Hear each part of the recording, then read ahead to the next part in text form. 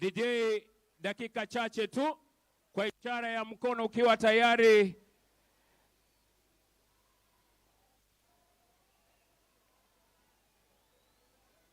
Naomba tupate viti. Mbaito akamba ni mwona tongoi. Na mbona ndine wanzelelo na nguma na ngadhio. Wapi kelele za mheshimiwa His Excellency Right Honorable Raila Odinga. Wapi kelele za His Excellency KALONZO MUSYOKA. Wapi kelele za mheshimiwa MASAKU. Wapi kelele za mheshimiwa gavana wa Vinyandati. Wapi kelele za mheshimiwa gavana wa Kitui mheshimiwa Malombe Keye Chuma mwene.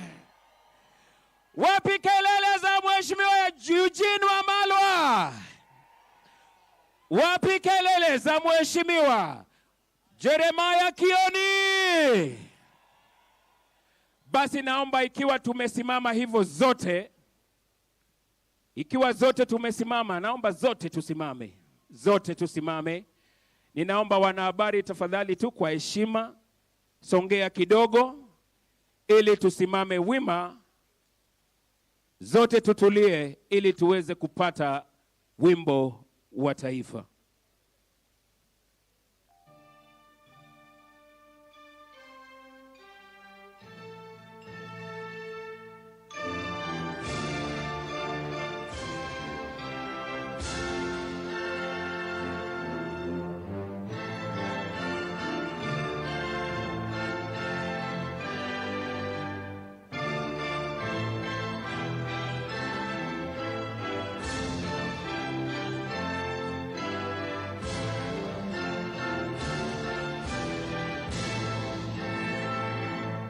Ikiwa tumesalia tu hivyo, nitamuuliza Sheikh Twaha aje hapa ili aweze kutuongoza kwa maombi ya ndugu zetu Waislamu.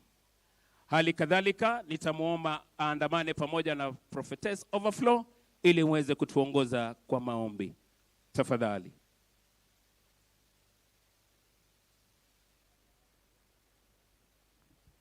Natombe. Bismillahirrahmanirrahim. الحمد لله والصلاة والسلام على رسول الله وعلى آله وصحبه ومن والاه. اللهم ربنا آتنا في الدنيا حسنة وفي الآخرة حسنة وقنا عذاب النار. اللهم ألف بين قلوبنا وأصلح ذات بيننا واهدنا سبل السلام ونجنا من الظلمات إلى النور وجنبنا الفواحش ما ظهر منها وما بطن. Twakushukuru Mwenyezi Mungu ambaye unastahiki kushukuriwa na sifa njema zote ni zako. Ya Allah, muumba mbingu na ardhi, peke yako ndio tunayekuabudu na wewe peke yako ndio tunayekuomba msaada. Ya Allah, twakuomba utuongoze katika njia iliyonyoka, njia ya wale uliowapa baraka zako, njia ya wale uliowapa neema zako, njia ya wale uliowapa fadhila zako. Twakuomba ya Allah usituongoze katika wale waliopotea. Twakuomba usituongoze katika wale uliowakasirikia. Ya Allah, twakuomba kwa jina lako la Assalam, jina la amani, twakuomba amani katika nchi yetu ya Kenya. Ya Allah, tupe haki katika nchi zetu ya Kenya. Ya Allah, tupe msisimuko ya kutetea haki zetu kama wa Kenya. Ya Allah, twakuomba waongoze viongozi wetu wa Azimio, Raila Amolo Odinga, KALONZO MUSYOKA, MASAKU, Eugene wa Malwa na wote walioshirikiana nao. Twakuomba waunganishe, wawe kitu kimoja, waweze kutupigania haki zetu wa Kenya na waweze kutukomboa Kenya. Ya Allah, twakuomba inusuru Kenya. Kenya imekuwa wafisadi, serikali imekuwa fisadi na wewe unakataa ufisadi. Ya Allah, twakuomba tutie hima sisi raia tuweze kuokoa na kukomboa nchi yetu. Ya Allah, twakuomba tunapolekea katika uchaguzi wa mwaka 27. Twakuomba viongozi hawa washirikiane na wamuunge mmoja wao mkono na utupe ushindi wa hali ya juu. Ya Allah, tuna imani kiongozi ambaye kwamba atatuokoa Kenya yuko hapa leo, na inshallah Mwenyezi Mungu mpe hekima na busara nyingi, washirikiane pamoja. Ya Allah, Allahumma alif baina kulubina.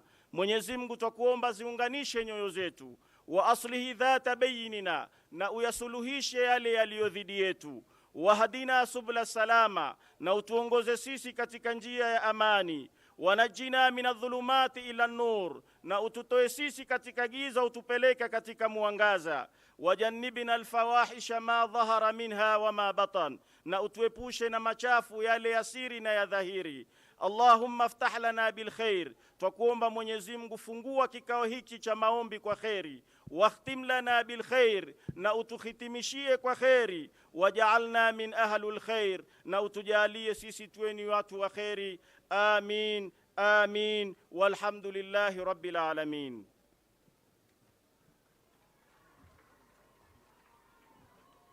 Let us continue in prayer. Father, in the name of Jesus, we give you praise, we honor you, and we exhort you one more time, Lord. We come to you, Lord, with thanksgiving because of the fire that, Lord, you've brought us. Thank you, Father, because you saw us through the moments of campaigning, Lord. And Lord, even this moment, Jesus, we come to you to say thank you because you have preserved our lives, oh God. Thank you for each and every one of us, Lord, in this place, Lord. We know that, God, there has been so many people who have died on the way, but God, you have preserved us in a great way by your mercies, Jehovah God. We thank you, Jesus, for every leader in this place and all clergy and everyone else in this place. We ask you that, God, you have your way in this place, Jehovah God. Father, we come to you, Jesus, one more time, because, God, beneath our clothes, Jesus, there is a lot of pain, Jehovah. And we are coming to you, Jesus, knowing that, God, you are able to take away every pain. We ask you that, God, you lift the burden that is upon our shoulders, Jesus.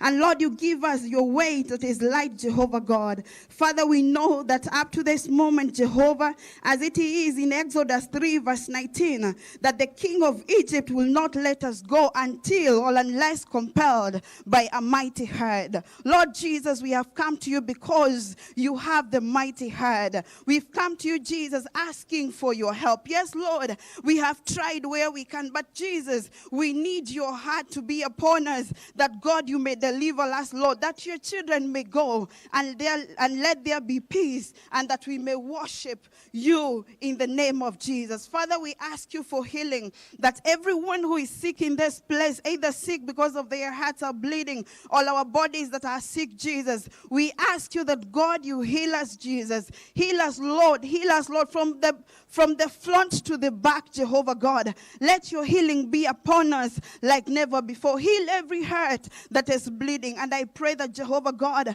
we know as we stand here, Lord, that you're going to unite us with the cords that cannot be broken, that this nation will move forward, that this nation will come out of oppression, that this nation will come out of affliction, and that, God, at the end of the time, the glory and honor will come back unto you, Jesus. We magnify your holy name and we exhort you, Holy Spirit. Thank you, Father. Give us a good beginning and a good ending in the name of Jesus. And Father, we shall give you the praise, give you the honor, because you are a good God. In Jesus' precious and mighty name we pray. Amen. Kwa heshima naomba tuketi.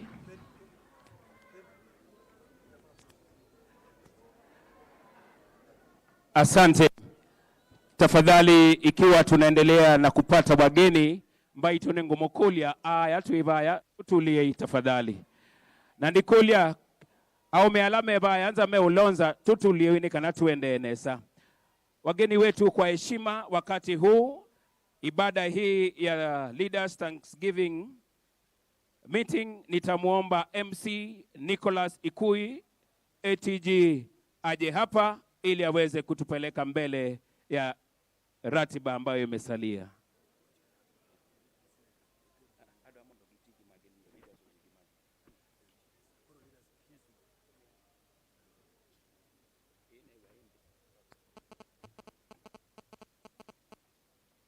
Bwana Yesu asifiwe. Nasema Bwana Yesu asifiwe. Sijawasikia. Bwana Yesu asifiwe. Nataka nimshukuru Mungu kwa sababu ya siku ya leo. Na kwa niaba ya Kilaji, mkutano huu sababu yake kubwa, tuliketi chini na His Excellency Dr. Stephen KALONZO MUSYOKA, and then we agreed ya kwamba January last year tulikuwa hapa na tukaomba Mungu atusaidie, atupatie ushindi, na ukweli ni kwamba tulishinda. Acha yale angiendelea, tulishinda. Tukasema tukuje sasa tumwambie Mungu ni asante. Yale mengine tutaendelea kujua, lakini ushindi tulipata. Kwanza tupigie Yesu makofi kwa sababu ya ushindi tuliopata. Na sababu ile ingine tumefanya hii ni kwa sababu we cannot be complaining bila kushukuru Mungu kwa ajili ya mahali tumefika. Ndio tukasema sisi kama Kilaji wa Azimio, na tuna aibu kusema sisi ni Kilaji wa Azimio, hatuna aibu. Tuko sawa kabisa. Na kutaka kuhakikishia viongozi wetu walio hapa kwamba sio watu wote na sio wahubiri wote wako divided. Tuko na remnant, tuko na watu ambao wanasimamia ukweli. So ndio tukasema kama hao watu waliobaki tuungane na nyinyi tukuje kushukuru Mungu leo. Kwa hivyo tunashukuru sana party leader wa Wiper kwa sababu ya kutuhost mahali hapa. Naomba tumpigie makofi mazuri. Mama yetu Madam Governor wa Vinya ndio wa huku, na haya ametukaribisha Machakos County, tumpigie makofi pia.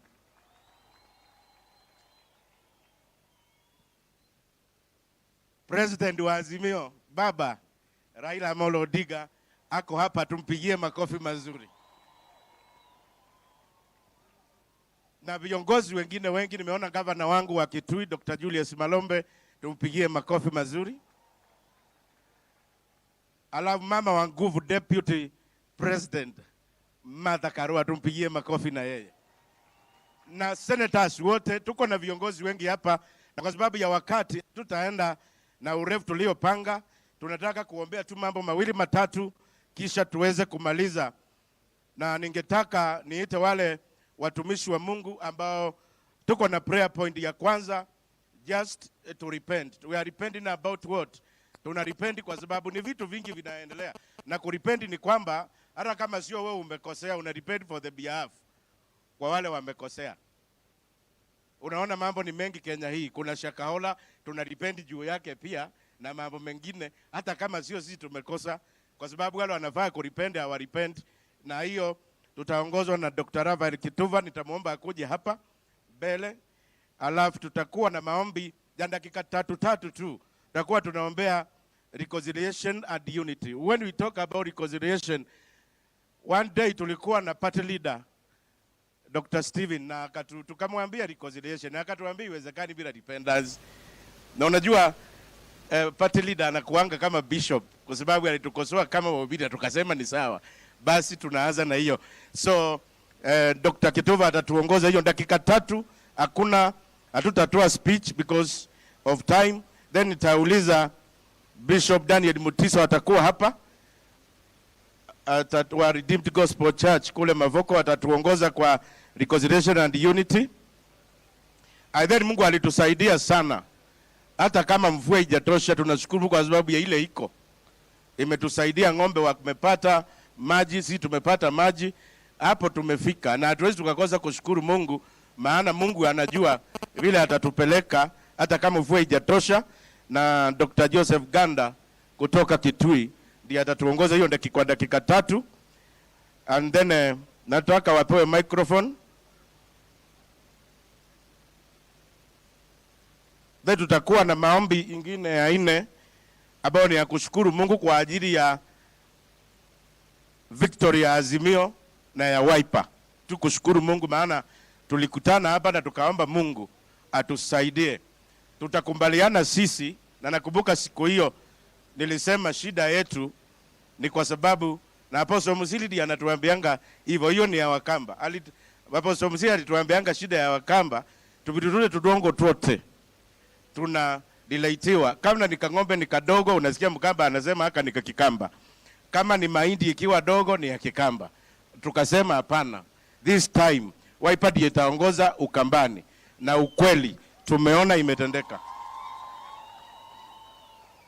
So nitakuwa naita Reverend Dan kutoka Machakos ndiye atatuongoza kwa hiyo, kushukuru kwa sababu tu Wiper tuliomba Mungu na tukashinda hiyo.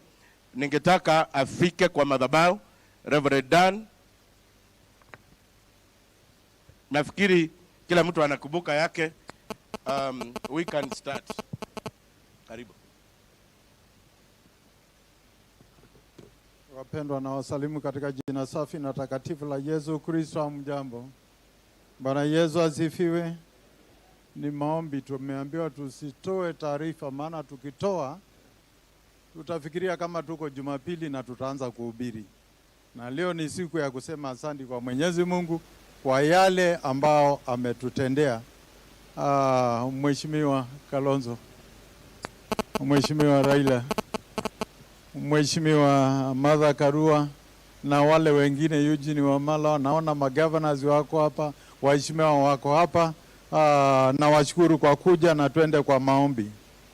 Baba, katika jina safi na takatifu la Yesu Kristo, mwaka jana tulikuja kwa hili shamba na tukanyenyekea kwako, tukakuomba, tukakuambia utupatie uchaguzi wenye amani.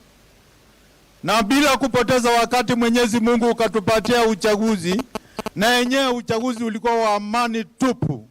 Hatukumwaga damu, hatukupigana, ukatuongoza Mwenyezi Mungu. Na hivi tumekusanyika hapa kukuambia Mwenyezi Mungu asanti, asanti sana. Baba, asanti, asanti sana. Endelea kutuongoza. Vile vile tuliona watu wakiungana, wakiwa properly united. Tuliona Raila Amolo Odinga, Kalonzo Musyoka, Martha Karua na wale wengine wakikaa pamoja, wakiungana kikamilifu, na hata sasa wako pamoja. Baba, ninakushukuru kwa huo muungano, kwa huo mshikamano, kwa huo mwelekeo ambao ni wa kupenda amani. Ushindi ukapatikana Mwenyezi Mungu, lakini shetani akawa na watu wake wakataka kuupoteza uchaguzi. Baba, tunashukuru maana ulitupatia uchaguzi, na ninaomba urudishwe pala pake. Baba, ninaomba matokeo ya uchaguzi irudi pala pake. Najua ninaongea nawe Mwenyezi Mungu na unanipenda, na nikikwambia unisikia. Najua ushanisikia, na uchaguzi utarudi pala pake. Ushindi utarudi pala pake katika jina la Yesu Kristo. Baba, uturehemu na uturudishie ushindi pala pake. Vile vile Baba, tunaomba nchi hii imekuwa kwa hali ya kuabudu kivingine. Ninalaani ibada zote za kishetani kama ile inafanyika ama ilifanyika huko Shakahola ikiongozwa na Makenzi, na kuna Makenzi wakubwa na Makenzi wadogo. Baba, naomba hao Makenzi wakubwa na wale wadogo uwaondoe miongoni mwetu, na utupatie viongozi kamilifu wa kanisa ambao wanakutii, wanakucha wewe Mwenyezi Mungu, unawainua na unawapenda Mwenyezi Mungu. Tunataka kuombea nchi iende vizuri na iende kikamilifu vile wewe mwenyewe ungependezwa ukiwa huko juu mbinguni. Baba, najua ushanisikia na utatenda, na ni katika jina safi na takatifu la Yesu Kristo nimeomba huku nikiamini. Kila mtu asema amina. Na tuombeni. Mungu wetu uketie mahali pa juu mbinguni, mahali patakatifu, Mungu wa Ibrahimu, Mungu wa Isaka, Mungu wa Yakobo. Uliumba mbingu na nchi, ukatuumba sisi, na Bwana ukatupatia pia viongozi. Mchana wa leo nasimama mbele ya kundi lolote na viongozi hawa nikiomba Bwana utupatie upatanisho, ukaondoe uhasama wote na uadui wote kati ya viongozi wetu wa kisiasa, kati ya viongozi wetu wa madhehebu mbalimbali. Tuomba Bwana uondoe uadui na roho ya upatanisho itawale taifa letu la Kenya, kuanzia kanisani mpaka kwa nchi lote, hata kwa kisiasa. Ninaomba roho ya umoja kwa taifa hili na viongozi wote wa taifa hili. Biblia inasema ya kwamba mahali panapo umoja, Mungu naamuru baraka. Ninaomba kwa jina takatifu la Yesu Kristo, Bwana, roho ya umoja itawale taifa hili. Ukitawala taifa hili Bwana, umoja, tunajua kwamba taifa la Kenya litarudi katika mahali pake pa baraka. Ninaomba kwa jina Yesu, bariki viongozi wetu wote wa kisiasa walio hapa. Naomba umoja wao katika jina la Yesu Kristo. Waunganishe, uwapatanishe ili taifa hili liweze kubarikiwa. Neema yako Bwana itoshe. Ninaomba kibali chako juu ya viongozi hawa wote. Roho ya kipendeleo Bwana ikashuke juu yao, wakapendelewe na wananchi wote, wakapendelewe na kila mmoja. Ninaomba ewe Mungu usikie maombi yetu na ujibu maombi yetu, na utukufu na heshima zote zitakurudia. Kwa jina takatifu la Yesu Kristo nimeomba na nimeshukuru. Amen. Viongozi wetu wote na watu wa Mungu, ningetaka tuombe. Baba wetu na Mungu wetu, tunakushukuru kwa neema kuu. Tubariki jina lako, kwa maana tunapokuita wewe ni Mungu jibu maombi. Tulikuomba kwa ajili ya mfua mfalme, taarifa tofauti tukazipokea kwa mfua itatosha. Na Bwana, kwa imani tumeona Mungu ukijibu ya kwamba mifungo yetu wako na malisho, watu wetu wameanza kupokea chakula. Hata kama mfua Bwana injatosha kabisa, tunaamini ya kwamba ile mfua umetupa na yale Bwana maombi tunaomba, kitu cha muujiza kitaenda kutendeka, ya kwamba Kenya yetu nzima itapokea chakula. Umesikia kilio cha watu wako wale Bwana, wako na chakula, kilio cha wanyama, ndege angani. Na kila wakati tunapoinua mikono yetu, napoinua sauti zetu, tukiwa nyumbani, kazini, mahali pa ibada, Bwana unasusikia. Tusikie leo Bwana. Wacha tena Bwana chakula iliyo mashambani isije karibika. Tunakuamini kwa mfua zaidi, kwa maana Mungu tunajua unaweza. Tunajua yote inawezekana kwa wale wanaoamini. Na leo tumekusanyika hapa kwa maana tunaamini ya kwamba ng'ombe zetu, mbuzi zetu, wanyama wetu hawataangamia tena kwa sababu ya kosa chakula na malisho.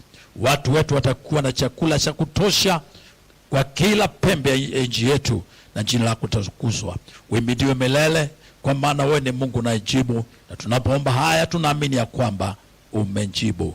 Kwa jina la Kristo Yesu tunaomba. Amen. Bwana Yesu asifiwe. Nataka tumpe Bwana Yesu shukurani kwa njia ya kumpigia makofi. Ni kwa ajili ya ushindi kwa chama cha Wiper katika taifa la Kenya, maana ni chama cha kimataifa. Mpe Bwana Yesu sadaka ya makofi mazuri. Nataka ukipiga ya makofi, maana tulikuja katika maombi ya kushukuru, ukamwambie Bwana ni asante kwa dakika moja tu yangu. Mwambie Bwana ni asante ni kwa ajili ya ushindi aliyoupeana. Mwambie Bwana ni asante ni kwa ajili ya neema aliyoiachilia katika kiongozi wetu tunayempenda, tunayemuenzi. Mwambie Bwana ni asante ni kwa ajili ya viongozi wote waliochaguliwa kupitia kwa tiketi ya Wiper. Mwambie Bwana apokee sifa, maana kama ingelikuwa yeye, kama ingelikuwa Bwana aliyosimama upande wa mheshimiwa makamu wa rais Dr. Stephen Kalonzo, ushindi ambao tunaushangilia siku ya leo aungekuwa vile ulivyo hivi sasa. Kwa hivyo panua kinywa chako, mwambie Bwana ni asante, maana maombi yako yanaweza sikika na ya mtu yule mwingine yanaweza kosa kusikika. Kwa hivyo tunataka sisi zote tukainue sauti na kumwambia Bwana wa mbinguni ni asante. Mpendo, usinyamaze wala usianze kuangalia watu wengine. Tukaete olabeba wakamba wawa uno na woi. Tungia ngaimo bea nundu ngaino tutangite na ngaino tudhaitie. Baba, katika jina la Yesu Kristo mwana wa Mungu aliye hai, Tunaliinua jina lako na kulitukuza Bwana wa mabwana. Ni kwa ajili ya wakati mwema kama huu ambao umetuwezesha kuwa mahala hapa. Tuko mahala hapa Mungu wa mbinguni ili tuje kukushukuru. Tunakushukuru ni kwa ajili ya mambo makuu na ya ajabu ambayo Bwana wa mabwana umeyatenda. Na hasa Mungu wa mbinguni katika chama cha Wiper ambacho ni chama cha kitaifa. Tunakushukuru Mungu ishie milele na milele. Ni kwa maana kupitia katika hiki chama wengine wamechaguliwa kama governors, wengine wakachaguliwa kama senators, wengine wakachaguliwa kama women representatives, wengine wakachaguliwa kama MPs, wengine wakachaguliwa kama MCAs, na wengine wakapewa vyeo tofauti tofauti. Mwana wa Mungu aliye hai, Bwana, tumekuja tukiwa na wingi wa shukurani katika vinywa vyetu, tukisema ni asante mfalme wa ajabu. Ni kwa maana hakika Mungu ulijibu maombi yetu tuliokulilia tukiwa mahala hapa. Maana sisi ni watu wa Mungu ambao tunapenda watu wote, mfalme wa ajabu. Na ni kwa maana tumepewa nafasi hii na kiongozi mtumishi wako Bwana wa mabwana ambaye tunampenda sana. Ni kwa maana anakupenda, na ni kwa maana Mungu wa mbinguni analipea jina lako nafasi kubwa katika moyo wake. Na Mungu wa mbinguni ni mcha Mungu wa kweli.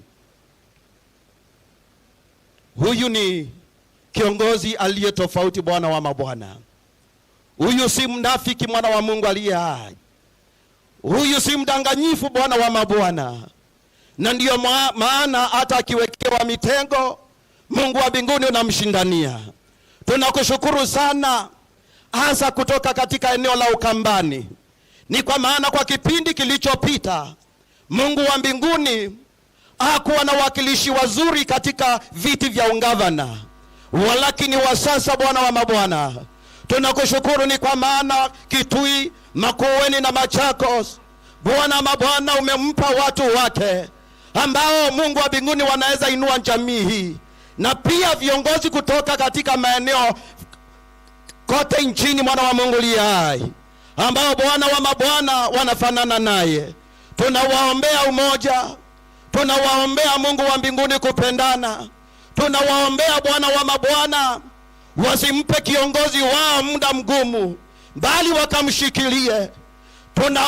Tunapinga roho ya unafiki katika viongozi katika jina la Yesu Kristo mwana wa Mungu aliye hai. Baba, tunapinga roho ya kujipenda na roho ya kutaka kugawanya viongozi. Bwana, tunaingadabiza katika jina la Yesu Kristo.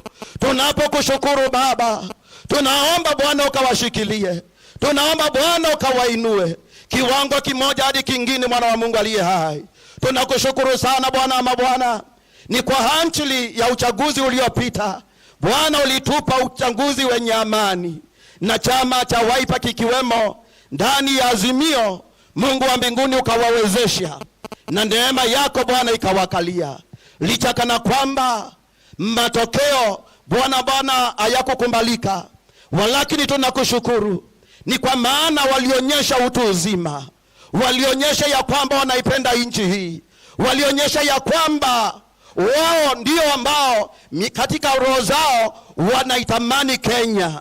Ni kwa maana Mungu wa mbinguni walikubali hata waende katika koti, na uamuzi ulipotolewa, Mungu wa mbinguni wakasema ya kwamba hawajaridhishwa, lakini wanatii.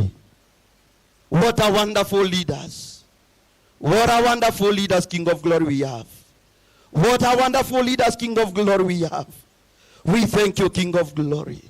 Bwana, tunawapeana mwako mikononi, ukawajaza na hekima, ukawaongezee, maana ni wazee na ni viongozi wenye hekima. Mungu wa mbinguni ukawaongezee. Tunakushukuru ni kwa maana hakika tuliona mkono wako wakati Mungu wa mbinguni walipofahamiwa kukiwa na njama za kuwaua.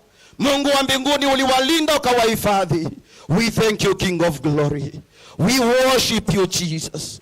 We worship you, Jesus. We worship you, Jesus. We worship you, King of glory, because you preserved their lives.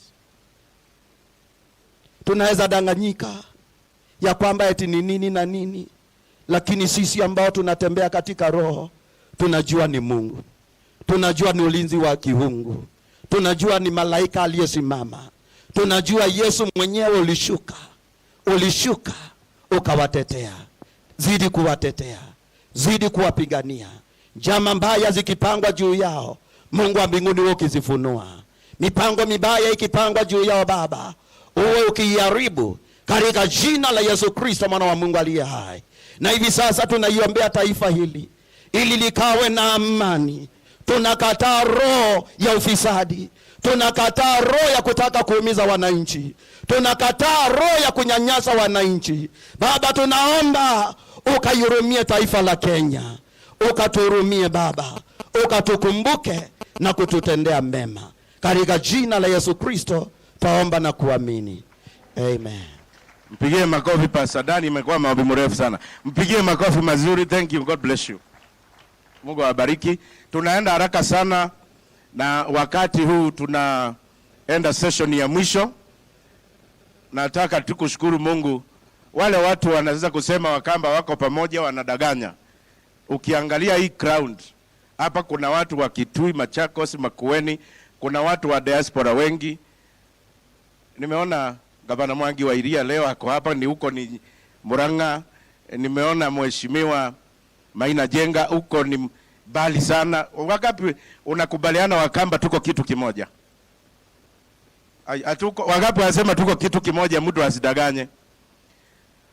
So tunashukuru Mungu na kuahidi viongozi hawa wetu tutakuwa pamoja na wao, tutawaombea sana na tutasimama na wao. Kitu moja, hata kama unaweza kusema imeenda ijaenda yote, kuna ingine kidogo tu imebaki ijaenda yote. Unajua mtu mwingine baba aliposema kuna holiday akasema hapana, mwingine akasema baba akisema kuna Christmas anza tu kupika chapati waanza kubisha, na ilikuwa so bado hiyo kitu ijaenda yote, kuna kitu imebaki kidogo, na tunaweza tukashukuru Mungu juu ya hiyo. Wakati huu Apostle Musili, wale viongozi wako hapa 80% aliwawekea mafuta. Tulienda Makueni, tukakuja, tukaenda mahali kwingi sana tukiomba tu, tukiombea peace, na akawawekea mafuta na wengi wao walishinda. Na ninashukuru Mungu kwa sababu ya hiyo. Gavana Wavinya anaweza kubaliana mimi vile ninasema. Unajua gavana alikuwa anaona ni kama itakuwa tunaomba saa hii yuko ndani Machakos Girls walichukua yote akiwaongoza. Wapigie makofi wasichana wa Machakos. Na Prophetess Agnes, unajua yeye anakuanga upande wetu, na Mheshimiwa Kamene. Wakati huu mkutano huu tulipoanza kupanga, tuliungana watu wengi. Kuna wale kilaji ambao tulipanga na wao kutoka timu tofauti tofauti, na tunashukuru Mungu kwa sababu kilaji wamekuja wengi sana leo, hawajawahi kuja tena namna hiyo, na tulitaka tu kuonyesha hawa viongozi ya kwamba tuko na wao. Ninaulizwa msimame tu kwanza tuone kilaji ni wako wapi. All the kilaji stand up.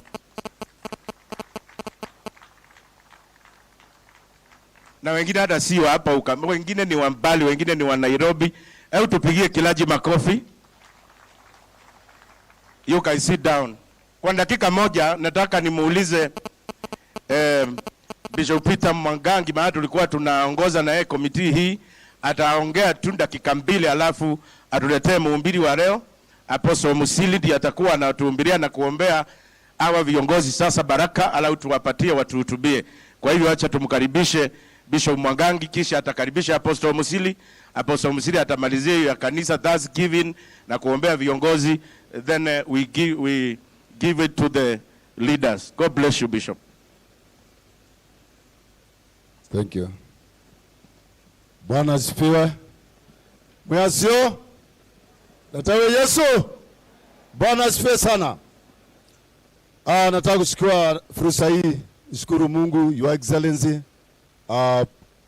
former Prime Minister, Daktari Stephen Kalonzo Musyoka, David President, Martha Karua, Governor wetu wa Kitui, Machakos, na viongozi wote walio hapa.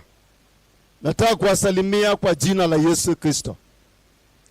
Na kabla sijaongea jambo kidogo, kuna kitu ningependa kuongea baba asikie leo. na daktari asikia kidogo tu kwa muhtasari. Nataka kamati yangu ikuje hapa ikiongozwa na Shakila Abdalla na wale wengine, kuja tu hapa mbele, wananchi waone, kiongozwa na Apostle Msili, Agnes Kavindu, Danieli, Apostle Ikui, chairman wetu, Your Excellency, party leader Daktari Stephen Kalonzo Musyoka. Hii ndio kamati ambayo imefanikisha mkutano huu, na hatuna Ndonya Simoni hapa kutoka kule na Mbui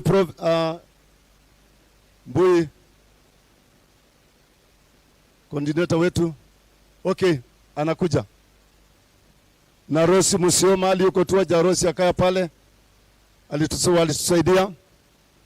Your Excellency na wananchi wote kwa jumla, hao ndio viongozi walifanikisha hii jambo. Mikutano kama 7. Karibu sana kiongozi Mbui. Mikutano kama 7 kule Command Center bila kupumzika. Juzi tumetoka hapa saa 4 usiku, jana tumetoka hapa saa 4 usiku, ili mambo yao kama vile mnapoiona. Nataka kuwashukuru sana. Nataka tu kila mtu aseme jina lake na jambo alikuwa anafanya. Kwa jina ni Robert Mbui, mbunge wa Kadhiani, National Organizing Secretary wa chama, na nilikuwa pale kama member. Majina yangu ni Apostle Musili kama patron. Mimi ni Apostle Ikui, ndio nilikuwa chairman. Wow. Hata mimi nilikuwa chairman Shakila Abdalla. Senator Kavindu, Machakos County, mumekaribishwa sana, nilikuwa member kwa hii committee. Bishop Dr. Mutiso, Redeemed Gospel Church at Rifa, na pia chairman wa Lipo Tumaini Clanche Association hapa Kenya, nilikuwa member. Bishop Daniel Nzwili Nyeke, Porters Gathering Church na kuanga Mlolongo, mimi ndio nilikuwa secretary. Asante. Na mimi ndio treasurer. Asanteni sana viongozi. Bwana wabariki. Your Excellency, utaniruhusu niongee mambo mawili na baba akapate kusikia. Mimi naitwa Peter Mwangangi, niko na kanisa ya Holy Ghost kule Kitui Town, na mimi ni chairman wa Kamba United Clergy. Nataka patron Kituva asimame a wife. Ndio patron wa Ukambani, patron wa Nairobi na pande za juu, Apostle Musili simama wai pia wa Kamba United Clergy. Na kuna coordinator wa diaspora, watu wanaokaa ng'ambo, Dubai, Amerika, kila pale, chairman Ikui. Ndio anaonganezi wa Kamba wala wanakaa nchi za nje upande wa Kamba United Clergy. Ninataka kusema mambo mawili matatu. Na nataka kuanza na wanasiasa na nimalizie na ubiri. Mimi nimechunguza kama msomi na kama mtu nimeokoka, niko na roho ya Mungu. Watu wote waliopinga au wanaume wawili, Raila Amolo Odinga na Stephen Kalonzo Musyoka, wengine wana mabibi. Kwa mauta makao, una mafuta unaongea juu yake unaisha. Watu wengi waliozungumza sarcastically kinyume cha wazee waliisha politically, na utawasikia. Na ukiona mtu amepewa kitu na Mungu, hata kama hajasoma, heshimu aliyopewa na Mungu. Kuna watu wanasiasa in political arena, utawasikia maisha yao. Kuchezea Stephen Kalonzo Musyoka, kuchezea huyo mzee Raila. Kuna wakati alikuwa na mkutano pale Kamkunji. Unakumbuka baba, wakati Julius Mwerero Muganga alikuwa chairman wa Nairobi Sono University, tulikuwa tumefunga barabara. Hiyo miaka ya zamani nilikuwa nafanya makanga wakati huo sikuwa nimeokoka. Aliongea Nairobi kawaka, ndipo nilimpenda. Anataka nikizeeka nibadilishe jina moja niitwe Raila Kalonzo. Ninaongea na familia yangu na lawyer zangu. Maana hao wazee wana vita, mimi napenda vita. Ninataka baba nikuruhusu ninapoendelea nibadilishe jina moja, nichukue moja na nichukue ndege Kalonzo Musyoka niongezee ile yangu. Mnanikubalia? Manake I want to give that legacy. Ninakuja kwa ubiri.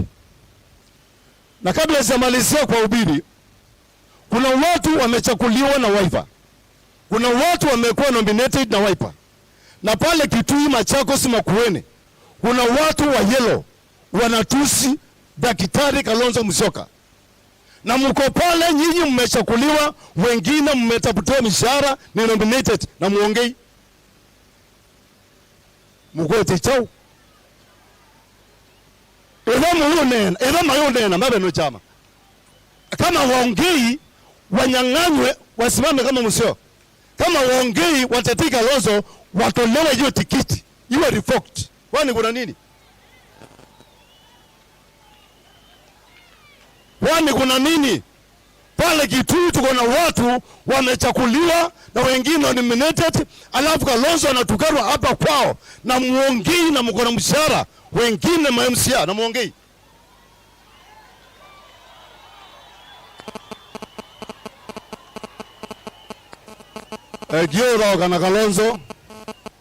Egiora kana Kalonzo anuma Kitui.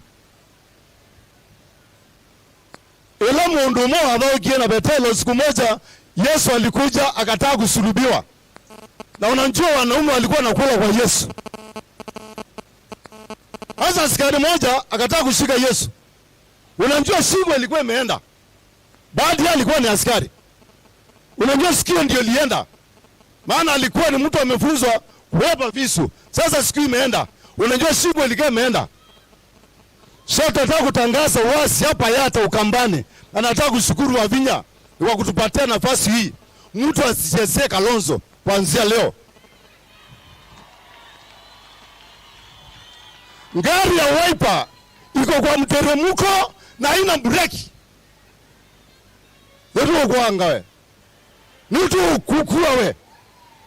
Ngalini muleki hapo kanziane. Tuko gina na yellow yangu. Nataka kuongea na wahubiri M-Pesa. Nataka kuongea na wahubiri wa Kambani, wale wa M-Pesa. Mwezi na mbele mgozi yote. Ile mnyama mnachukulia upunde amunjui. Huyu ni mwagwa wote ya baza.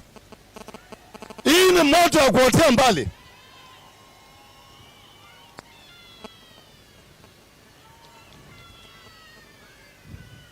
Nataka nikimaliza kusema ya kwamba baba umewakomboa nchi. Na Mungu anajua. Matthew chapter 5. Blessed are peacemakers because they will see God. Wote watakukuta mbinguni. Mugezi ala ile tu mtampanda mbinguni huyu. Maana niliambia kanisani kwangu mimi napenda Raila sababu yeye amefanya handshake na Moi baada ya mambo mengi. Amefanya handshake na Kibaki badala ya kuapishwa saa 12 usiku. Amefanya handshake na Uhuru. Mkinjua vile iliondoka itendeka. Huyo ni mpenda amani, na mpenda amani wote tunampima na neno la Mungu. Kama unapenda amani tunakuangalia kimaandiko. Baba utaenda mbinguni. Na ile kazi umefanyia nchi hii, hata Wakenya ama kama wakutambui, God will bless you. Na naomba uishi maisha mingi. Nikimalizia His Excellency, nataka kusema kwamba Wakamba ni hao wote. Wakamba ni hao wote. Na hapa sio Wakamba peke yake. Hapa nasikia watu wakiongea lugha sio kutoka Coast, sio kutoka wapi. Uko na watu, usiongope. Uko na watu, usiongope. Mshikane tu hivyo na Martha Karua, Raila Odinga na Daktari na magavana, masenata, ma MCS. Kuna kitu inaiva mahali and you will see it. God bless you. Karibu sana kui. Wewe sema ndongo hata. Wewe sawa ngwata. Kuna kitu unanishikanga na ilikuwa karibu kunishika. Thank you. Okay. Sawa, Bishop ameongea. Tuweza tuuzamu this time. Tutakuwa namna hiyo kwa sababu lazima tukue serious. Unajua kuna kitu nataka tuelewe. Hakunaga neutral ground katika haya mambo. Leadership hainaga neutral ground, aidha uko nje ama uko ndani.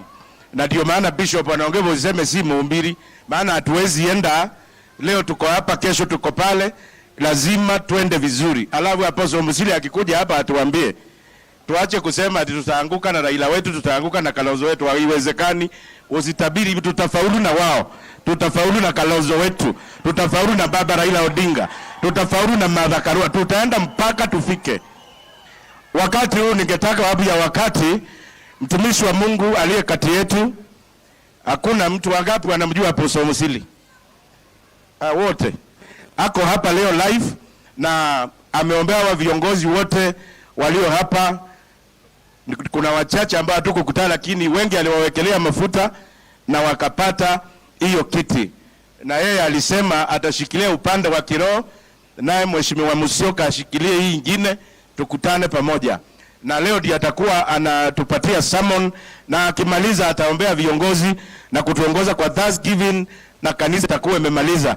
Nataka kwa heshima tupige makofi, shangwe na vigele unapompokea Presiding Bishop wa ATG Ministries International Apostle Francis Musili. Makofi na vigelegele anapokuja.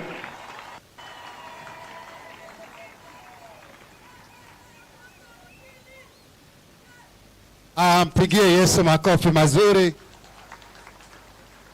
Naomba tusimame tuombe, na mtu wa sauti uniongezee sauti kidogo. Nataka usimame tu kwa heshima ya Mungu, sio kwa heshima yangu. Hiyo inatosha.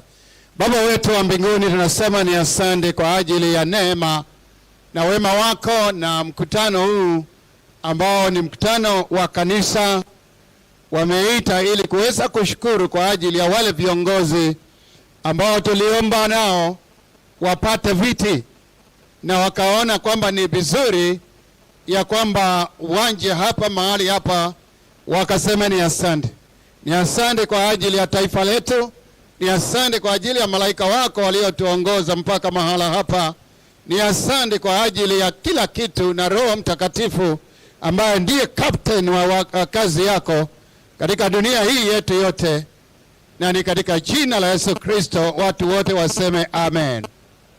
You may be seated in the presence of the Lord this afternoon. Sitachukua wakati mrefu, lakini ni kuweza kutoa neno, maana mikutano mingi sana ile ambao tulizunguka tukiombea viongozi wetu ilikuwa ni mikutano ya siasa, na leo hii tumekuja kusema asante kwa ajili ya ushindi mkubwa ambao tulipata. Nilifanya hesabu nikaona kwamba wale watu wote ambao Mungu aliniongoza kuweza kuwaombea, si kuweza kupata hata mmoja aliyeanguka, mpaka hata kile kiti kikubwa kabisa cha president tunajua kwamba kilipatikana.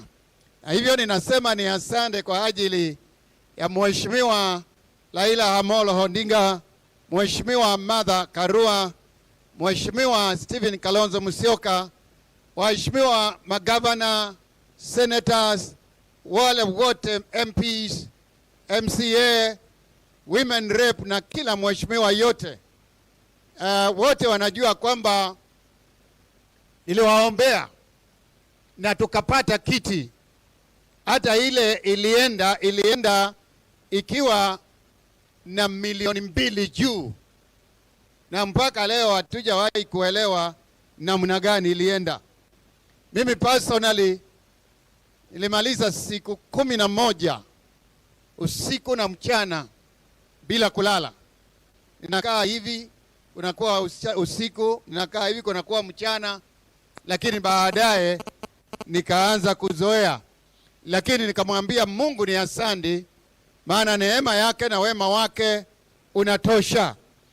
Tumeambiwa tuseme juu ya Thanksgiving, na nikisoma katika kitabu cha Deuteronomy chapter number 8 verses 10, nitakuwa fupi sana, na tunapoangalia hilo neno Thanksgiving na kwa nini tuweze kushukuru Mungu kwa mambo yote ambayo yanatokea, kwa sababu tuko uhai na kwa sababu tulipata ushindi. Yale mengine ya kunyang'anywa, hiyo ni ya tofauti, lakini ile ya kushinda, hiyo kila mtu, hata wale wengine wanajua, na Mungu anajua ya kwamba ilipatikana. Kwa hivyo phase 1 ni kumwambia Bwana ni asante, maana alisikia maombi yetu. Deuteronomy chapter number 8 verses 10.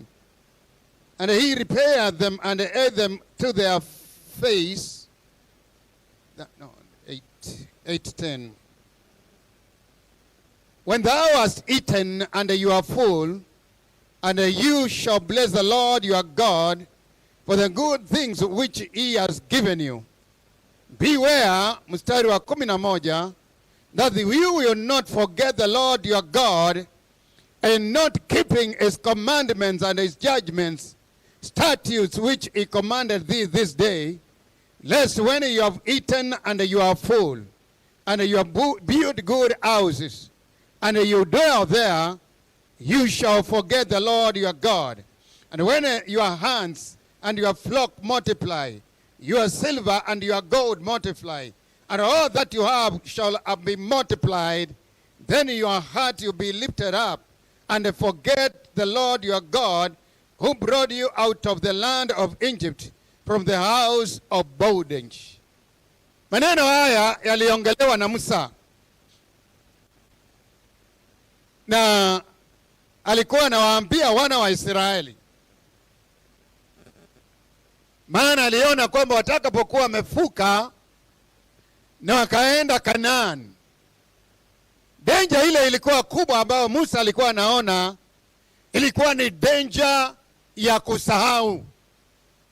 Na ndiyo anawaambia kwamba mtakapofika katika nchi ya baraka, na hapa tunasema utakapokuwa umepata kile kiti ambacho ulikuwa unaitisha, hautaweza kusahau Mungu aliyekuwezesha kupata hicho kiti. Na Bishop ameongea kidogo mambo ya betrayal na mambo ya kutokuwa mwaminifu, na nikasema kwamba mambo haya sio kwamba yameanza jana, yameanza juzi. Ni mambo ambayo yalianza katika shamba la Eden. Adam akapewa mke na bibi yake, na akapewa mke na Bwana Mungu, na baadaye Shetani akamnyemelea yule mama, na akamwambia yule mama hati kwamba Mungu alisema msikule huu mti. Ninafikirianga saa ingine, unajua kuna wakati unapoanza kufikiria mambo mazito unafikiria na lugha ya mama. Sasa huwa nafikiria kile kitu kiliendelea siku hiyo kwa Kikamba, vile Shetani alikuja kumweleza huyo mama Eva, haingaia na mwiye mwikaye mutiu.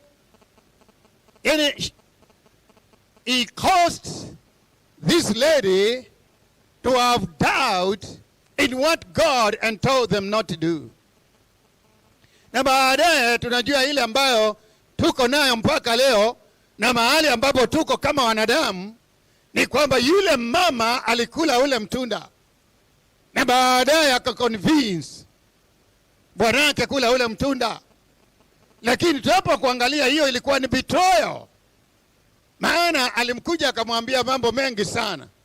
Na tumeona watu ambao wamechanguliwa, wengine wakachanguliwa kwa chama cha Hyper, na tunaweza kusema Azimio kwa jumla, lakini wanapofika kule juu wanaenda kufanya kitu kinaitwa betrayal. Maana huko wanaanza kuambia mambo mengi ya kwamba huko watapata matunda, na wajue kwamba tunda la kwanza alikula ni Hawa. Bwana Yesu asifiwe sana. Maana alienda akaambiwa kwamba wewe unaona kwamba Mungu alituweka hapa, huu mti ndio uko na mambo yote. Na mama akachunguza, akakula tunda, akapatia bwanake, akakula tunda kweli wakakula, na pengine wakaona raha yake, but they betrayed humanity. Na kuna watu ambao pia nao wanakula matunda kule juu, maana wanaenda wanaambiwa kwamba katika shamba hili kuna development, katika shamba hili kuna mambo ambayo unaweza ukapata, kuna shamba hili. Na unajua ndio shetani alipomwambia yule mama aka cause doubt, akamwambia hawa watu, unajua Mungu alikuwa ako na system, unajua Mungu alikuwa ako na deep state, unajua Mungu alikuwa na hii, na baadaye wakawa confused. Lakini angalia mahali ambapo humanity iko leo ni kwa sababu ya betrayal. Ninaomba Mungu katika jina la Yesu Kristo atusaidie wale ambao tuko hapa, that you will not betray the people that chose you, na wakakuchangua na wakakupeleka huko. Maana wewe ungalisimama na wale, lakini haukusimama na wao, ulisimama na hawa na ndio walikupeleka. Kwa hivyo lazima ukasimama na wao mpaka mwisho, inonda kumwambia Bwana ni asante. Na kama kwamba wewe ungalikuwa mkali, ungalisimama na ile chama. Bwana asifiwe sana. Kwa nini ulisimama na hii na ukifika pale unaenda una change mambo? Hii inakuwa betrayal. Hii inakuwa kwamba ujui kile ambacho unasimama nayo. Bwana Yesu asifiwe sana. Kwa hivyo ni lazima tuangalie mambo hayo na Mungu atusaidie.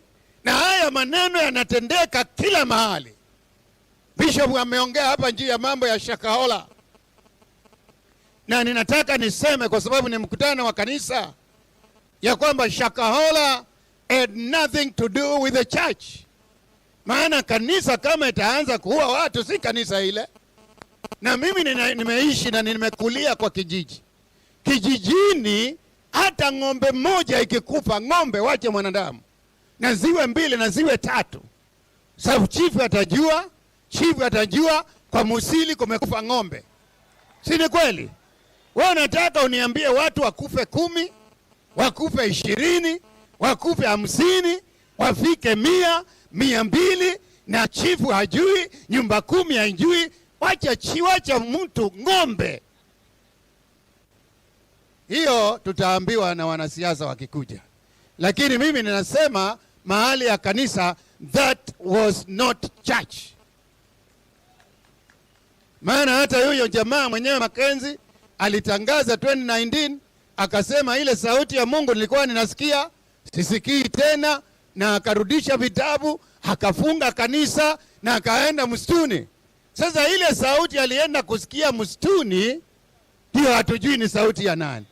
Kwa hivyo kumuita pastor mnatudanganya. Na hiyo vitu yote iko katika YouTube, na YouTube haidanganyi. Kwa hivyo lazima tuambiwe na wale watu ambao wamepewa mamlaka ya kulinda wananchi what that was. Maana hata mimi nikiwa Musili leo niue hata mtoto, hata niue nitashikwa. Lakini nitafikisha watu mpaka Maaneli na kuhisi we mukatu tabia ndeto hizo. Hiyo maneno mtatuambia. Bwana Yesu asifiwe sana.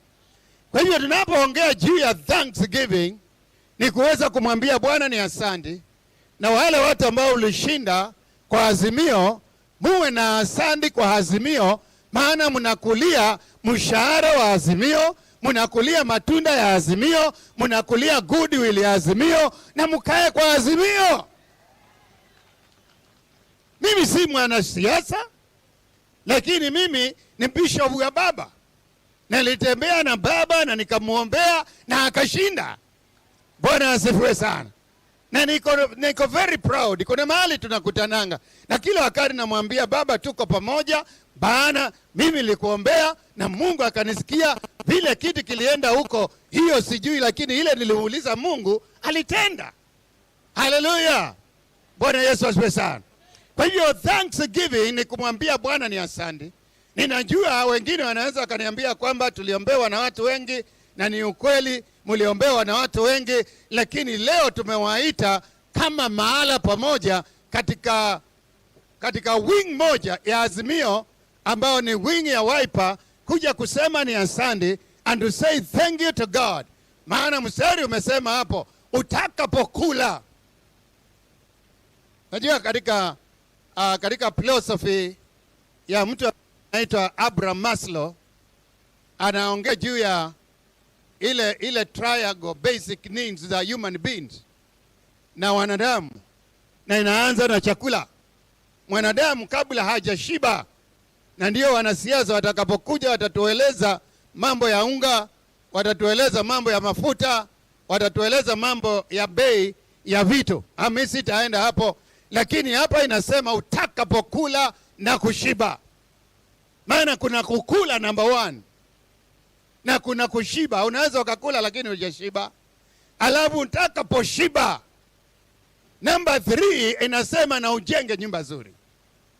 Waheshimiwa, tulitembea na nyinyi na bado tunawaangalia. Tukaona wale wengine, pengine na siongei wale wako hapa, ni wale wakuja. Wale wako na kitambi, tumeona kitambi imeanza kuingia, au tunaona huyu ameanza kushiba. Bwana asifiwe sana. Tukaona tawa imeanza kufanya nini? Kusimama mahali. Hapo tukajua huyu ameanza kufanya nini? Kujenga, na sio vibaya, because it's what is supposed to be done. Utakapojenga nyumba nzuri na ukae kule ndani. Lakini Biblia inasema basi usiseme roho yangu yani nguvu zangu, kifua changu kimenifanya kuwa na haya, ukasahau ni Mungu tuliye muomba katika jina. Bwana Yesu asifiwe sana. Kuna mtu alikuwa anaitwa Mordekai.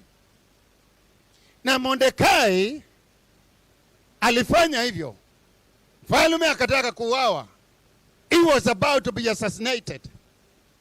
Na Mordekai akaenda akafanya nini? Akaenda akaambia mfalme zile vitu ambao walikuwa wanampangia.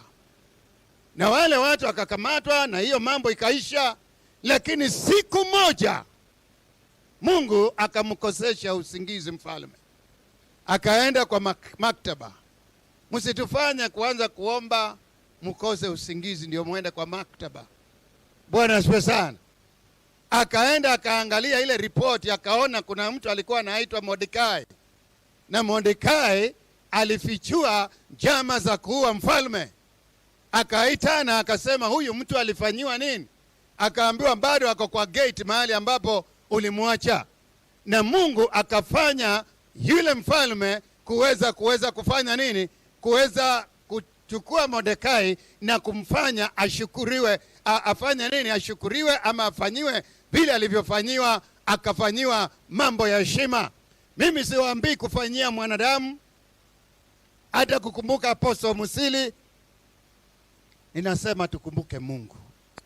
Bwana Yesu asifiwe sana. Let us remember it is God who helped us. It is God who meant this way for us. Na ile chama tulitumia, ile gari tulitumia, ni kweli wengine wanatuambia kwamba huko tunaenda, na tunawasikia tu huko kuna vitu, lakini wewe kama ulikuwa unajua kuna vitu, mbona hukuenda wakati huo huko? Kwa nini unaenda leo? Bwana Yesu asifiwe sana. Kwa hivyo usiwe mtu mwingine alikuwa anaitwa Yusufu. Wakiwa jela, mwokaji mikate akamtafsiria ndoto. Na akamwambia Yusufu, utakapoenda kule usinisahau. Lakini maandiko yanasema kwamba yule mwokaji mikate akasahau. Unakuta kwamba ni hali ya mwanadamu kusahau. Na maombi yangu na dua ni kwamba tumefanya vizuri kuleta mkutano kama huu, kumwambia Mungu ni asante kwa ajili ya vitu vyote tulipata huko Ukambani. Tukapata magavana wote, tukapata maseneta wote, tukapata kiasi kikubwa sana cha MCA, tukapata MP, tukapata women rep, na hatuna budi kwamba tulikuwa na duty ya kumwambia Bwana ni asante. Na ninajua kwamba on the national level,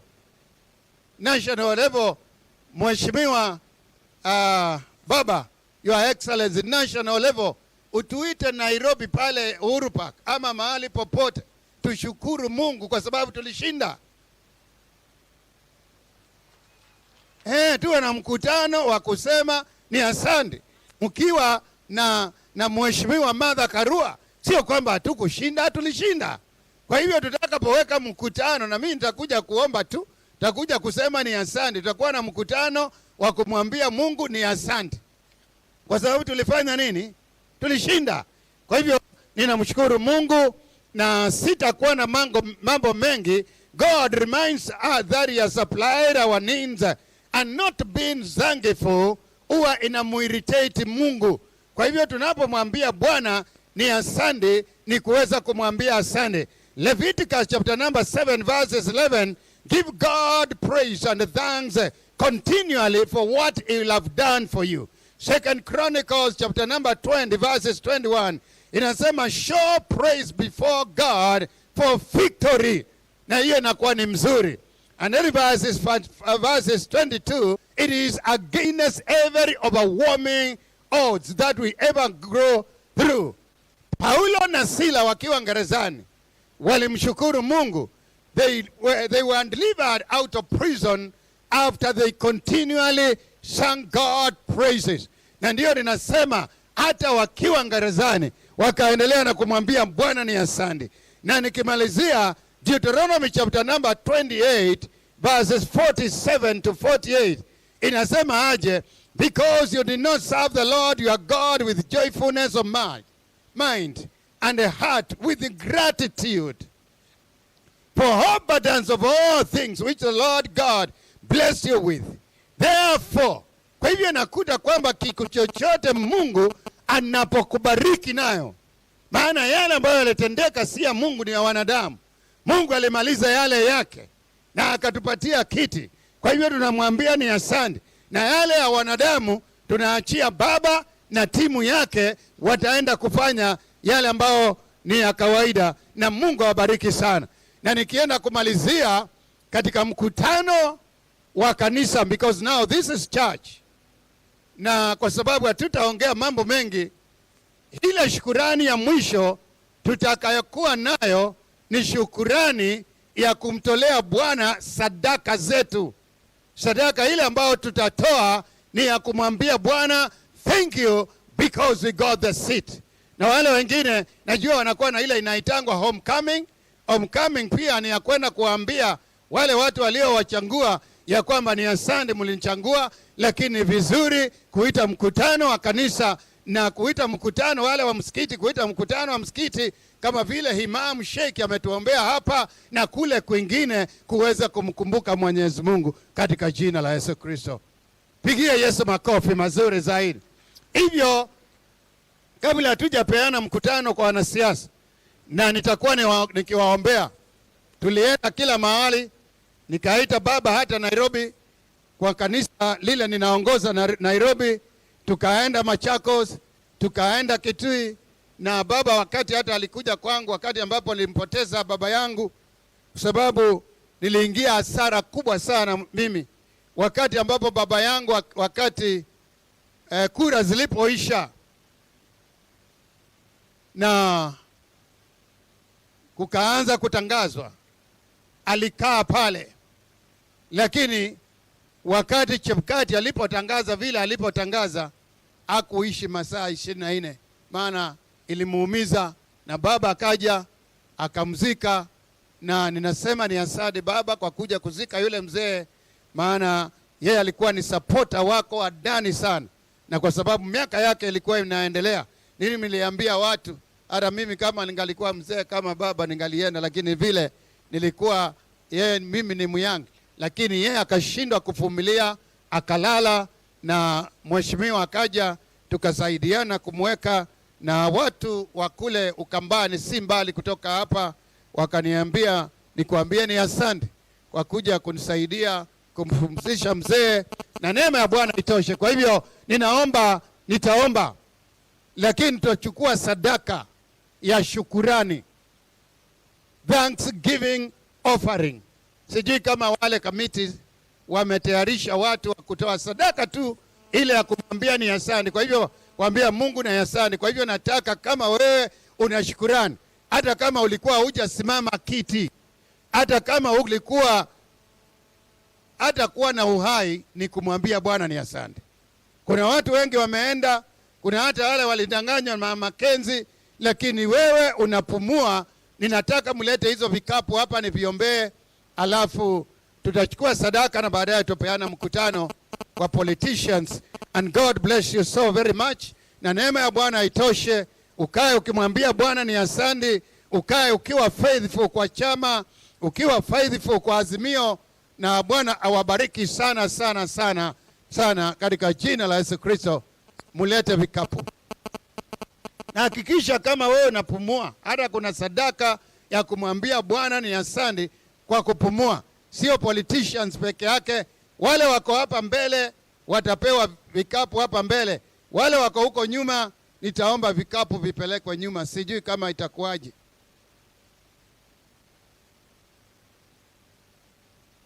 Ziko kule nyuma. Sawa. Basi nataka nishukuru Mungu, na waheshimiwa sioni mkiingia kwa mfuko. Ni Mama Martha tu nimeona ameshika kipasi. Wale wengine naona mnaniangalia. Hawa hamna shukrani. Si mko na shukrani? Si mnamwambia Bwana ni asante? Mheshimiwa Kioni, najua ile vita unapigana na utashinda. Okay, kuna wale watu wanasema nitawapatia namba ya M-Pesa yangu. Yangu mnakubali ama niwapee ya kanisa? Maana hii si kanisa yangu,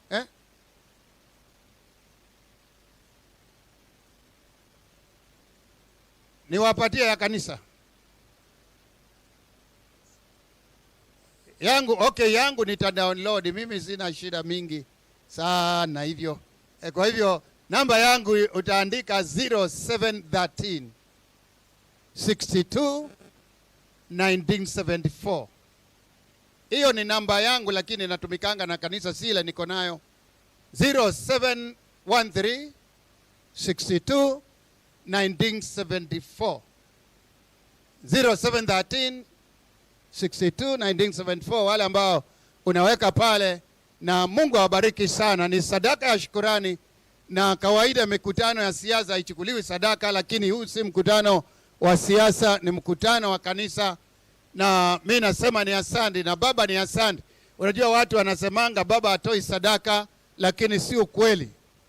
Maana mimi nimemwita mikutano mingi, lakini yeye akitoa sadaka ananipa charity, ananiambia lakini hapana, sema hii ni yangu na Mungu. Si ni ukweli baba? Kwa hivyo na sadaka ya baba hata inakuanga kubwa kuliko ya hao wanatangazanga, lakini yeye atangazi. Amen. Mpa Yesu makofi mazuri zaidi. Wale ambao mko hapa mbele utakuja tu weke hapo kwa kikapu. Wale wengine mko na vikapu kule nyuma, na nataka niombe sasa. Tuinamisha vichwa vyetu. Baba wa mbinguni, katika jina la Yesu Kristo ninasema ni asante kwa ajili ya wema wako na neema yako. Ni asante kwa ajili ya viongozi wetu wa siasa.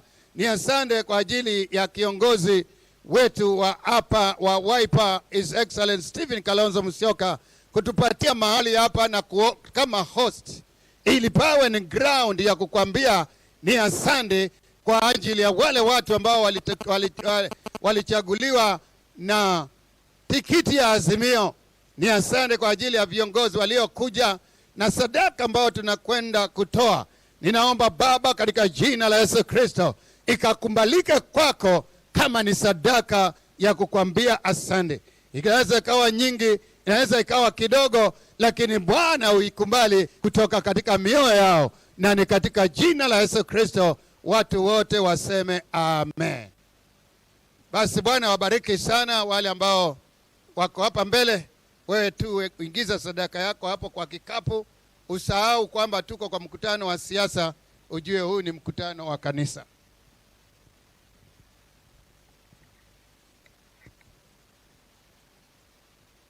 Wimbo tafadhali.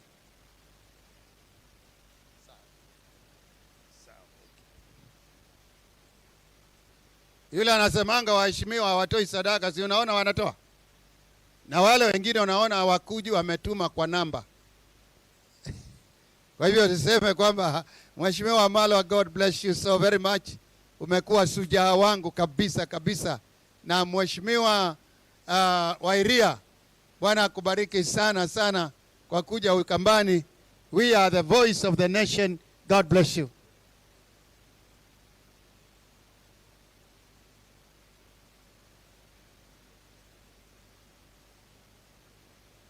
Bwana wabariki sana. Tunataka hiyo chukue.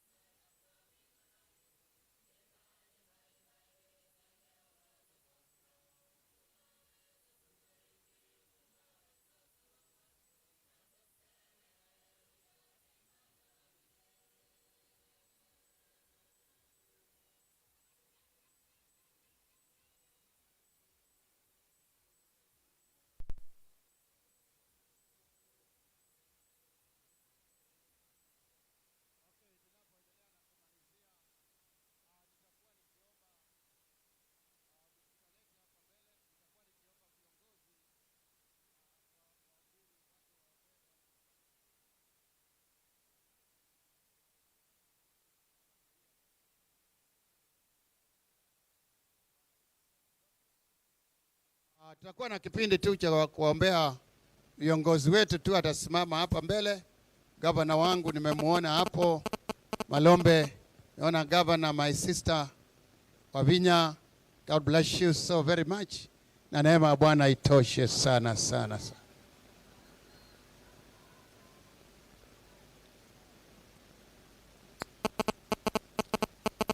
Your Excellencies, ningalitaka tu tuje hapa mbele na nipate a few of the clergy shake. Muje hapa tu shukuru tu, wanasimama tu hapa tushukuru Mungu kwa ajili yao, alafu tupeane mkutano. Shake. Wote wale walipata viti na wakashinda wasimame, na hata wale tusimame tu karibu kidogo, karibia kidogo. Tutaombea tu mkiwa hapo tu. Tumwambia Bwana ni asante. Naomba utampatia sheki. Microphone yaanze shukurani kwanza.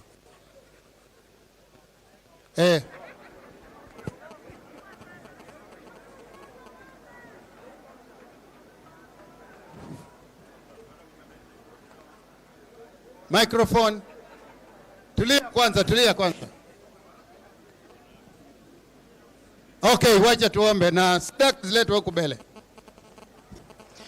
Alhamdulillah wa salatu wa salam ala rasulillah. Ya Allah, twakushukuru kwa neema yako, twakushukuru kwa viongozi wetu. Twakuomba ya Allah washushie baraka viongozi wetu, wape hekima ya kushirikiana. Ya Allah, wafunganishe viongozi wetu wawe kitu kimoja.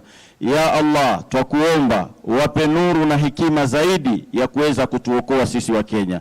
Ya Allah, lako ukisema watumia kafu na nuni kun fayakun. Ukiamrisha jambo lolote, inama amruhu idha arada shay'an an yakula lahu kun fayakun. Twakuomba Mwenyezi Mungu viongozi hawa wawe ni wenye kushinda, na dua yetu tuliyoiomba iwe ni kun fayakun. Ya Allah, twakuomba utukubalie maombi yetu. Amin.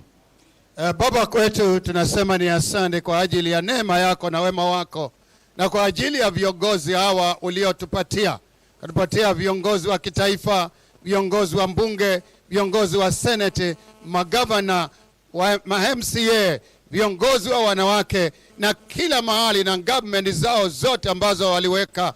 Tunazikabidhi mbele yako tukiwa na wingi wa shukrani na kusema ni asante. Tulizunguka na wao katika mikutano ya siasa na kila mahali ambapo tulienda tuliliitia jina lako. Tunasema ni asante Bwana, na katika jukumu kubwa ile wako nayo, maana walienda wakajifanya kwamba wakajikuta kwamba wako katika upande ule mwingine wa kutetea, lakini nasema ni asante Bwana. Ninakushukuru, neema yako ikawe pamoja nao wanaposafiri kwa mandege, wanaposafiri kwa magari, wanapotembea kwa miguu. Bwana, wakiongelea jambo hili, tunajua mahali ambapo taifa letu liko, tunajua kwamba gharama ya maisha imeenda juu, tumeenda kila kitu kinaenda mrama na si kama vile tulitarajia. Bwana, tumeomba na tukasema mwanzo ukatusamee kama na mahali tulikosea, ukatusamee. Na Bwana, viongozi hawa ndio tunawategemea Kenya nzima kuweza kutuongoza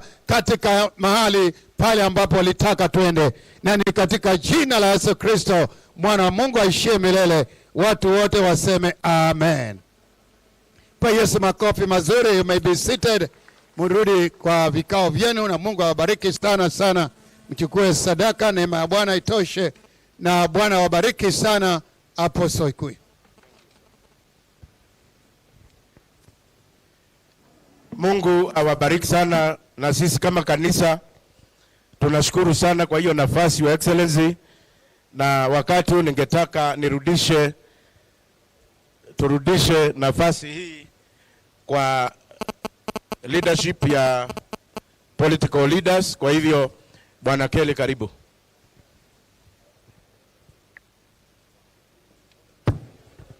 Wacha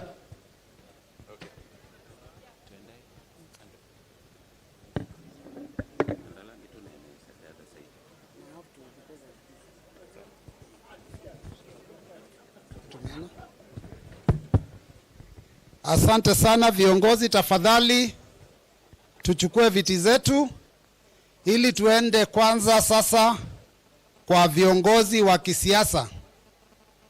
Please, may we have our seats, leaders?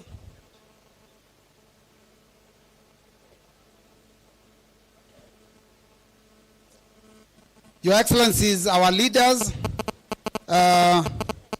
led by the Azimio leader, Right Honorable Raila Odinga, our party leader, and all Azimio leaders elected, nominated, clergy na viongozi wote. Wiper hoye!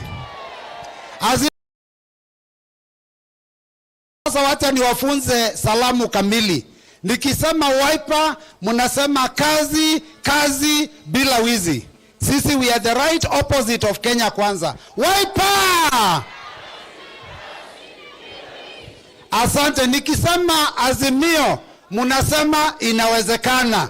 Kwa sababu inawezekana, wale wakora tuwatoe kule hata kabla mwaka uishe. Azimio! Asante sana. I want to take this opportunity first to thank the clergy kwa sababu ya kujitolea kuja kutuombea. Tunashukuru sana. Hata mumeset agenda kwetu kabisa. Na mpango ya hii mkutano, niliambia His Excellency our party leader kwamba tupangie watu kama 1000 kwa sababu ni viongozi wa chama cha Wiper. Akaniambia, mheshimiwa, wewe you are very little faith. Na akasema yeye ataweka hema ya watu kama 4000. But I can tell you, Excellency, hapa naona kama tuko almost 10,000 strong kwa sababu ya imani. Na ni asante sana viongozi kwa kuja kwa wingi. Kabla tuende mbali, ningependa kuwatambua kwamba tuko na viongozi wa Wiper, the National Management Committee, tuko na Wiper National Executive Council, tuko na Wiper National Elections Board ambayo tuko nao hapa, tuko na Wiper National Elections Appeals Board, tuko na Wiper County Coordinators wote hapa, tuko na branch officials wa chama cha Wiper from every sub-county, tuko na Wiper sub-branch officials from every ward. Nao wote ningependa tu munipatie Wiper. Wiper, Wiper, Wiper, Wiper. Asante, asante. Wale viongozi ambao wamechaguliwa, tuko na wao hapa, magavana, senators, women reps, MPs and MCS, watatambulishwa na watapatiwa nafasi ili waseme jambo. Kwa chama cha Wiper kiko ndani ya muungano wa Azimio One Kenya. Na Azimio One Kenya pia viongozi na wabunge na MCAs wa hivyo vyama wengi wako hapa na wengine mtawatambua baadaye. Tuko na chama cha ODM. Sinataka kusikia nduru ya ODM tafadhali. Tuko na chama cha Kenya KUP na party leader wao yuko hapa. Tuko na chama cha DAPK ndani ya Azimio, nduru ya DAPK, party leader wao yuko hapa. Tuko na chama cha Jubilee na wako hapa. Tuko na chama cha NAK Kenya na wako hapa. Tuko na chama cha KANU cha baba na mama wako ndani ya nyumba. Na iko vyama vingi, tukihesabu za huku kwetu kuna muungano, tuko na CCU, tuko na vyama vingi sana, singeweza kutaja zote. Kwa niaba ya wote, munipatie Wiper moja. Wiper! Nataka kutangaza kwamba kuna kitabu ambacho kimeandikwa na kiongozi wetu His Excellency His Excellency Dr. Stephen Kalonzo Musyoka. Na hii kitabu inaitwa plagiarism. Hajaiba kama wale wengine, mnajua ile ingine vile ilifanywa. Hata cover page ilikuwa ya kuiba. Kitabu ni Against All Odds by Stephen Kalonzo Musyoka. Na tuko na hiyo kitabu hapa. Nunua kopi yako moja, uende nyumbani, usome, uone vile uongozi wa amani ambao huwa unaanza kufanywa. Kwa sawa sawa. Now, before I invite our party leader and the other leaders to speak, allow me, Your Excellency, today, you know, Kenyans are very creative. There is what we call Kenyans on Twitter. There is a tongue twister that I came across in the morning, na nikasema I will share it with our people. Amesema hivi, while Kenya Kwanza regime keeps giving jobs to kina Kiplangat, Kipkoech, Kipkeino, and Kiprotich, the rest of you will keep applying, keep complaining, keep crying, and they hope that you will finally keep quiet as they keep raising taxes. Ule amesikia hiyo kizungu ameelewa. Na sio mimi nimesema hiyo, hata hiyo ilisemwa na kiongozi wa makanisa. Mnakumbuka Ole Sepit ndiye alianza ugawi wa kazi za serikali. Your Excellencies, please allow me, the member of parliament for this area, aseme tu karibu 1 second. Because he is here, we are in his area. Karibu sana mheshimiwa. Mheshimiwa Robert Basil, atukaribishe rasmi. Pole nimeongea kabla tukupatie nafasi ya kutukaribisha. Asante sana Organizing Secretary Mbui, to His Excellency Right Honorable Raila Molo Odinga, to His Excellency my party leader Daktari Stephen Kalonzo Musyoka, to our Iron Lady Honorable, Her Excellency Madam Mother Karua, all leaders present. God is good, and all the time. Thank you. Mwea ine museo na mabi down there. Ebu nipeni salamu za Wiper. Kazi, kazi bila wizi. Wiper. Azimio. Ndiyo hivyo. Sasa mimi nataka kuwakaribisha Yatta. Watu wa Yatta tunapenda watu. Ama mnasema nini watu wa Yatta? Tunapenda wageni, jisikieni mko nyumbani. Sina mengi, nitapewa nafasi ya kuzungumza. Nilikuwa nataka niwakaribishe, wacha nimpe Organizing Secretary aweze kuendelea. Asanteni sana. Makofi ya mheshimiwa wa Yatta wa chama cha Wiper, Azimio la Umoja One Kenya. Wakati huu ningependa kumkaribisha Secretary General wa chama cha Wiper aje hapa ili atukaribishie kiongozi wetu wa chama chetu Senator Shakila Abdalla. Karibu sana.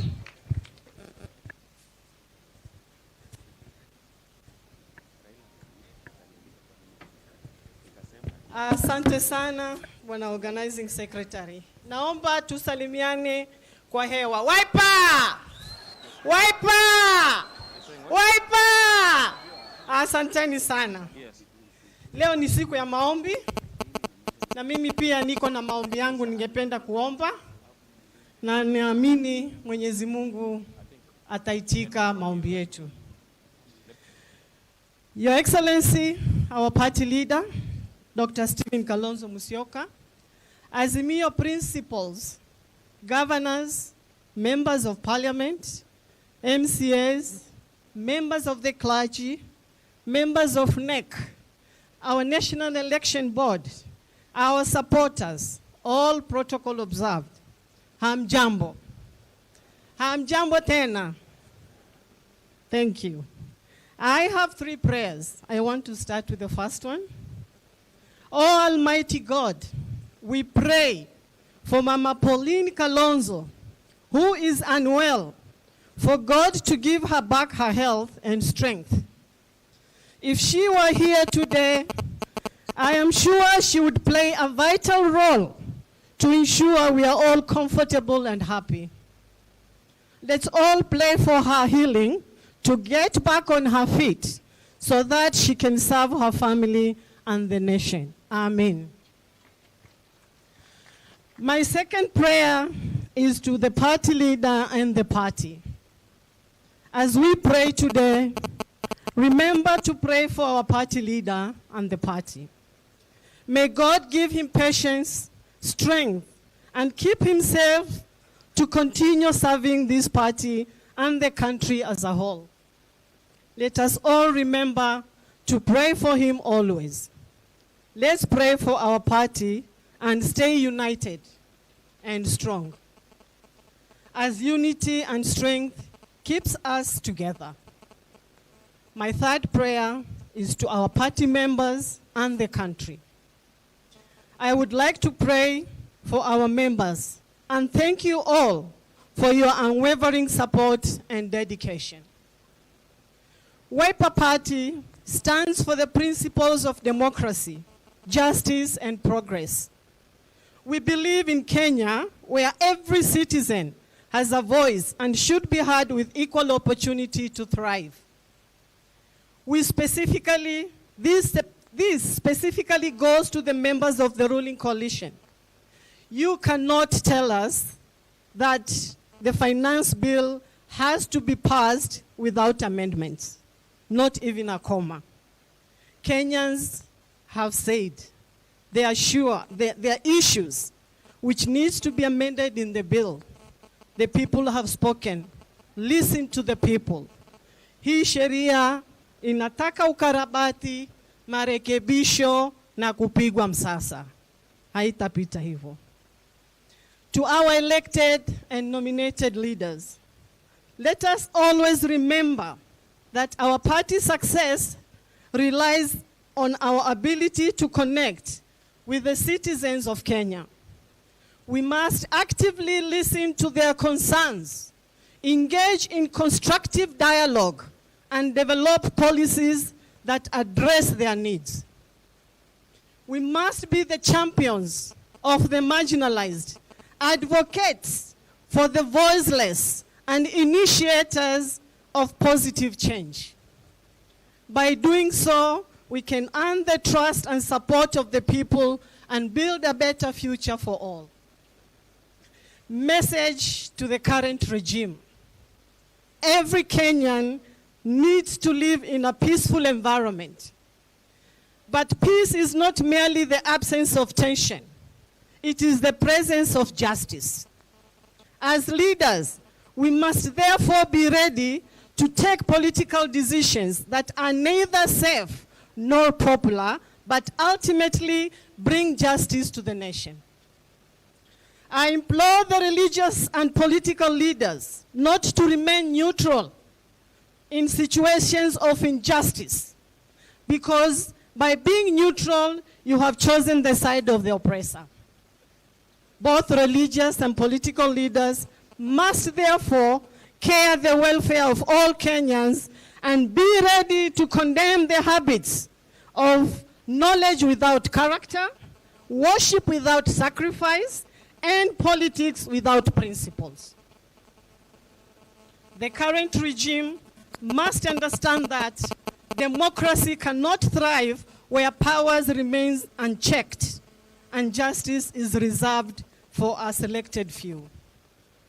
Ignoring Kenyans' cries and failing to respond to their sufferings is simply not an option, for peace cannot exist where justice is not served.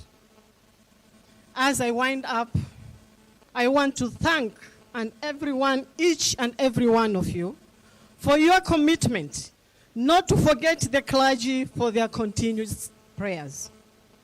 Together, let us rise above our differences. Let us work together towards a common purpose and be the beacon of hope and progress that our nation desperately needs. I therefore urge our party leader, His Excellency KALONZO Musyoka, and all Azimio leaders to continue committing to the noble struggle for equal rights that will lead to greater nation.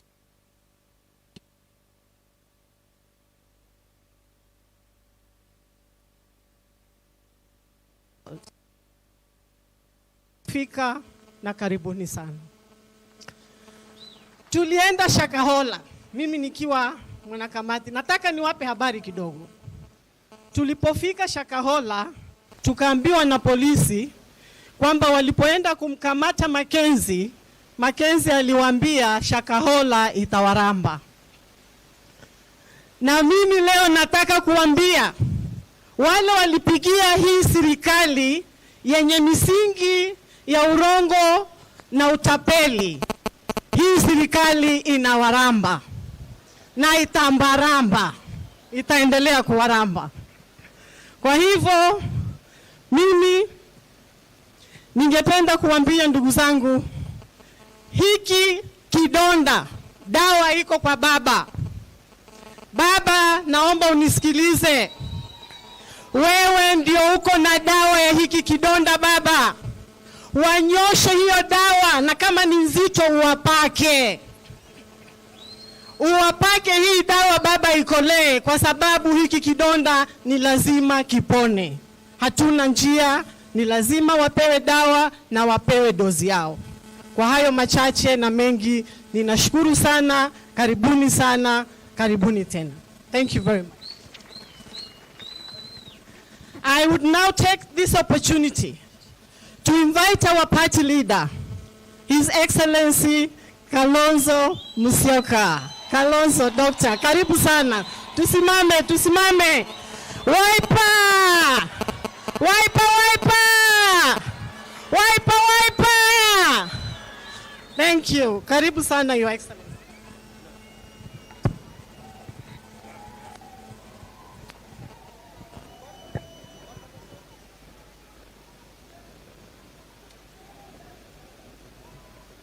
This is fine. Good.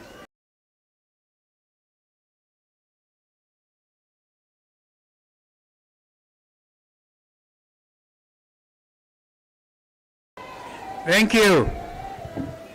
Thank you. Thank you. Asanteni. Asanteni sana. Kusema kweli, tukio hili ni la ajabu. Karibuni, tafadhali tuelewane. Kwa niaba yangu mimi mwenyewe, mke wangu Mama Pauline, naomba niwakaribishe sana Yatta. Actually, this is Yatta Farm. But for the purposes of our meeting today, this is Yatta. And the family holds this place in trust, I think, for the community. Yani hapa ni kwa community. Hapa si kwetu, ni kwa community. And this is why watu wa Kenya walishangaa walipovamia Northlands, wakaiba kondoo ya Mama Ngina, na wakachoma a forest, which I'm quite sure for purposes of environmental challenge this time. And it's really, you know, you put a forest on fire, you are militating, actually acting against the best interests of humanity. Wengine wao walisikika wakisema the next stop was Yatta Farm. This is Yatta Farm. Hawakuja. Tushangilie Mwenyezi Mungu hakufika. I always like to say what Council Paul Mwangi, I don't know whether he's in the house, is the one who showed me the text. Akasema, they were spreading across the text kusema, don't dare go to Yatta Farm, kwa sababu ukienda kule, kwanza ujue utatoka. Alafu utakaa kwa miaka 10 ukilisha hizo kondoo na kufanya fencing. I said, you know, ordinarily people like to associate the community around this area with other challenges, but this is a farm ambayo inalindwa na Mwenyezi Mungu mwenyewe, malaika ya Mwenyezi Mungu. So on behalf of the family, I don't know the young man here, when I went into Parliament in 1985, I wasn't married. I was elected in April, actually on 10th of April 1985. And I had to get married that same year because I knew if I delayed, kungekuwa na shida. You wouldn't know mtu anakupenda kwa sababu wewe ni mbunge ama wewe uko na mambo mengine. So I married Pauline very quickly by December. So a young man and daughter wamezaliwa na familia ya somebody who is a practicing political leader. I don't know whether Kennedy and Kevin are here. You can join me join me. Is Kevo there? Kevo? Just join me, Kevo. Just come over. Kevo, we thank God for what he has done for that young man. He was almost crushed by a 20-tire lorry. And we thank God he survived. Anybody who witnessed that accident will know it was a terrible, terrible accident. And if it wasn't, for example, for the quick response of Governor Wavinya, maybe Kevo will not be with us. We thank you so much for what you did. Governor Wavinya had to cancel the trip to Kinshasa to save this young man. And then Kennedy is here. He's a member for IALA. These are my clansmates. The younger one, Klein, is not here today, but he's, I'm sure, following these proceedings. And so also their sibling daughter, Maito Damari, out pursuing her studies in the UK. So on behalf of Pauline and all of us, tunawakaribisha. Thank you so much. Thank you. I don't know whether anybody want to say anything. Yeah, thank you so much. Munaona nimeanza kuwa kazee. Pana chezea mimi. Musinichezee. And so, this place, exactly where you are, is important for me to point out because a lot of people have said things about this place.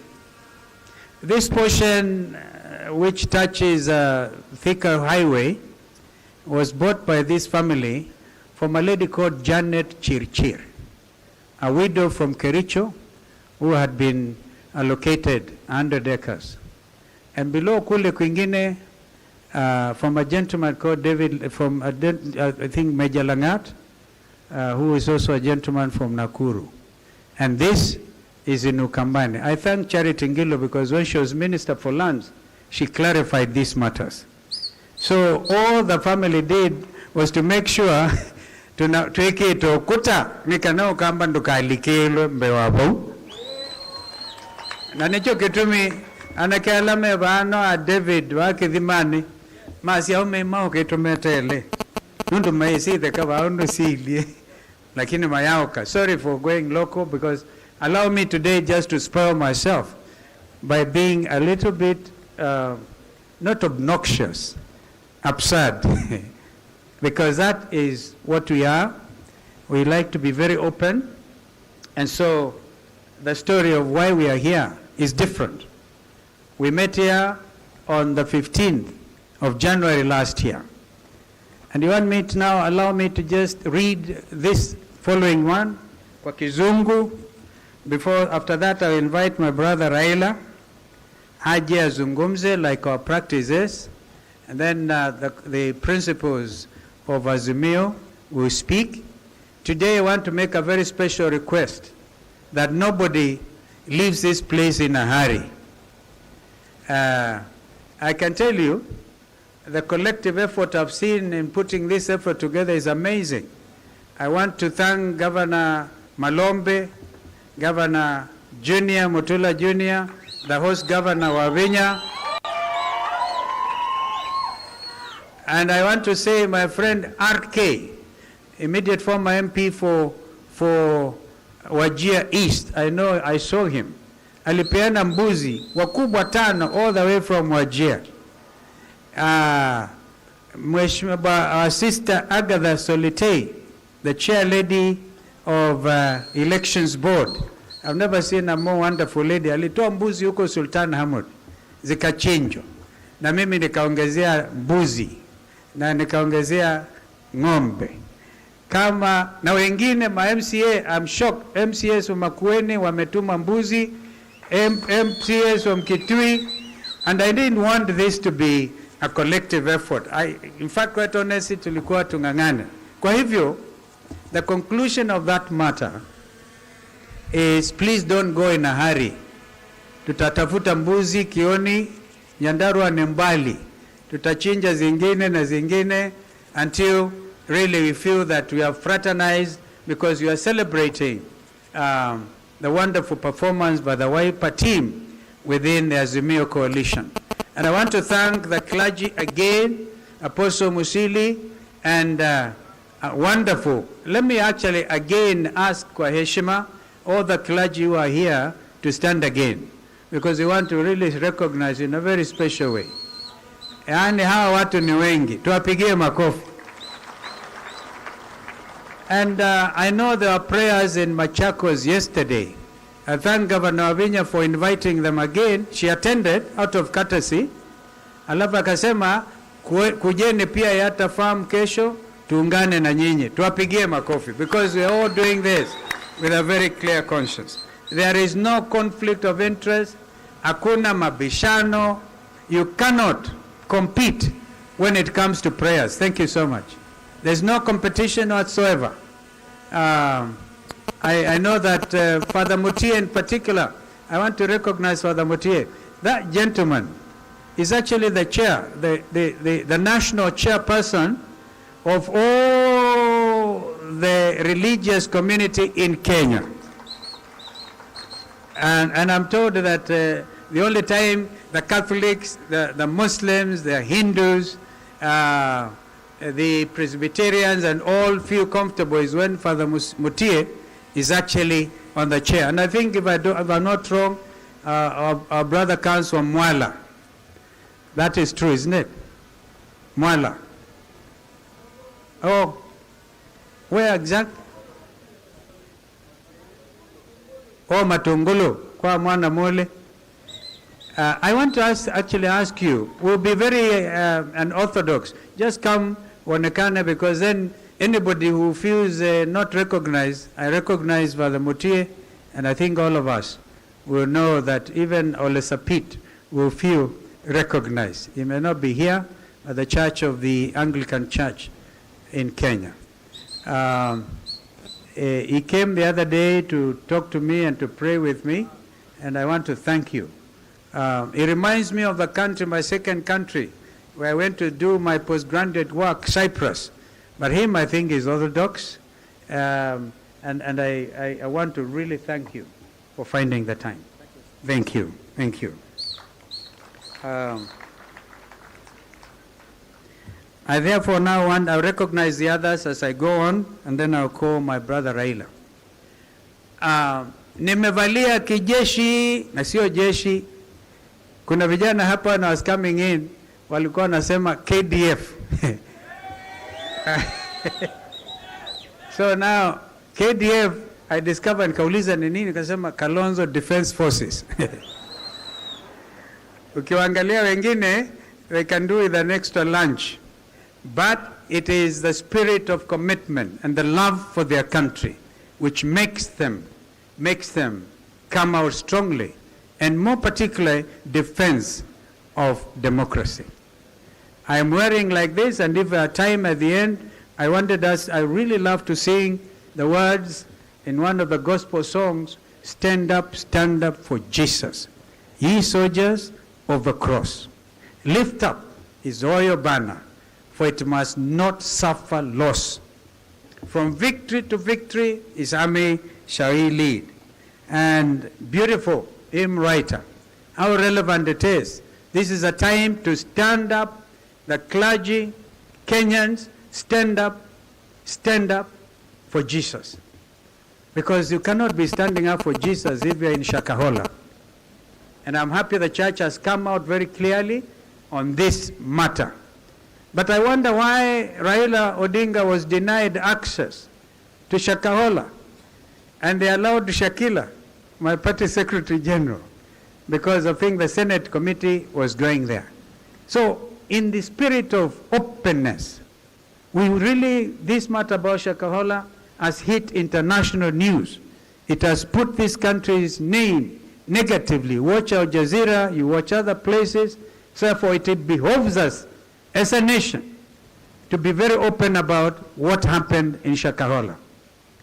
And as Shakila said, I think that we will know eventually the truth. Now, allow me to read the following, because I want to really celebrate our teams. The clergy present have delivered a timely and very thoughtful message that at its heart, reminds us, whose children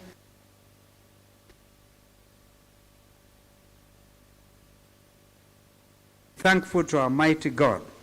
I'm thus vividly reminded of Psalms 9:1. I quote, I will give thanks to you, Lord. With all my heart, I will tell of all your wonderful deeds. The last time we gathered here, on January 15, 2022, we had the Yatta Declaration.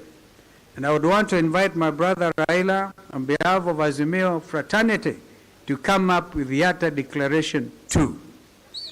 We, as an affirmation of the endorsement of a few months prior, in November, at our Wiper Democratic Movement, a National Delegates Conference in Kasarani, when we then Yatta 1, the declaration affirmed the conclusions of what had happened at the Delegates Conference. Ultimately, as Wiper and the One Kenya Alliance, OKA, my sister mother at that point was actually with me in OKA, having consulted, I'm thus vividly reminded of Psalms 9:1, I quote,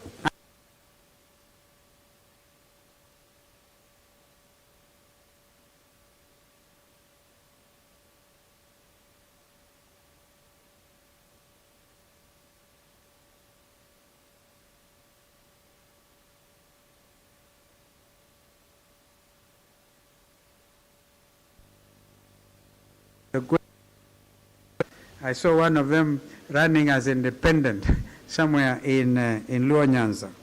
However, our presidential electoral victory was openly stolen by the minority Chebukati-led Independent Electoral Boundaries Commission, IEBC, and illegally validated at the Supreme Court of Kenya.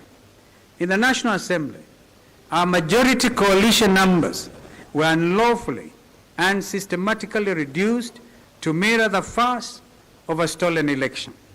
Today, I want to express my sincere appreciation to all of the Wiper leadership who, despite intimidation and overt bribery, notwithstanding the bets of which political party would be the first to fall prey to the whims of those who currently hold the instruments of power, stood and continue to stand firm and tall. Heko to Wiper members of parliament. None of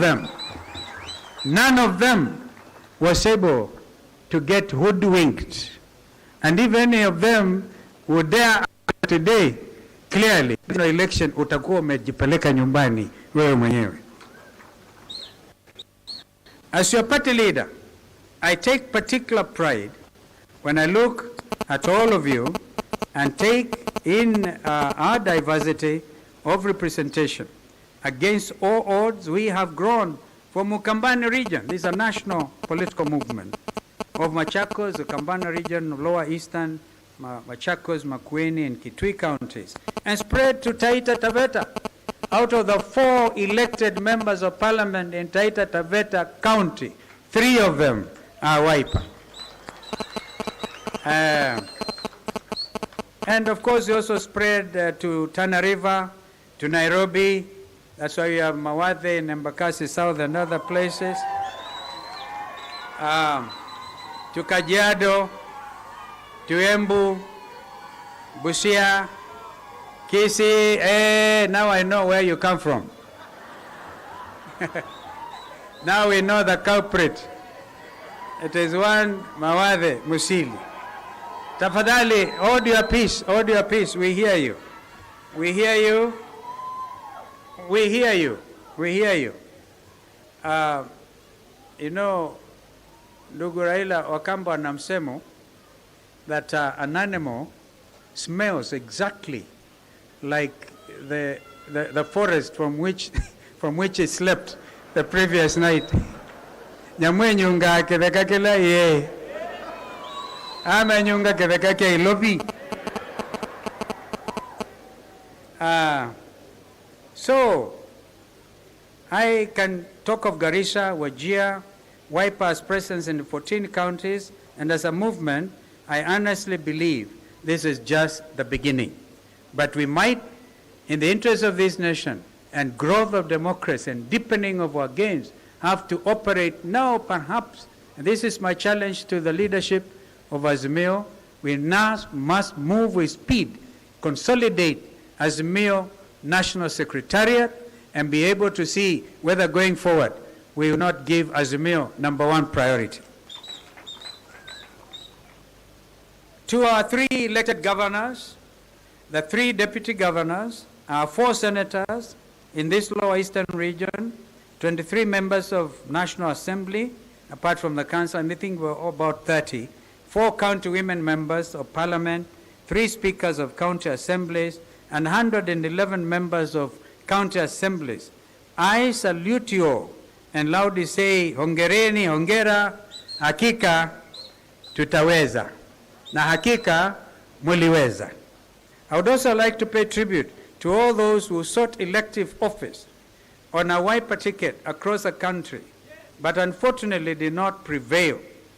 William Shakespeare, in one of my favorite plays, Romeo and Juliet, wrote, I quote, "There is an old saying that applies to me. You can't lose a game if you don't play the game." End of quote. So, at the end of the day, you are the next lot of leaders. And to be honest with you, as Wiper, not to frighten our colleagues, our big brother ODM, if we move the way we did, we would even take over Kisii, Nyamira. I know we have MCAs from Nyamira. Did they come? Mheshimiwa Ndonya Aburi, oh, there she is, the Kisii County Women Representative on Wiper. But they worked very closely with the ODM governor of Kisii. The Bible, in the wonderful book of Ecclesiastes chapter 3 verse 1 tells us there is an appointed time for everything, and a time for every affair under the sun. End of quote. This afternoon, here in Yatta, may just be considered an appointed time, as we have invited our friends in Azimio One Kenya Coalition here in a continuation of our town hall meetings. Ndugu Raila, this is actually a town hall meeting. Come to think of it. That's what we did, Sister Mother. We said a town hall meeting. But wow, what a town hall meeting. It's wonderful that you all could find time to come. Therefore, this continuation of these town hall meetings, and we call them sometimes the People's Baraza, to deliberate certain affairs afflicting all Kenyans under our sun. Despite the bipartisan talks between Azimio and Kenya Kwanza, there continues to be a sustained assault on democracy and an obvious attempt to take Kenyans back to the days of single-party dictatorship, as it then was, by consuming legitimate political parties. If this was not the case, we, as Azimio la Umoja One Kenya, will be the majority in the National Assembly. Our majority was stolen in broad daylight. Therefore, that's why we continue to fight for democracy. On Monday, we joined the rightful leadership of the Jubilee Party at their NDC at Gong Racecourse, because they even were denied going to Bomas of Kenya.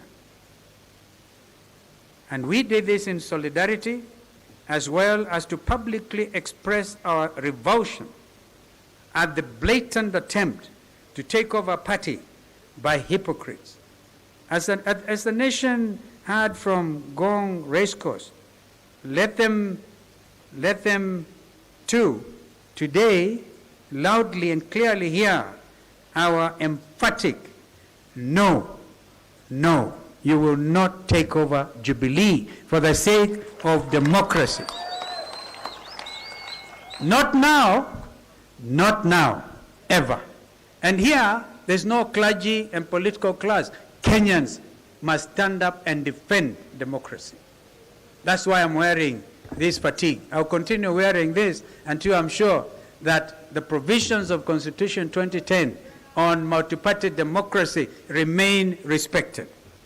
Yesterday, Kenyans and the world witnessed a rogue regime's attempt to silence the voice and violate the freedoms of our brother Maina Njenga that are assured under our Constitution.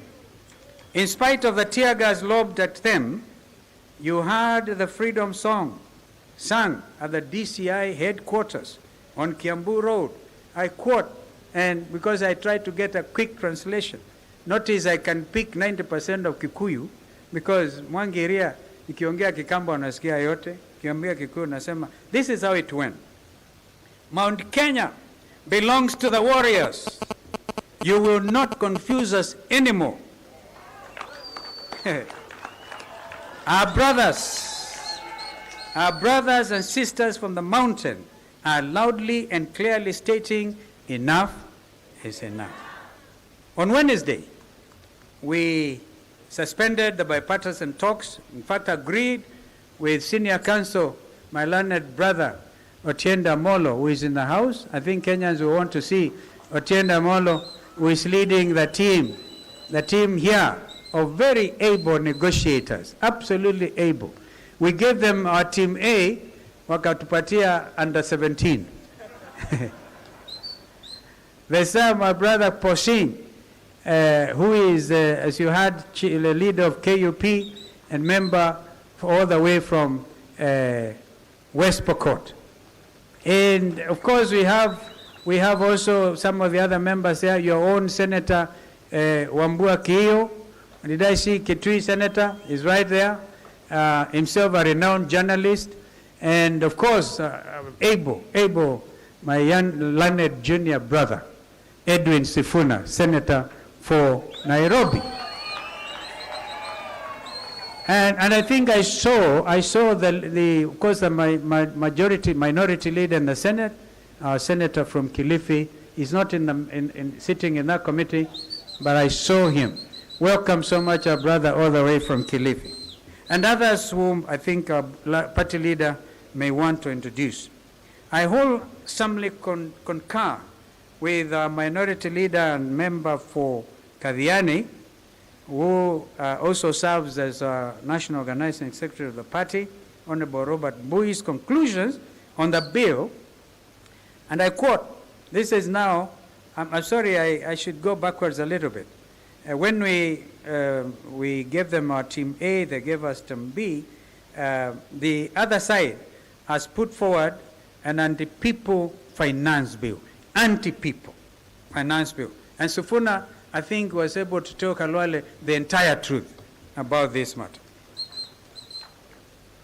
Measures proposed include raising the gross sales tax from 1% to 3%, doubling the rate of value-added tax, VAT, applied on petroleum products from the existing 8% to 16%, 100% increase, and applying various excise duties, including an increase from 12% to 15% on money transfer services, and a new one on milk and sugar, maziwa na sukari. Further, there's what can only be called the Ghost National Housing Development Fund, statutory deduction of 3% of gross earnings. Even their peers could not even stand before the Committee of Parliament to justify that. Therefore, I wholeheartedly concur when Robert Mbui said, I have never seen such a vicious attempt to turn Kenyans into paupers. So what happened to the clarion call of Mamambogas and Bodabodas? Indeed, the hustler nation. If you buy a copy of my book, you will then be able to know whether your party leader is a hustler or not. Because a time has come when we must call a spade a spade. If you know where Sekuru is, it can only take the grace of God for one like me to stand before you and talk to you today. Wow. So, while in Azimio, and I want to conclude, Azimio One Kenya feel pain to remind Kenyans that we continually spoke of false prophets, within quotes, will come in to you in sheep's clothing, but are inwardly ferocious wolves, paraphrasing the Gospel of Matthew chapter 7 at verses 15. It is day by day becoming patently clear that Kenya Kwanza lied to this land. The finance bill is a clear affirmation of their falsehoods, and we ask all members of parliament, regardless of their coalition affiliation, to stand with the people of Kenya and reject the bill in its totality, line by line.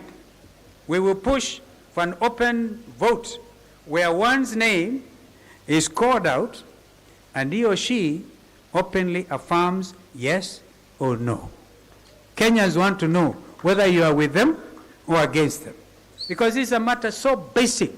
Either we are going to achieve Vision 2030 or we are going to completely ruin the future of this country through impossible taxation.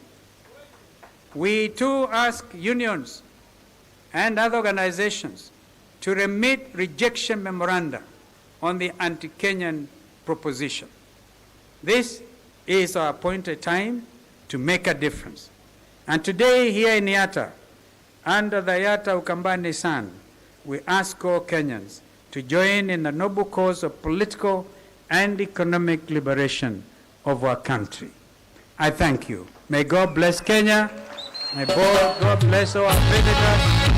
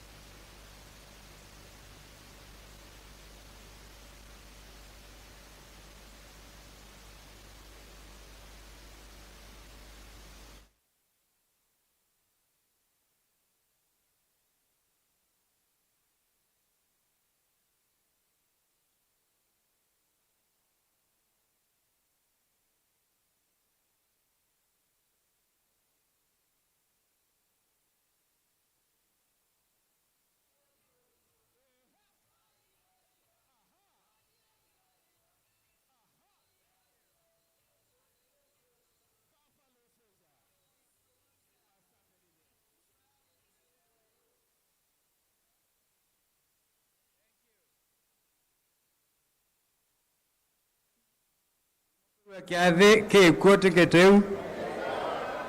Wiper. Wiper. This is a collective effort. Bunge la wananchi, Rafa Okyule at that level, everybody. These are the young men and women who fought so hard and campaigned for the candidates who made it. And I think there are friends here I want to, please nipatie, there are people here we must recognize. Some of them are the visitors of Senator Agnes Kavindu. But let me point out some of our visitors. Nashid Shah of Ramco Group Companies. Nashid is in the house. That gentleman and his company was able to print. Sometimes we did not even have money to pay for the materials ya wiper. Alikuwa na print na anatupatia. Tumpigie makofi Nashid. I don't even think we have to date even paid him.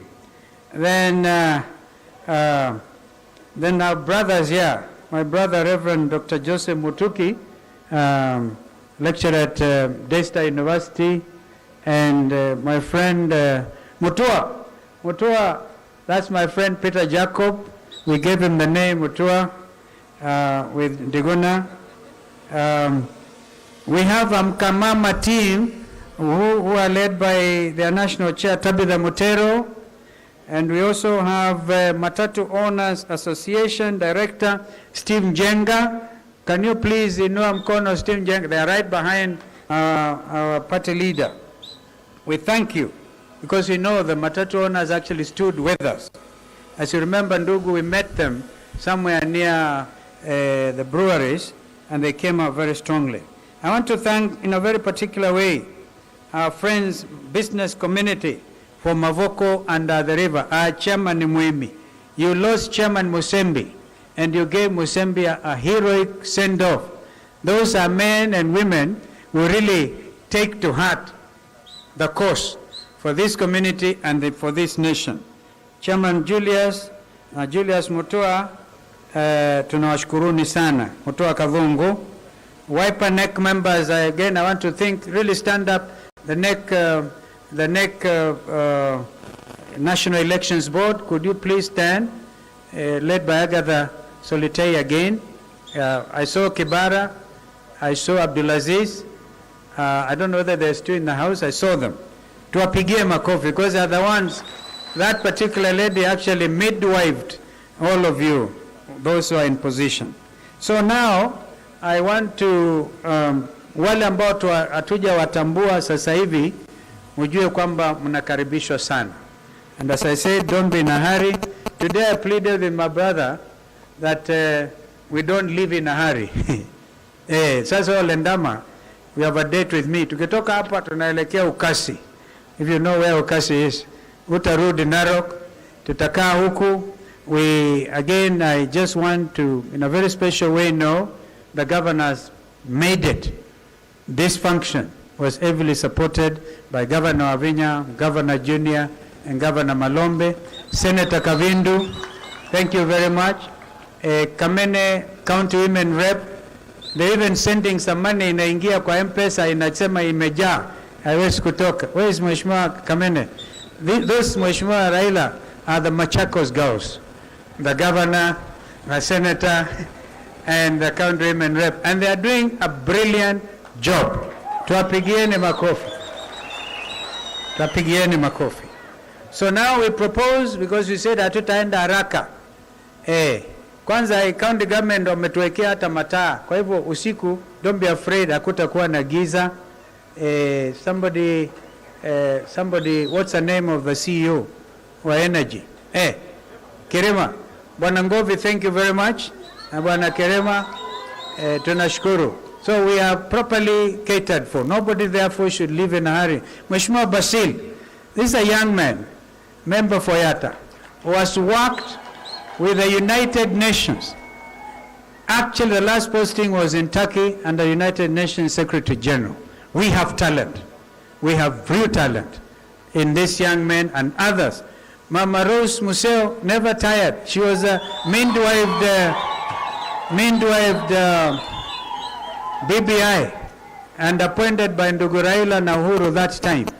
And you had say, all is not lost. We have people, this community has a problem. What is it, the name of Haina, Mheshimiwa Kioni? What is a Haina in Kikuyu? Iti. Iti. Wakamba anaita watoto ile majina mbaya. Anaita Mbiti. Wengine wanaita some very strange names. But through the example of Mama Rose Museo, the name Museo means good one, excellent one. And I know it was because of the fear of the spirits taking, the clergy may want to agree with me, if you do some research, unaita mtoto jina mbaya, so that the spirits are not interested in them. Now we have to bless our children. Tunawaita progressive, tunawaita glorious. Yeah? So, but I am going to ask Senator Kavindu to come now and introduce our friends from the US. Just come right away before we call Baba.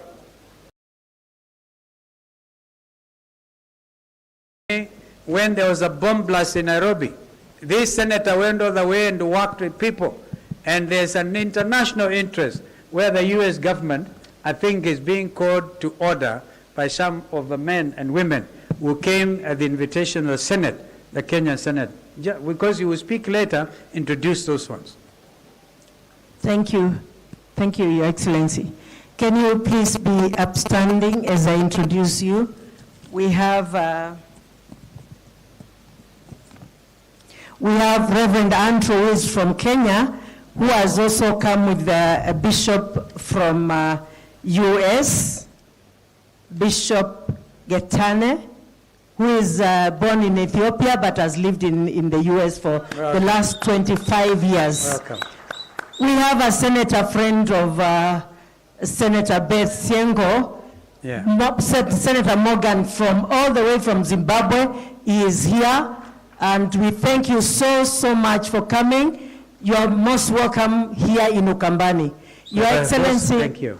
Your Excellency, this bishop here is not the person I talked to you about. Thank you. That's a lawyer, and I'll talk to you later about them. Even Baba knows him, and I want us to hold hands together with the whole House of Senate and pass this bill, this motion, so that our people can be compensated, because we are talking of 25 years down the line, our people waiting for justice, Baba. We must give our people of 1998 bomb blast justice. Thank you. So that they can be compensated. Thank you.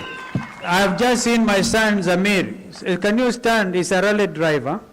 One time he was seen, I think he appeared in the Forbes book of the most promising young men. That's a friend of Kevin. Thank you, Zamir, and all the others.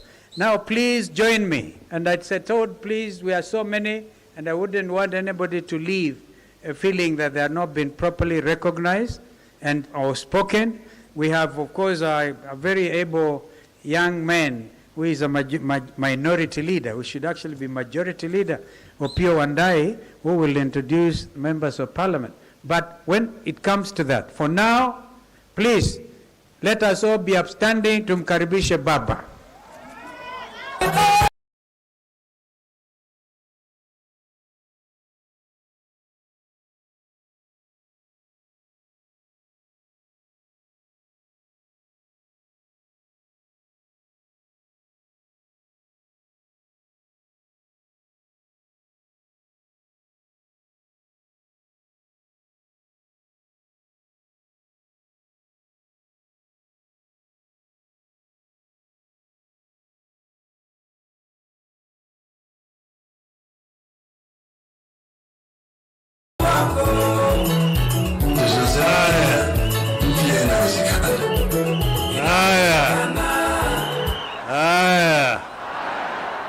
You may be seated.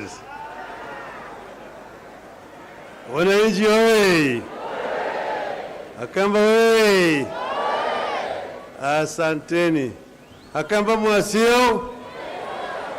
Mwasio inge? Asanteni sana.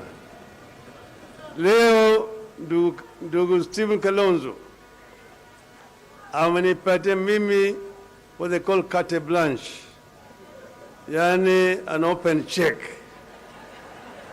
Akaniambia mimi niandike chochote nahitaji, nitaweka trilioni hapo ndani yake.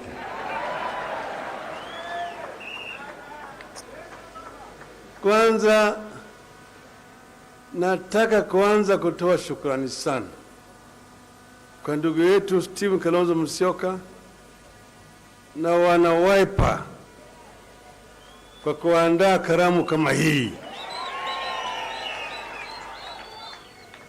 Hii ilikuwa ni karamu ya Wiper ya kutoa shukrani kwa wafuasi yao kwa juhudi na ushindi, lakini wakatualika kama Azimio. Manake Wiper ni kiungo cha Azimio, ati tukuje yote kama viongozi wa Azimio. Kwa hiyo nataka kuuliza viongozi wa Azimio ambao wako hapa, wabunge na viongozi wa vyama wasimame tuonekane.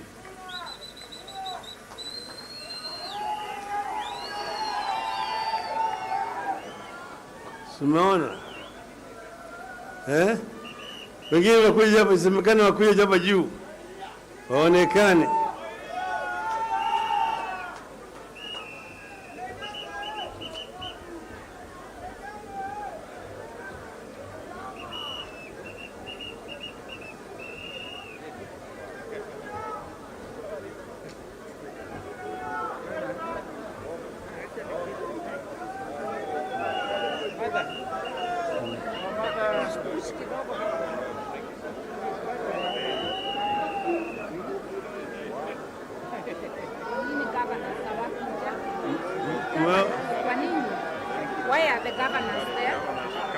Wale magavana wako wapi? Magavana.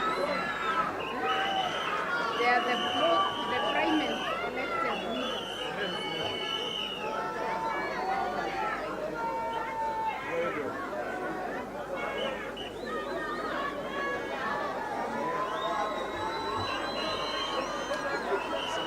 Sasa umeona sura ya Azimio. Kila mtu angalia mbele huko.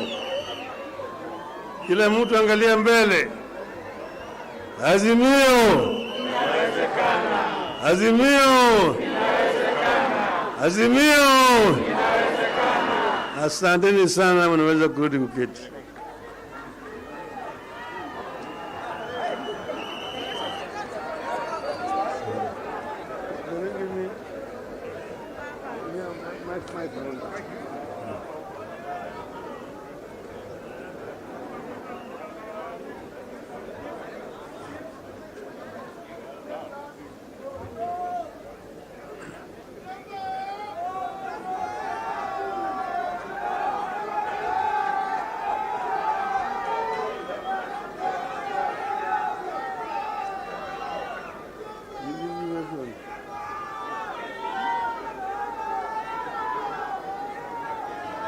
Chip.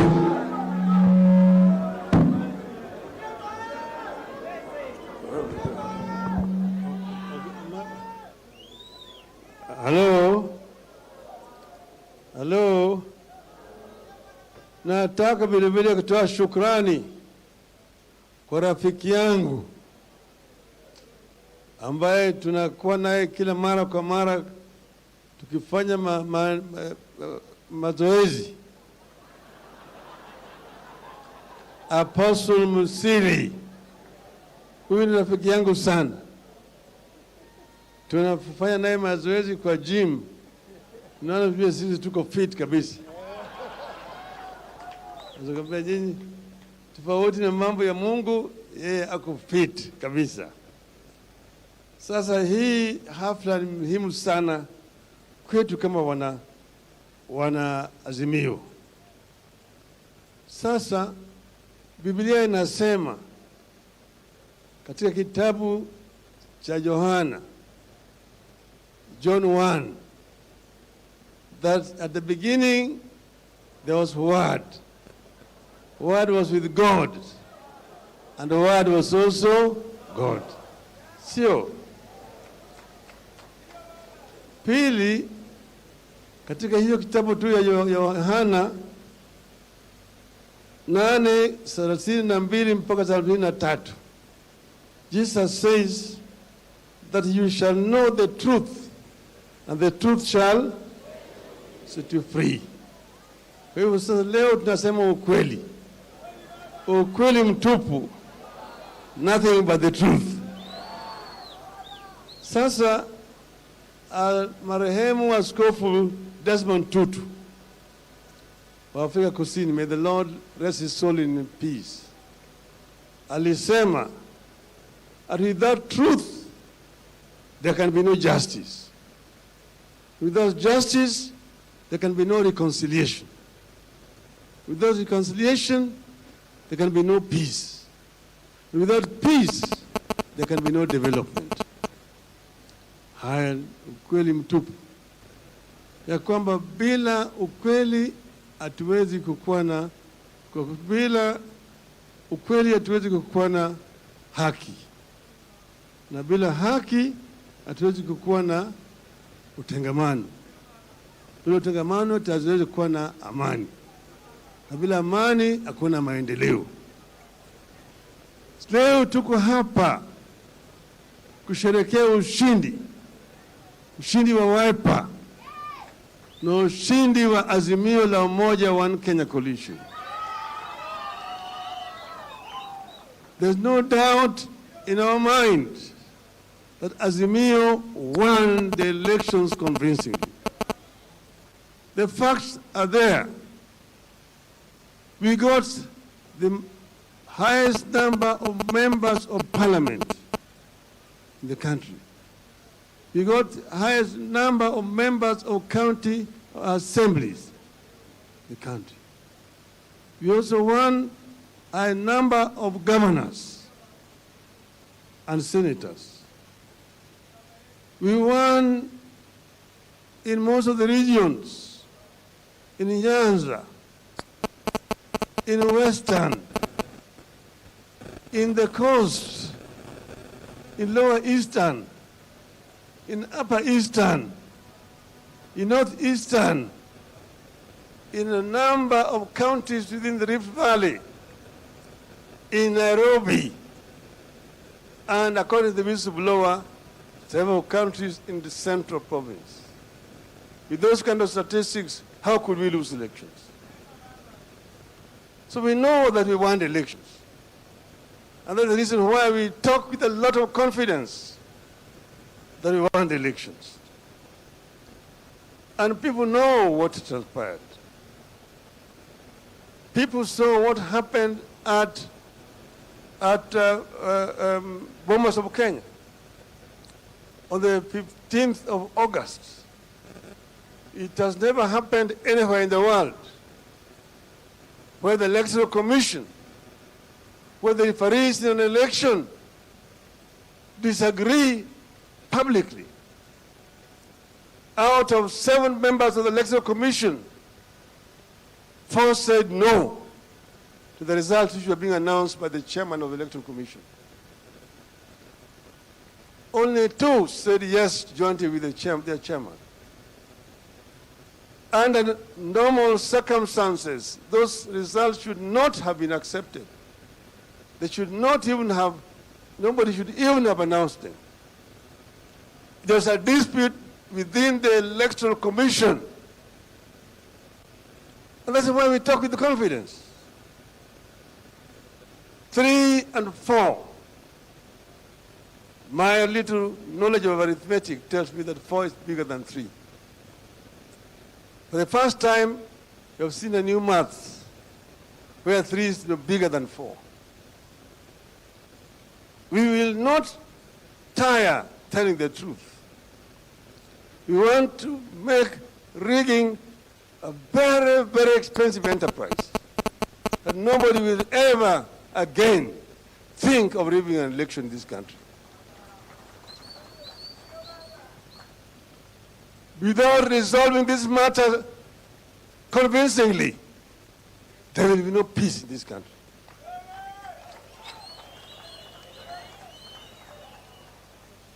Kenyans will not go back to elections in 2027 and the election will be rigged again. It will never happen again. And we are going to tell them why it will not happen. It will not happen because Kenyans will not accept it. Now we have said that we want to see the truth. We have said that everybody was at fault. When we went to the court, we thought we would get justice in the Supreme Court. We did not get justice. All we got was insults. Insults, matusi matupu. Kwa hivyo sisi tumesema hata Supreme Court itachunguzwa. Itachunguzwa. Hii uamuzi ilitoka wapi? Kwa mfano, Madam Martha Koome alisoma, and I will quote the ruling, that she is convinced beyond reasonable doubt that the IBC deployed virtual private cloud, VPC. Virtual private cloud. I don't know whether she was aware of what she was saying. At no time during the petition did any party submit that IBC deployed a virtual private cloud. It was never an issue. We never submitted on it. Neither did the defense bring it up. How did it come in the ruling? It shows that the ruling was written somewhere by somebody else. So all of this thing was rotten and requires a proper interrogation. We have said, therefore, that we have We agreed, we are not unreasonable people, that we will talk, we will negotiate. But the negotiations must be structured and must be constructive. All that our team has seen was nothing but stonewalling and time buying. That's why we agreed with the chairman of our bipartisan team, Odinga, say, stop it, stop this rubbish. And we will not go back until they have come down to say A, B, C, D. The issues which are in contention are clear. One, we have said that they must agree that the cost of living is too high for the people of Kenya. Gharama ya maisha imepanda sana. Bei ya unga imepanda. Bado iko juu. Bei ya mafuta iko juu. Bei ya petroli iko juu. Bei ya sukari iko juu. Hata stima iko juu. Hata karo ya shule iko juu.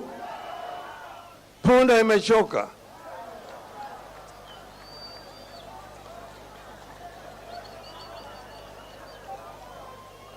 As if to add insult to injury, wamekuja na kitu kinaitwa finance bill. Finance bill, which is an insult to the people of Kenya. People already are struggling to make ends meet. Now you're adding with a lot of impunity. Alafu nasema ati wapende wasipende. Hiyo lugha tulijua sana wakati ya bwana Salat na bwana Sharif Nasir na bwana Kariki Shotara. Wapende wasipende. Hiyo lugha tulizika. Lugha tulizika. Sisi punda yako ambao unatweka mzigo. There will be no taxation without representation. Hiyo ndio ilileta mapinduzi Amerika, kama hujui. Kwa hivyo huwezi kuongea na madaha na maringo ati wewe huko na wabunge ambao umenunua. You have a false majority of members of parliament. I want to tell you that those people do not represent the people of Kenya. Those people are going to vote for you mainly because you have bribed them. But the people of Kenya don't support it. And we are urging the people of Kenya to withdraw the delegated sovereignty to parliament over this issue. That what parliament passes does not bind the people of Kenya.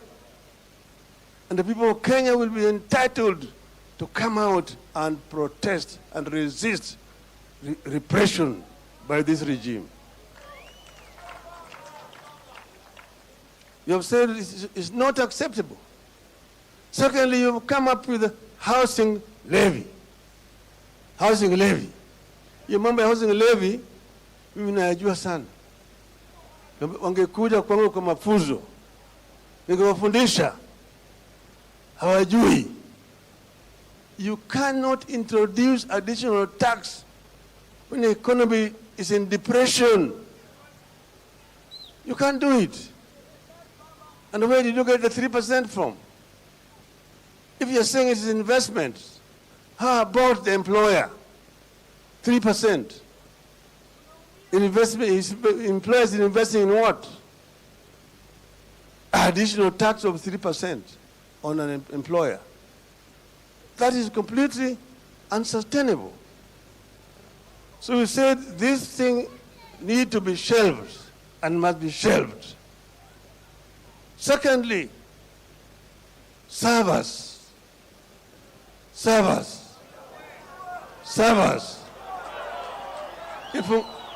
Ifunguliwe. Sifunguliwe. Kama ifunguliwe. Sio. Maana yake wengine wanasema ati servers zilifunguliwa ati naona kama bwana Halwale anamwambia Sifuna ati masanduku 4 boxes zilifunguliwa kwa iko sawa sawa. Hizi masanduku si sawa. Bwana Halwale, rudi kwa shule. Saba ni ile ambayo ilirushwa kwa runinga kutoka kwenye kituo cha kupiga kura na ingine kutoka kwa ile ya constituency, na moja kwa moja ikaingia ndani ya nyungu ambayo inaitwa kwa kimombo saba. Sanduku ya kura si saba, bwana Halwale. Sasa tumesema hiyo saba mpaka ifunguliwe. Tulisikia kwamba wameweka vijana 2,000 ambayo wanajaribu kubadilisha maneno ndani ya hiyo saba. Tunawaangalia, tunawaona, mwambie we, mtaona mkicheza.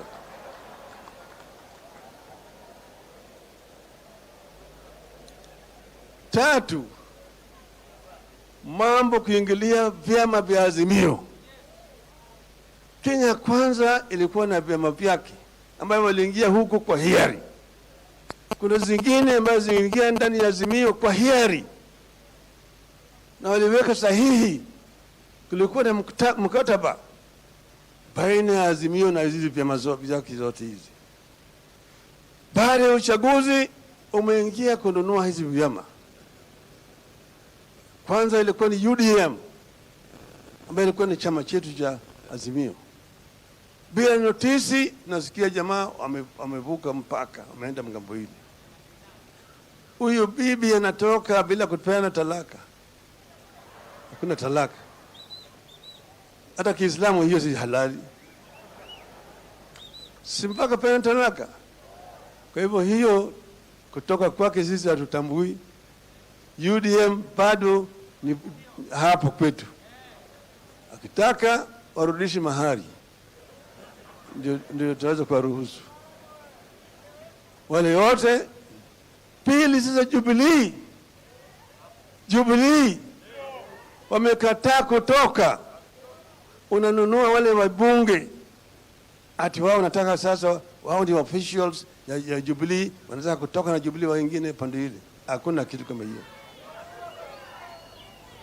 Jubilee tulilipa mahari, ni yetu, na wamekataa kutoka. Unataka Jubilee atoke? Sio, wamekataa kutoka.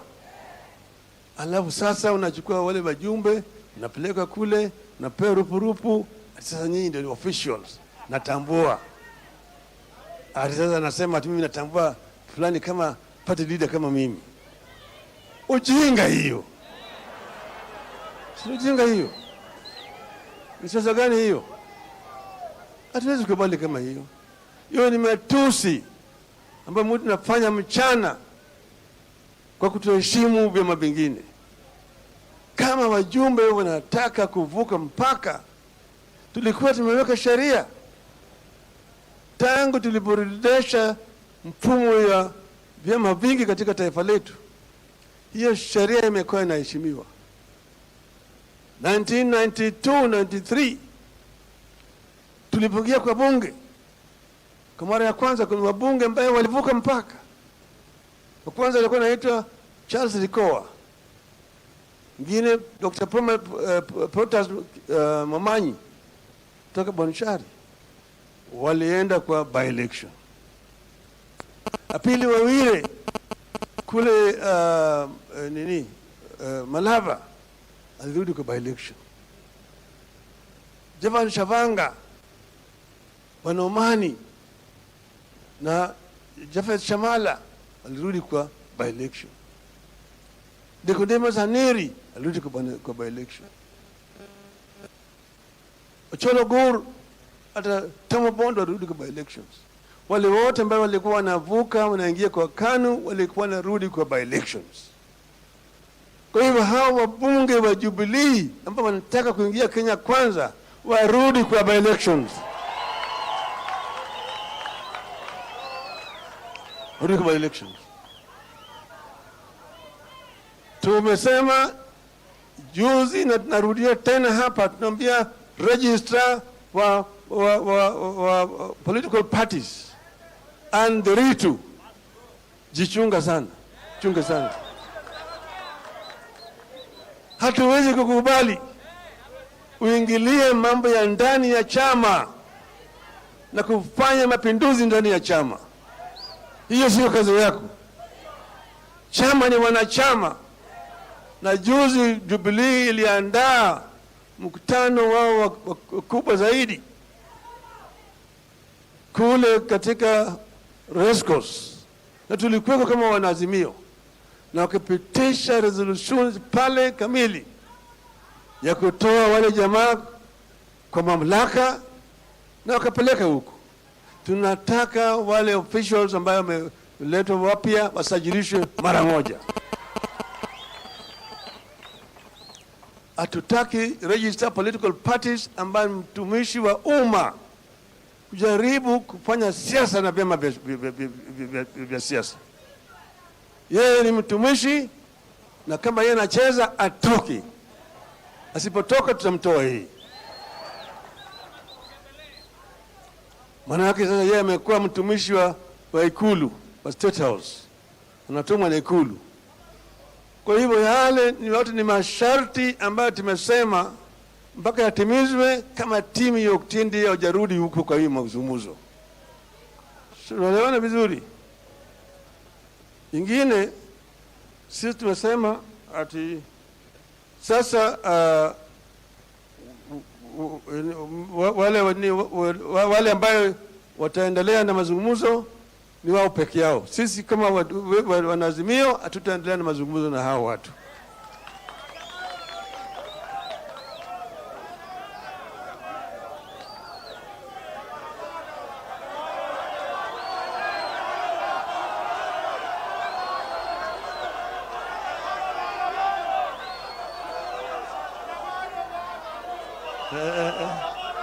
Unasema nini?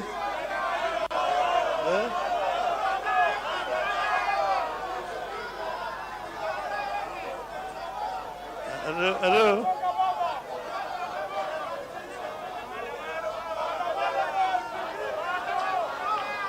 Hello? Hello? Hello? Hello? Asanteni. Asanteni, tumesikia. Hello?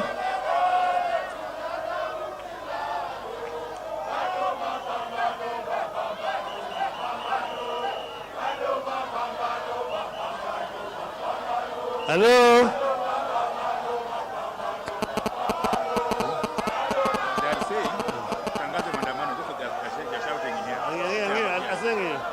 Hello? Hello? Bado yuko neno moja imebaki. Jamaa mwingine anakutaja jina yake sitaki. Anasema ati Kenya ni kampuni. Kenya ni kampuni ambaye kuna hisa. Kuna watu ambao wako na hisa mingi, wengine wana chache, wengine hawana chochote. Hoe hai, hawinde. Kama sisi hatuna hisa, tunafanya nini Kenya? Kwanza, amesema kwa ajira ni wale ambao walipiga kura tu kwa Kenya kwanza watapata ajira. Na mmeona vile wanapeana ajira.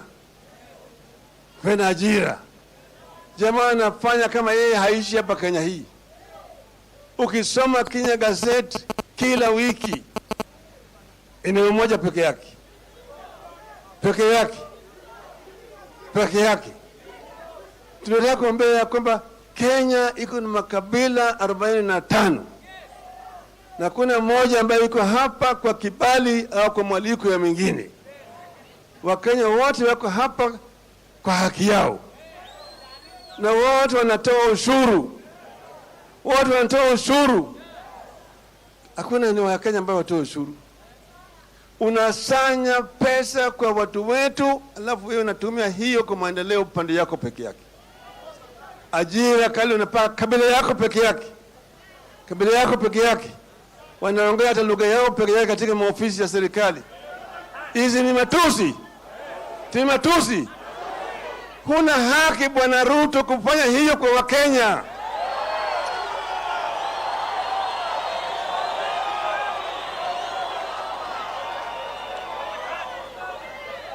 Huna haki kututoza ushuru alafu unapatia watu yako peke yake.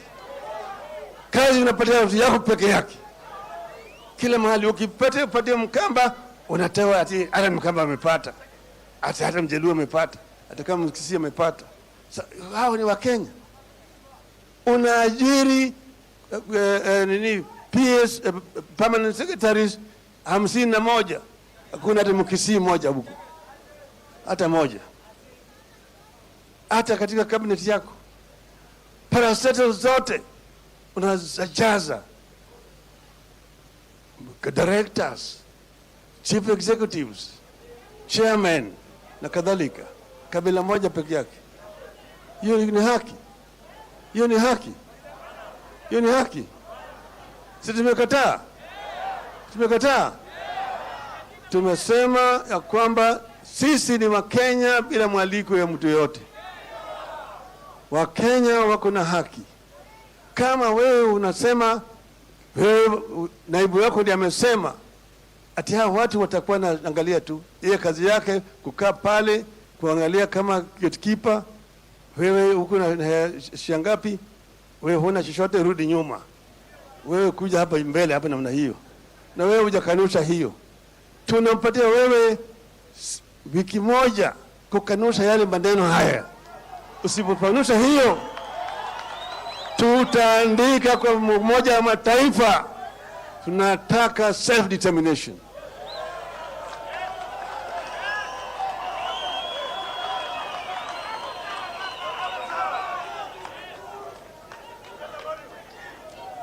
We are Kenyans by right. We cannot be discriminated against every day. We got a new constitution with the Bill of Rights, which must be respected by this government. You continue to violate the Bill of Rights in our constitution, discriminating against other Kenyans. And we are saying that this must stop forthwith.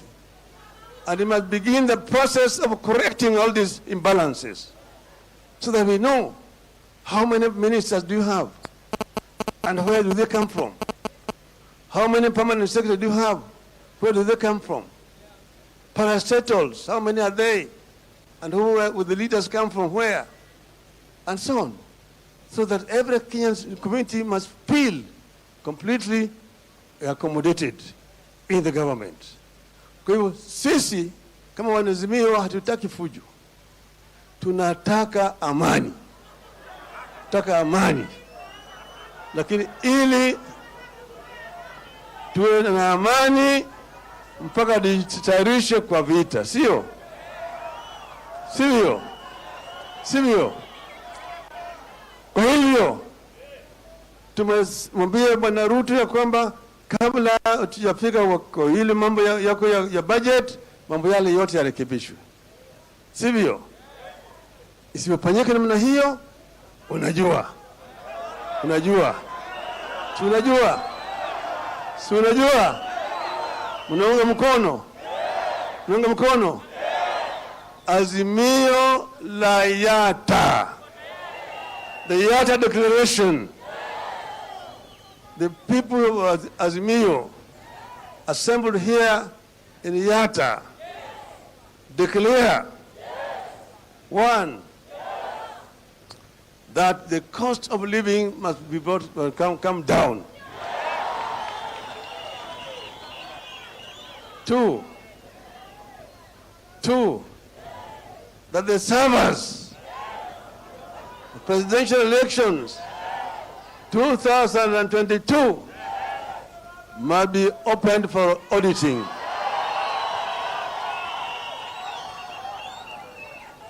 Sawa? Sawa? Three, that the officials of Jubilee whose names have been presented to the Register General be registered forthwith and cease from interfering with the affairs of Jubilee Party and all other political parties affiliated to Azimio.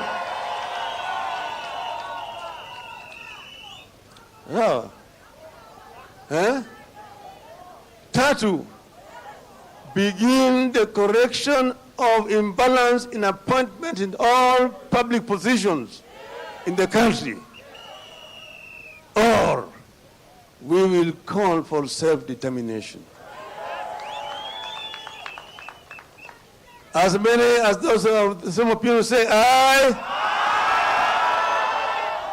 as many as of contrary opinion say nay, the ayes have it.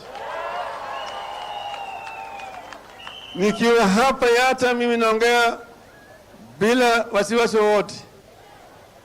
Hapa tuko hapa, pande ile ni Athi River naendelea huko chini.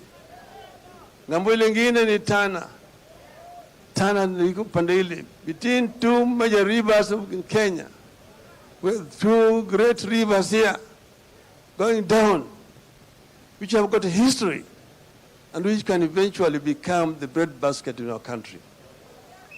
So I just remember, like Bob Marley who remembered, between the rivers of Babylon.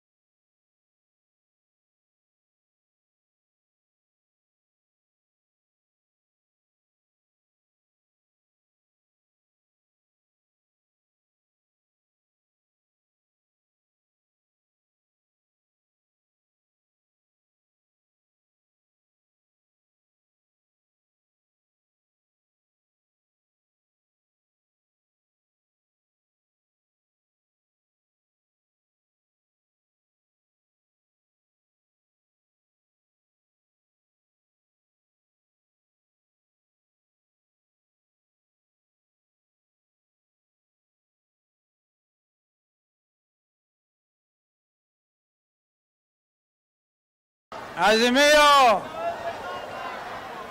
Yule kijana ni personal assistant wa Maanzo, ya Senator Maanzo. Sasa nitamwalika dada yetu. We are going to do this because the tone has been set, and because we want tafadhalini. Oh, thank you. Wangapi wanataka kumkaribisha Mama Martha Wangari Karua? Akiwa hapa ako nyumbani kabisa. Hata kwenda nyumbani anapita hapa tu, anapitia Kiritiri. Thank you. Karibu my sister. Thank you. Wiper. Tuliambiwa tukisema Wiper mnasema kazi bila Wiper.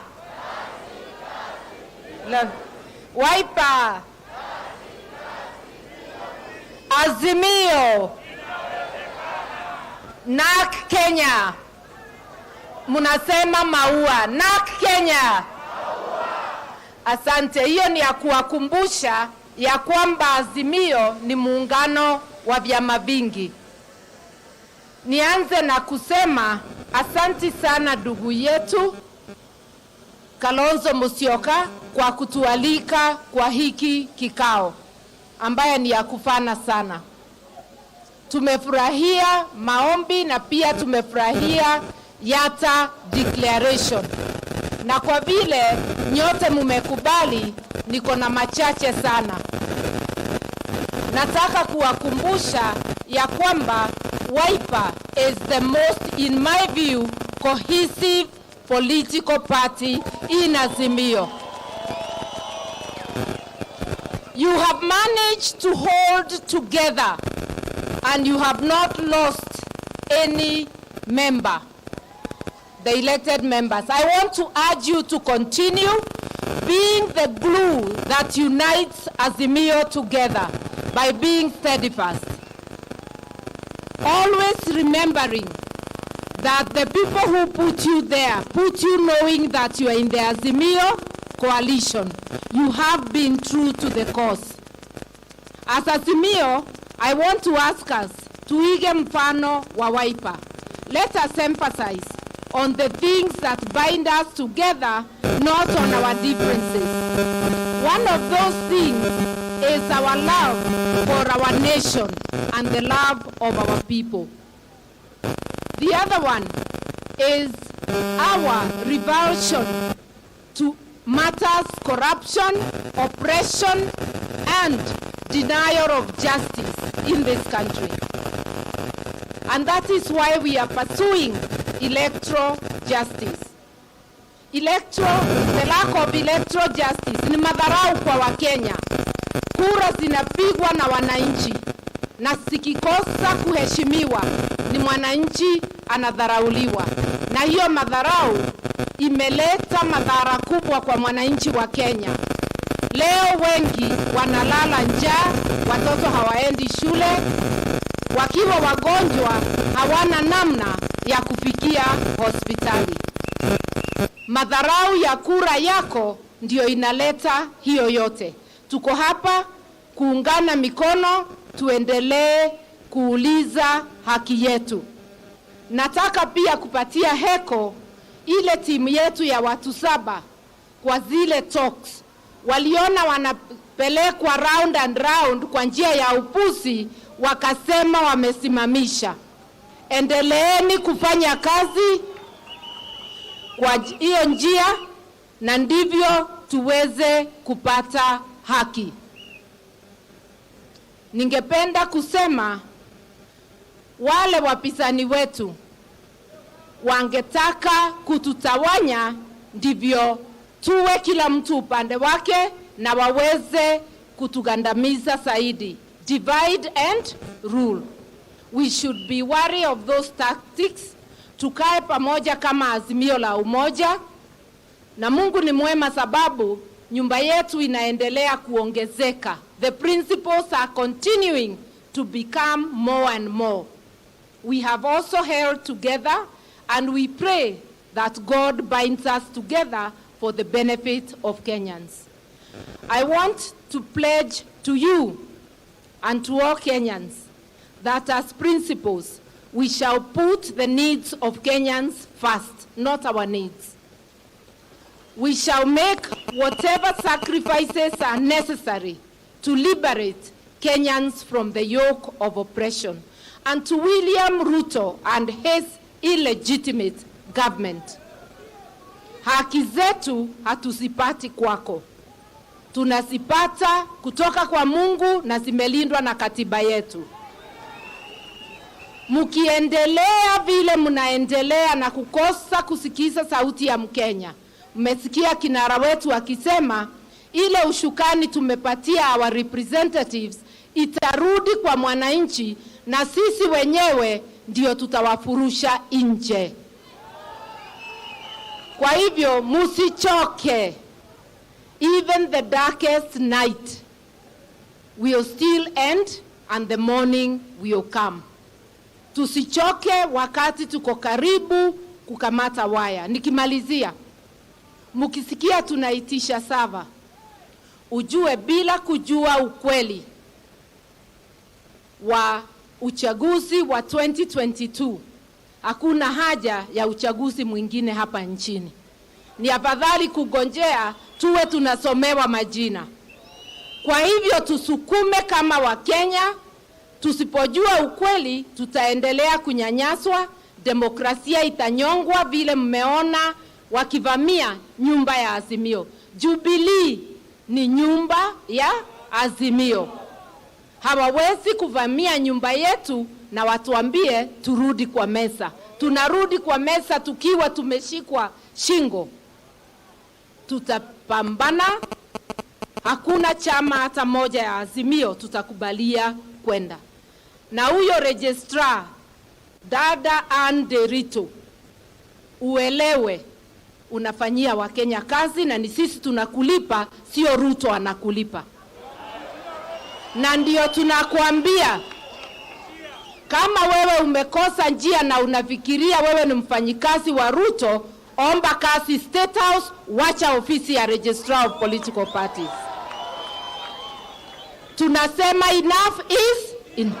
Na hiyo ni onyo ya kila mfanyikazi wa serikali. Tumechoka kuteswa, tumechoka hata kunyanyaswa, kupelekwa kotini bila sababu. Eti ukiwa mfuasi wa Azimio lazima upelekwe kotini. Wanatesa vijana wadogo kama kijana wangu hapo Gaucho. Wanatesa Maina Jenga sababu ya sapoti yake kwa mzee. Sisi tunasema ukitesa mmoja wetu, sisi sote tutasimama pamoja. Na wale wanajaribu kubandika majina kwa wafuasi wetu, a government made up of criminal characters or characters with criminal background cannot tell us about issues of criminality. Na ndivyo unaona our nation is going down instead of rising. Sisi sote tukae pamoja, tupambane. And I am sure we will succeed because a people united shall never be defeated. Sasa bila kupoteza wakati, wacha niite ndugu yangu shujaa, amepambana na hao wamewezwa. Shujaa Kioni, kuja uongee na watu.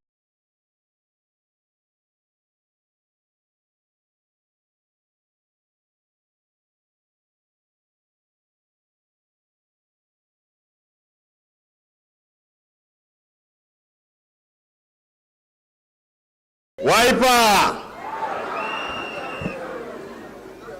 Wacha tusikie tena. Wiper! Azimio! Asante sana. Sasa Jubilee tutaisema bale. Sasa tuko na heshima hapa kwa sababu tumeitwa na Wiper na tumekuja kwa mwaliko wake His Excellency Kalonzo Musyoka, kiongozi ambaye tunamheshimu sana, and I really want to say one or two things a little later. But allow me first of all ni watambue wanajubilee ambao tumeambatana na wao leo. Kama we ni mwanajubilee, sumama ili uweze kutambulika, wako hapa leo. Tuko na viongozi pia wako hapa wengi. Hatuwezi tukawataja wote, lakini pale ni mheshimiwa Mweje, member wa bunge ambaye tunamtegemea sana. Nimemuona chairman wa Nairobi Bwana Degwa, nimemuona huyu ni deputy speaker Kaduz Mwiruri na pia ni deputy party leader. Tuko na mheshimiwa Shebesh pale, tuko na Karo Irongo, huyu ni MCA alichaguliwa juzi tu na Jubilee kule Nairobi, anaitwa Karani.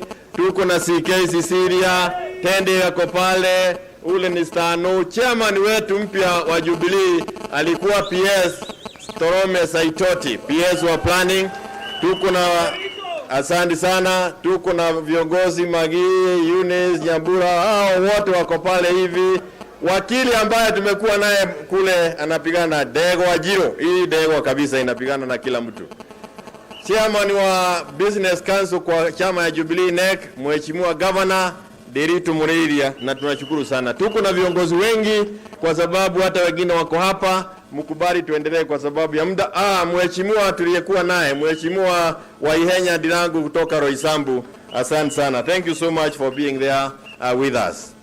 Bila kupoteza wakati niseme ya kwamba nimeleta salamu za party leader Uhuru Muigai Kenyatta. Alinipigia simu asubuhi na akaniambia ninakutuma na salamu, upeleke salamu za Wiper. Wangapi wamezipokea? Asante sana. La pili aliniambia ni kwamba nitoe shukrani zake kwa viongozi wote ambao walipata nafasi kuja katika kongamano kule Nairobi, NDC ya Jubilee, tukiongozwa naye kinara wa Azimio Raila Amolo Odinga. Ametoa shukrani zake kwenyu nyote na anasema asanteni sana. La tatu langu ni kusema ni asante kwa yale ambayo tumeasikia kutoka kwa the clergy. Najua kule kwetu ilikuwa imekuwa gumu kwa sababu tulikuwa tunatukanwa, tunaambiwa nyinyi mmefuata mganga, hata nyinyi sio wa Kristo. Kwa hivyo, Your Excellency, today is a proud day for us in Azimio. You have demonstrated to the whole world that you cannot limit the power of God. Mwenyezi Mungu huwezi ukamweka kwa kato na kawa ni wauda. Mwenyezi Mungu ni wa Kenya wote na sisi wote tulioba Mwenyezi Mungu. Na kama hauelewi, wende usome kitabu cha Hosea 8. Hosea 8 verse 4. Inasema ya kwamba sio viongozi wote ambao wanatoka kwa Mungu. Wengine wamepatiwa kwetu kwa sababu ya maombi. Nyinyi mliomba mkapatiwa ule ambao mlikuwa mnaomba. Muumie kwa sababu ni nyinyi mliitisha. Iko kwa Biblia. Ile shida tuko nayo, huyu sio kiongozi Mwenyezi Mungu alitupa kutusaidia. Alitupatia kuhakikisha kwamba kesho yake mjue vile tunaomba.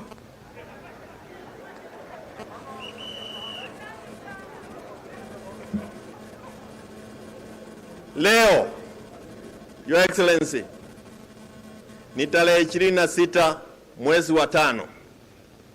Tarehe 26 mwezi wa 5 mwaka 1982 ni gapi na Kiswahili? Sasa ndio hiyo. On the 26th of May 1982, ndio KANU, naona inaina hapa, ndio KANU ilipitisha tuwe na chama kimoja cha KANU. Kwa hivyo leo kupata wahubiri wakiongea mambo kwa sababu their theme was multi-party democracy. That was the theme. Wanaelewa mambo ya multi-party democracy kuliko sisi viongozi ambao tumechaguliwa bungeni, ambao tumeona la muhimu ni kwenda kuuza the responsibility that you are given by the people. Na kama vile kinara wetu wamesema na vile wahubiri wamesema, kama umechoka na chama ambacho kilikupeleka bungeni, rudi kwa raia tufanye by election. Kama unajiamini, rudi kwa raia. Lakini hauwezi ukakaa pale unaanza kucheza umalaya na siasa bungeni. Hiyo ni mambo ambayo haiwezi ikaeleweka. Mimi mambo ambayo tunasema ni mambo ya uchungu. Watu wanashikana wanaenda kuiba kodoo.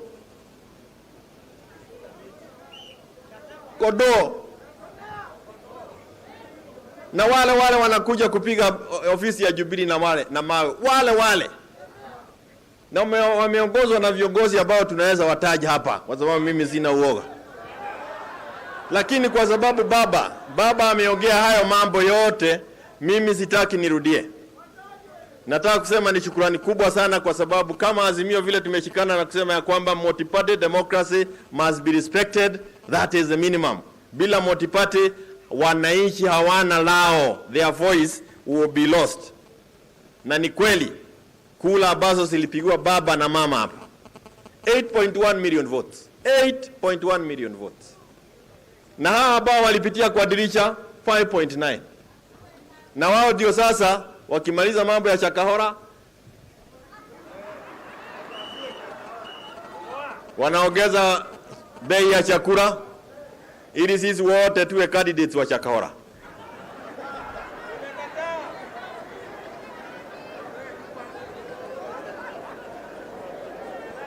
Mimi nataka nimalizie na kusema hivi, kama vile baba amesema, ukiguza chama chochote cha Azimio umeguza sisi wote.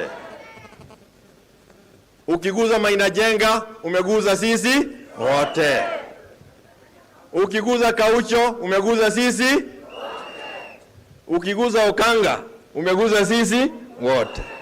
Tusiposimama pamoja kama Wakenya, hii serikali ya kimla itawamaliza Wakenya. Na baba yuko hapa, anatuongoza, tumesikia msemo wake, na mimi nakubaliana. Kama hawatutaki shares ni zao, we go for self determination. Tuigie ndege hapa na barua tupeleke New York, tuseme sasa wacha tuwe na Kenya mbili, United Kenya.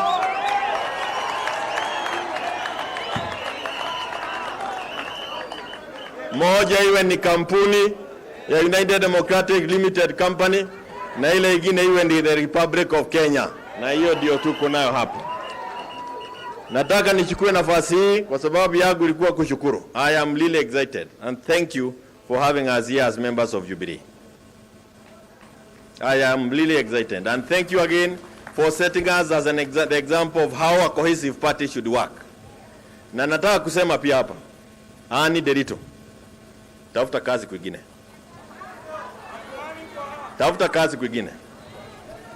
Tutashikana na Maina Jenga hapa, tumeongozwa na baba, na tutakuwa ofisi kwako kuhakikisha kwamba you have registered Jubilee Party as we did during the NDC.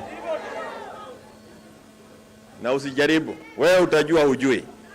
Mheshimiwa ambaye amefanya kazi kama waziri, kiongozi ambaye mimi pia namheshimu, ametupa mfano wa mtu ambaye anaweza simama usiku na mchana. Nataka tuchukue nafasi hii tumkaribishe Mheshimiwa Waziri Eugene Wamalwa. Thank you so much.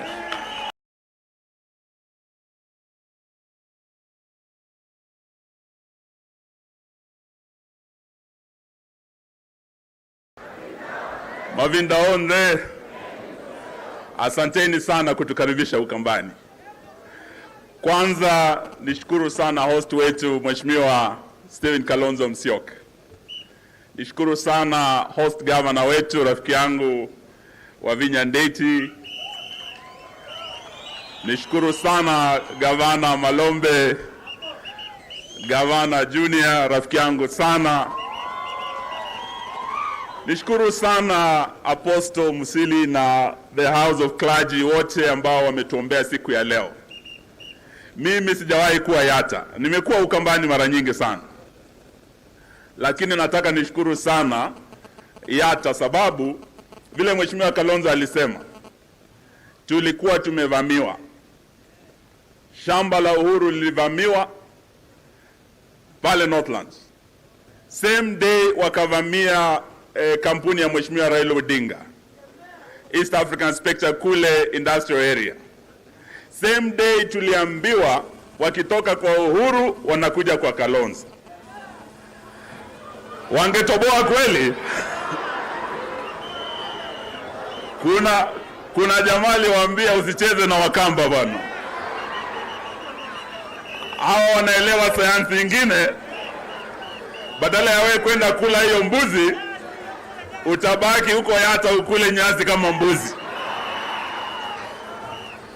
Majamaa waliogopa kuja Yatta. Kwa hivyo tunawashukuru, you are the showstopper. Ninyi ndio mlisimamisha uvamizi. Na tukija hapa tunawashukuru na tukisema hatutaogopa. We shall not be intimidated. Na hawa watu wa Kenya kwisha. Sababu wako wanafanya siasa ya vitisho. Bado wanaendelea. Jana yote tumekuwa DCI. Tukipambana kumtoa ndugu yetu Maina Njenga.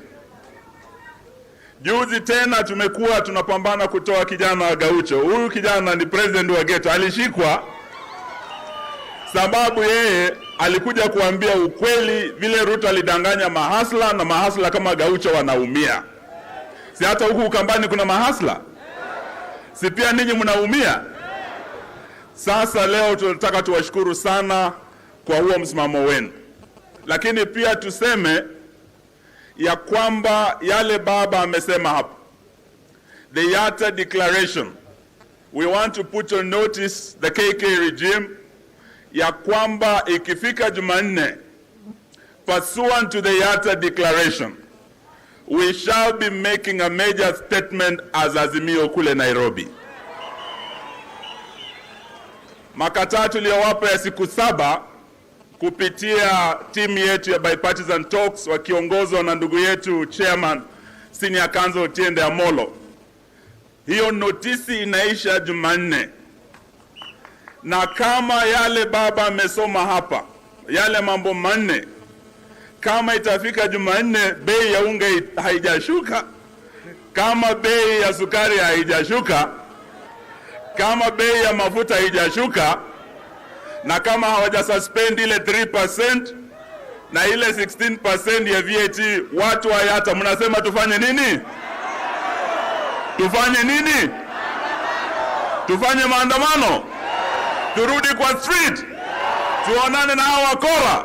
Hebu nione makono mnaamua. Ay, salala. Chairman, Bipartisan mko hapa. The people of Yatta have spoken. So by Tuesday, if Kenya Kwanza has not done what has been declared here in the Yatta Declaration, the Bipartisan Talks will be declared as dead as a dodo. Na kama yule Nderitu hata kuwa amesajili wale viongozi na resolutions za Jubilee, as we kick out those Bipartisan Talks, Nderitu pia you shall be kicked out. Hiyo meamua? So hiyo ni ilani tu tunatoa. Lakini tushukuru sana wana Wiper. Vile ndugu yangu Kioni amesema, it might be a coincidence, lakini siku hii, mwezi kama huu, mwaka wa 82, ndio waraka wa kuwa demokrasia ya vyama vingi ilitolewa na Baraza Kuu la KANU. 26th of May 1982 was the death knell resolution that was made by KANU to kill multi-party democracy. Leo tuko hapa tukishukuru wana Wiper sababu ya ile kazi mulifanya. The blue wave swept the entire Ukambani region. Sababu yenu. We are strong as Azimio because of the strength of the Wiper democratic movement. Na kama wana Azimio, we are here to thank you. Na tunashukuru sana tukiona magavana wenu wote watatu wakiwa pamoja. Tukiona maseneta na wabunge wenu wote pamoja na MCS. Vile Martha amesema, in the Azimio family, ninyi wana Wiper are the steadmost. Ninyi ndio mumeshikilia Azimio na muna hii. Tunawashukuru sana. Ukiona gari inaenda imekaa kombo barabarani, imekata ile stabilizer bush. Kuna ile universal joint inashikilia gari. Ikikatika unaona gari inaenda imekaa hivi. Sijui kama ushaona gari kama hiyo. Now the Azimio vehicle iko steady sababu the Wiper democratic movement is steady. And we are here to say thank you, na kuomba pia muendelee kaa ngumu sababu bado wanajaribu kuua demokrasia ya vyama vingi. Na hii Wiper muichunge. Na sisi tunashukuru sababu William Ruto alitangaza eti alikuja hapa Ukambani baada ya kutangazwa mshindi, na alitongoza ati Kalonzo aende akuwe waziri wake. Mwelisikia hiyo maneno? Si walikuja maombi hapa na Bwana Gachagua? Wakasema ati they wanted Kalonzo to be the foreign minister wa hii serikali ya Kenya Kwanza. Huyu Kalonzo si amekuwa foreign minister? Si amekuwa vice president? Huyu tena ni mtu wa kutafuta waziri kweli? Ati akuwe nini? Sasa tuambie hao hiyo mambo mnasema Kalonzo amepita hiyo maneno. Sawa sawa? But Kalonzo, we also want to thank you for staying steady. The way Wiper has stayed steady is because of your steady leadership. Wewe umesimama na baba na mama running mate wake. It is because of your steady leadership that we won. And you better believe me, we won this election, but our victory was stolen. Na hiyo ndio sababu tumekuja hapa kuwahimiza tuendelee kutembea pamoja. When we are talking about the defense of democracy, Ukambani mumekuwa on the front line. Right from our independence, tukiwa na yule Paul Ngei wakitembea na Jomo Kenyatta na kina Jaramogi. Second liberation, Masinde Muliro alikuja kutafuta mzee Ndenge, George Ndenge hapa. Walitembea pamoja na Jaramogi in the second liberation. We are asking the Wiper Democratic Movement and the entire Ukambani, musimame pamoja in defense of democracy. And that is why we are here today. Tuko pamoja. Sitaki niseme mengi sababu ya saa, tuko na wageni wengi. Nataka nirudishie Mheshimiwa Kalonzo na niseme leo hatuna haraka kutoka hapa Yatta. Asanteni, Mungu awabariki.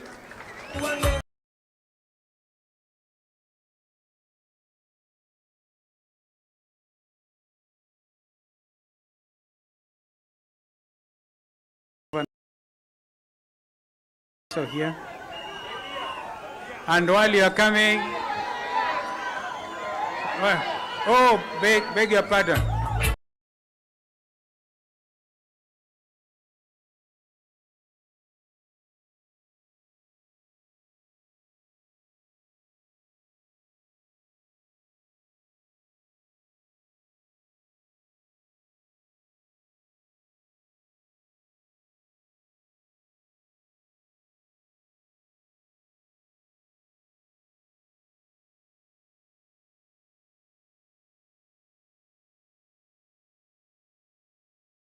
Kwanza ni washukuru nyote kwa mwito wenu kwetu leo. Na niseme kwamba sijui kama watu wanafikiria mimi mtu wa Jubilee. Mimi nina chama changu. Kinaitwa Usawa kwa Wote. Kwa hivyo tukiendelea watu wajue kwamba mimi nakuanga hapa as an independent party leader. Na hiyo nataka watu washike mzuri sana. Kwa sababu hata kwa orodha nimeona mtindo. Mimi I'm not just a former governor, I'm a party leader. Na wale ambao hawajaisikia hiyo wasikie kutoka kwangu. Ya pili, nimshukuru ndugu Kalonzo. Sisi kama jamii ya Wakikuyu, huyu muungwana alitutendea mema. Wakati wa utawala wa Mwai Kibaki, alikuwa naibu wake kwa miaka 15. Na wakati huo tuliona utulivu katika serikali. Pia akashika bamba Raila Odinga kwa miaka pia kama naibu wake. Najua wakati mwingi shukrani zinakuanga gumu kutoka, lakini kwetu, kwa sababu niko hapa, tunakupatia shukrani. Hiyo nyingine, kuna mambo ambayo baba amesema na tumeongea mambo mingi hapa.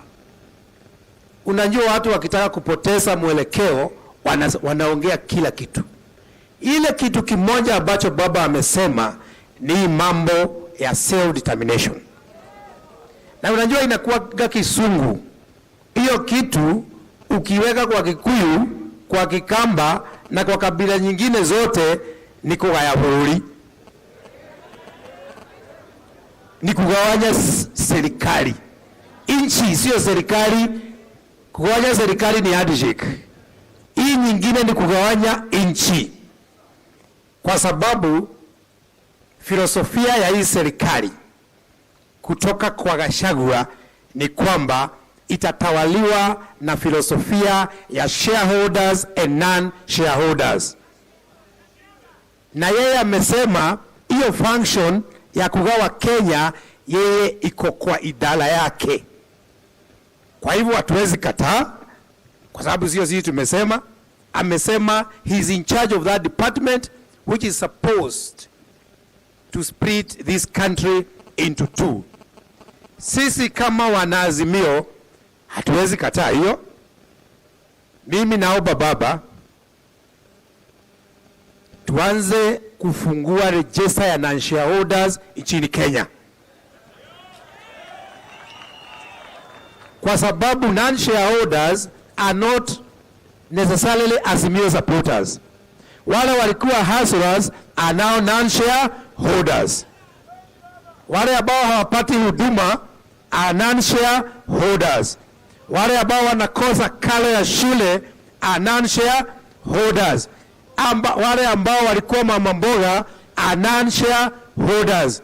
Wale ambao wanaumia kwa sababu ya kodi na bei ya maisha are non-shareholders. Kwa hivyo mimi nauliza tuanze kusanya signatures, tufungue hiyo register, tuweke petition, tupeleke UN, tupewe idhini, kwa sababu sheria ya UN inakubalia. Alafu tuunde nchi yetu, iwe na bendera yetu, iwe na our coat of arms, iwe na katiba yetu, tuchukue ushuru wetu, na tuwe na mabalozi wetu na rais wetu. Hiyo kwa kifupi, hiyo ndio self determination. Na watu wazicheze hii nyingine tunaweza ongea, hiyo ndio mwisho wa mambo. Na tuache kuogopa, kwa sababu kama UN inakubalia, sisi ni akina nani tukatae? Na hiyo ndio inastahili kuwa mjadala. Nikimalizia, jana tulikuwa mambo ya Maina Jenga. Na sasa mimi naongea kama Mkikuyu kwa dakika hii. Sawa sawa? Imefika mahali baada ya kupiga kura tumetengwa. Mkikuyu akiwa ni wa boda boda anaitwa Muungiki. Akipatikana town akiladarana kwa sababu hana pesa anaitwa Muungiki. Vijana wetu wote wamepatizwa walevi. Wanabiashara wetu wote wanaitangwa wezi. Haja yetu ilikuwa wakati wa kupiga kura. Sasa tumekuwa walevi, tumekuwa Muungeke na tumekuwa wezi. Nataka kusema sasa we are non-shareholders. Sawa sawa? Ata turudie hiyo. Turudie hiyo. Kijana Mkikuyu yote ambaye hana kazi kwa sababu anatokeanga kwenye shopping centers, yeye ni Muungiki. Yule ambaye kwa boda boda akigojea wasafiri kwa stage, yeye ni Muungiki. Tukiimba nyimbo kwa Kikuyu, sisi ni Muungiki. Kwa sababu hatustahili hata kutumia lugha yetu tukiimba nyimbo zetu. Tuko pamoja? Nimesema sisi si wajinga. Na jana mlisikia hiyo wimbo. Hiyo wimbo haikuwa na shida. Inasema sisi ni Wakikuyu, haisemi mambo nyingine. Shida hiyo wimbo ni kwa sababu inaibwa kwa Kikuyu. Kwani nyinyi Wakamba hamna nyimbo zenu? Wakalenjin hawana nyimbo zao? Lakini wimbo wa Kikuyu ni Muungeke. Matiori mu waacha upuzi sasa. Mimi sina mengi ya kusema, lakini naomba baba tu hii mambo ya kutengeneza register ya non-shareholders hiyo ututume. Tuanze, tutakuletea about 14-15 millions na wewe sasa utachukua hiyo, uweke petition, upeleke UN. Thank you very much.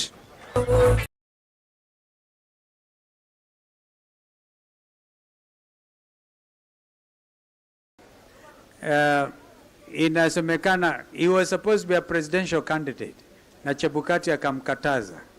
Now you can see the quality we have in Mwangi area. Congratulations. We need to move a little faster. Deritu, of course, Mwangi, I also invite you very quickly. I said this because you are not signed on the coalition agreement document. We have a ceremony next week to sign as his party leader. I was also officially member of Azimio. Derito. Thank you, Your Excellency. Sikupenda nisahaulike, mkumbuke nilikuwa chairman wa campaign hii ya Azimio. Niseme tu moja, wajua kodi, tunalipa kodi kwa nini? We pay taxes so that governments can use those taxes to provide us with services. So if you have decided that I am not deserving of your service, how then can you ask me to pay taxes? Kama wewe tayari umeamua that mimi sina haja kupata huduma kutoka kwako wewe, basi na wewe hauna haja uniitishe kodi. Na niwaeleze kwa sababu mapadre na mabishop wako hapa. Na tafadhali wa bunge la taifa mnisamehe kwa sababu ni ukweli na sijui ilipitaje mkiwa pale. Mpango wa hii serikali ya kumaliza Kenya ni kwamba kila mwaka idadi ama hela ya kodi lazima iongezeke na bilioni 400. Kama uniamini, wewe soma ile budget statement. Every year taxes must go up by 400 billion, which means this year we are taxing fake beards, we are taxing you when you go to the salon, we are increasing fuel. Hasla yoyote akiwa ana kiosk lazima alipe. Next year lazima waongeze hiyo ili wapate ingine 400 billion. Na imepangwa hivyo so that by the year 2026-27 budget yao iwe zaidi ya bilioni, trillion, not bilioni, more than 5 trillion. Kwa hivyo wakati tunasema self-determination, it is about that it is not possible in today's world anywhere for somebody to insist that you pay taxes and every year waongeze na kwamba wewe si mshirika, kaa kando. Kwa hivyo niwaulize Wakenya wote tukiwa hapa Yatta, tunakubaliana kwamba hawa wenzetu kama hawataki tuwe Wakenya na wao, basi na sisi tuwe na yetu. Wangapi wanakubali hivyo nione? God bless you.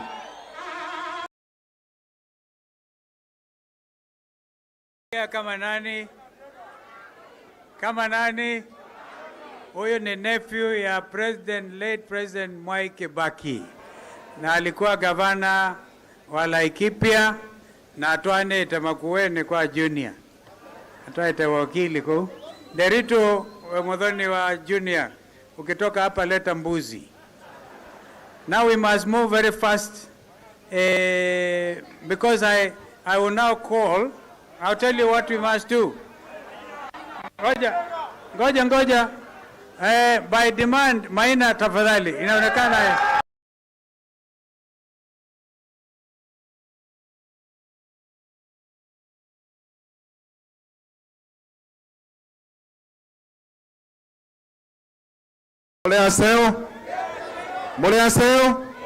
Mulea lenge.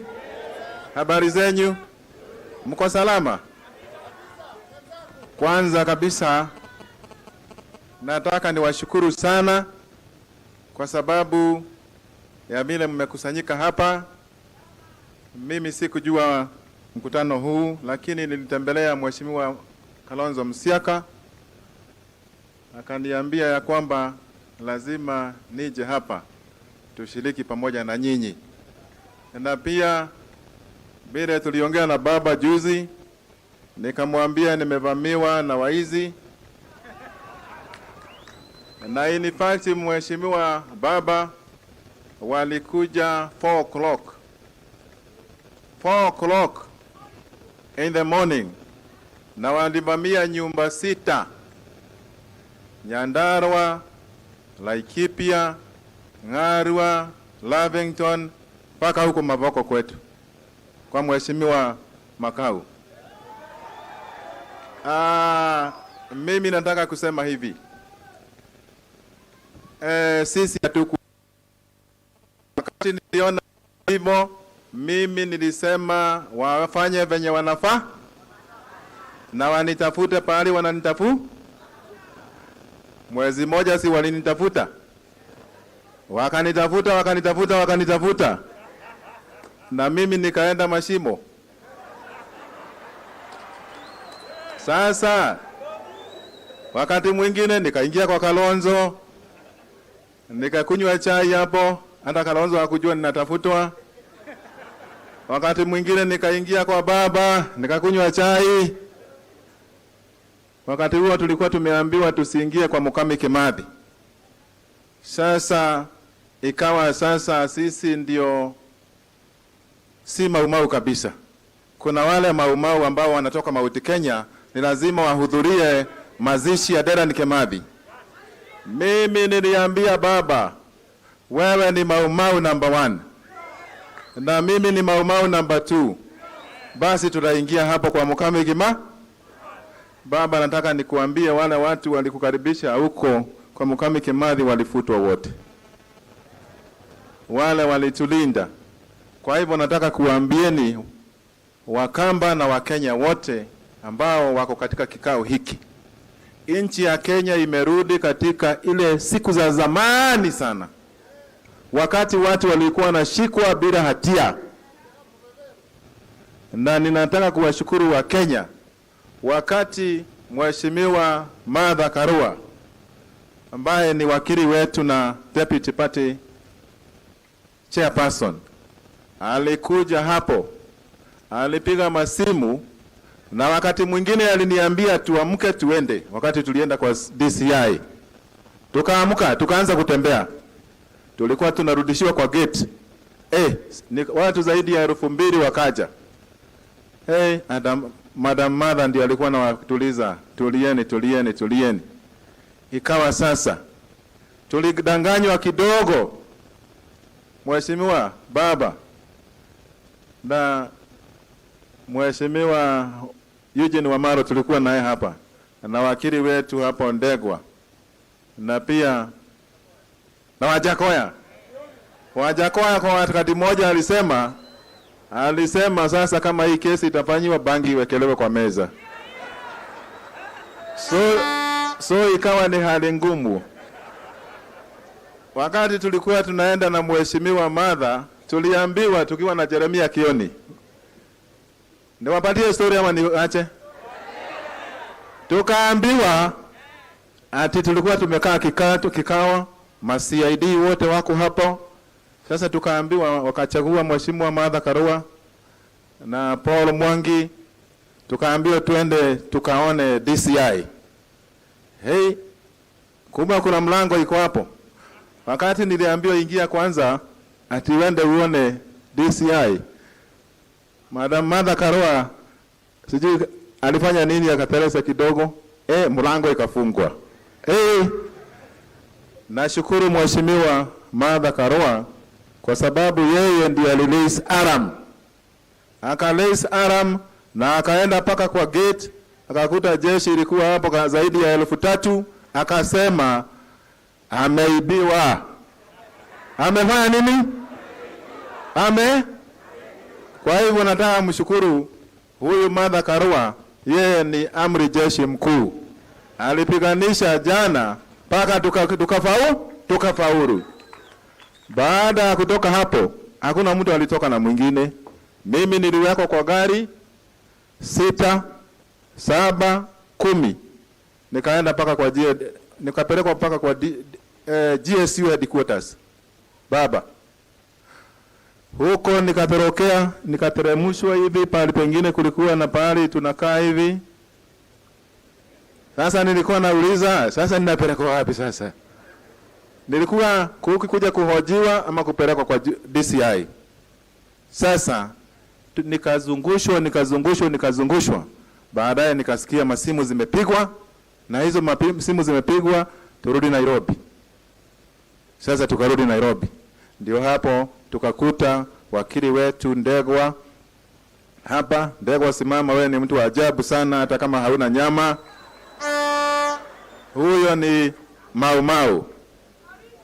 Na sasa nashukuru wa Kenya wote ambao walikuja hapo na wakakuwa kama wanataka kufungua mlango, na ikafungulika na watu wakaingia.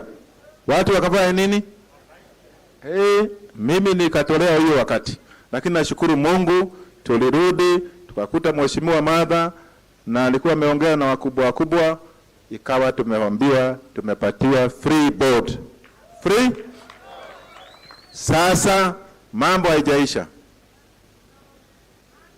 Monday gavana wangu, sijui kama mnajua Wavinya ni gavana wangu. Huyu Wavinya huyu si gavana wenyu. Huko Nairobi Kitengela tulipigia huyu kura, na Mheshimiwa Makau, na pia tuna Kalonzo na magavana wote, Malombe na wote, na Sifuna, tuungane pamoja, na pia huyo Lekina. Sasa ni wakati wa kusimama.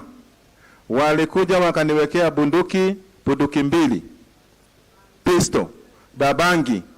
I wish wange omba zingine kwa Wajakoya. Gaucho, usibabaike. Wakati wa Mandi nataka hiyo siku twende hapo.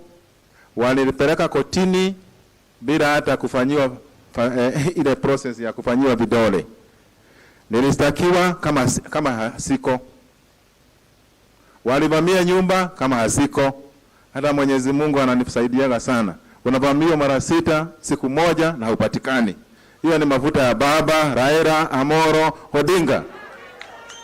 Na tunaomba Mwenyezi Mungu atupe nguvu, atupe uzima, na tuendelee pamoja, tushikane mikono. Baada ya hayo, Mheshimiwa Gavana huyu Karugu, simama Karugu, huyu ni mtu wa ajabu. Alinipigia simu akaniambia sasa sapa ni yangu. Tukaenda pahali tukakula sapa, tukamaliza hiyo mchezo. So tunasema hivi.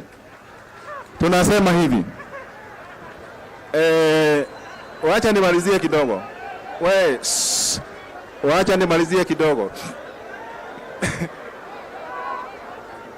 Nataka nimaliza hivi. Nataka muniruhusu hivi. Unasikia? Nataka muniruhusu hivi.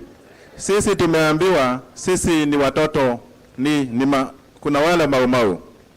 Na sisi wale vijana wanaita Mungiki, wao ni watoto wa Mau. Wao ni watoto wa? Kwa hivyo ni wanasumbua Wakikuyu wa Mount Kenya. Sisi tunawaambia hivi.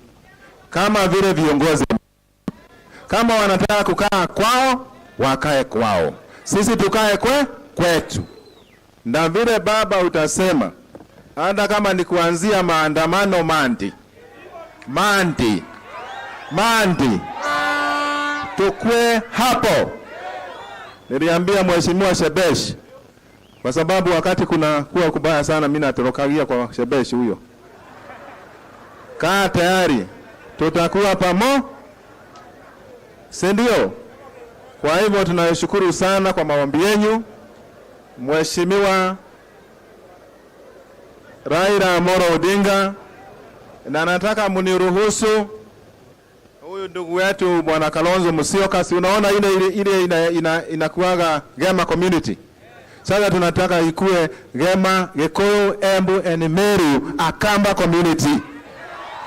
Ndio sasa hawa ni makazi zetu. Warudi nyumba. Pia pa kitu kimo. Kalonzo akivamiwa tuvemavi. Baba amevamiwa tumevami. Mimi sina mengi. Mimi nasema hivi, Opio Ondai, kama kuna maneno niite. Nikiwa nimefungwa, ninasema ile Baba Raila anasema, nifungwa njera sitarudi nyuma, nipigwe teke sitarudi. Ikiwa nini sitarudi nyuma? na nauliza Wakenya wote wale ambao wananisikia, tuandamane tuende hiyo koti ya Nakuru Monday saa 4, tuone ile kitu itatendeka pale. Na nimemaliza. Thank you very much.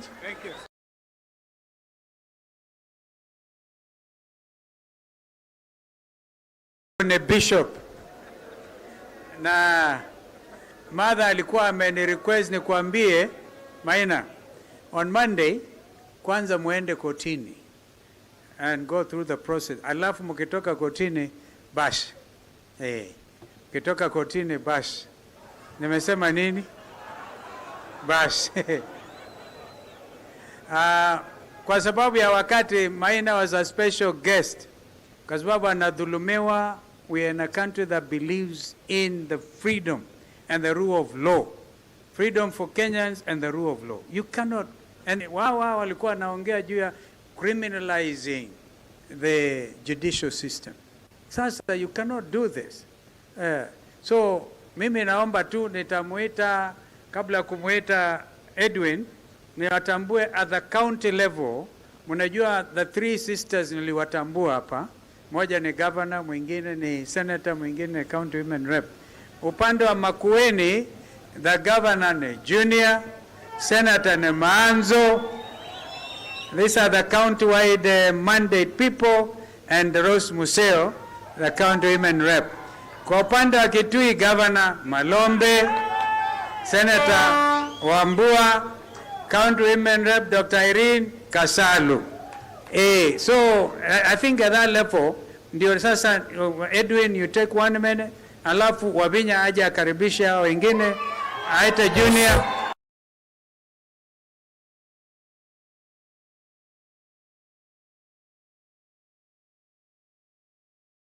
Mwita Malombe akimaliza mwite Junior. Junior is the senior most of our deputy chairs. So ndiye chairperson wa kikao hiki kwa upande wa chama. So mimi sitarudi hapa sasa, wacha kiumane sasa, mimi niko hapa, lakini Wanaina karibia. Wanaina on behalf of Senator Gideon Moi na KANU, members of Azimio. Kwanza tingizia Wanaina.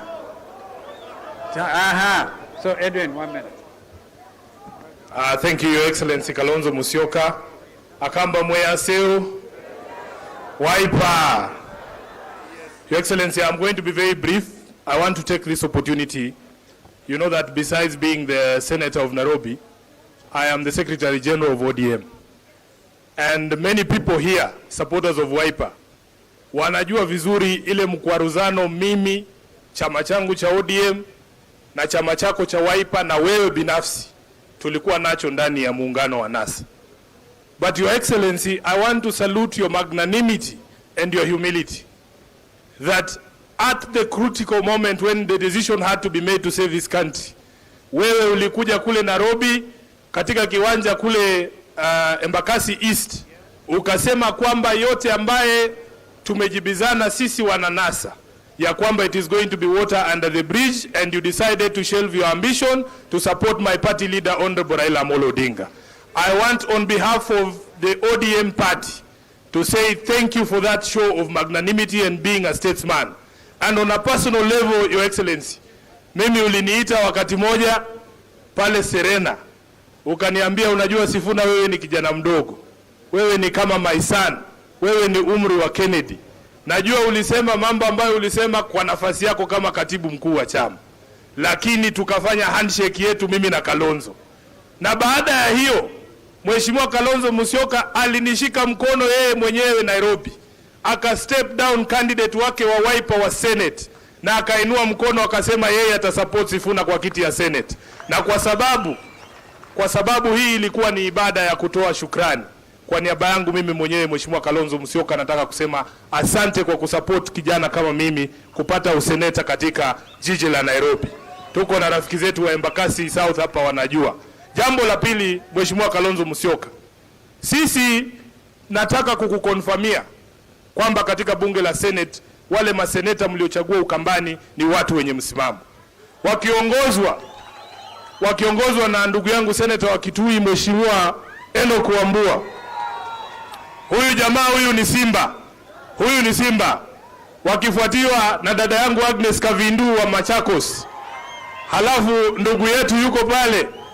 Huyu ni jamaa Manzo amesimama imara. Na Secretary General wako Mheshimiwa Shakila. Kule kwenye hata mmoja wa Wiper ambaye mimi naamini watu wa kwenye kwanza wanaweza kumgusa. Hawezi. Hata juzi nimesikia mlituchagua mkatuweka kwa hii jopo ya mazungumzo. Nikasikia wanasema ati kwa hiyo jopo ati ile shida ni Sifuna na Olekina. Hawajakutana na Wambua. Hawajui Wambua hawa. Mimi unavyojua Mheshimiwa Kalonzo, mimi ni kiongozi wa jamii ya Mlembe. Mambo yetu inakuanga rahisi.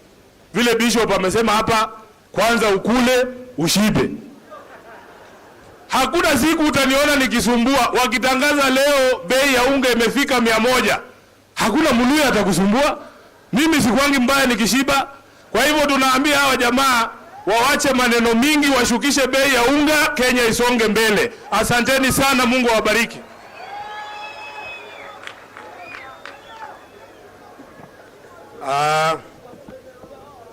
Asanti viongozi wetu wa Azimio kwa mwaliko huu. Mimi naitwa George Wainaina na mimi ndio Secretary General wa chama cha KANU.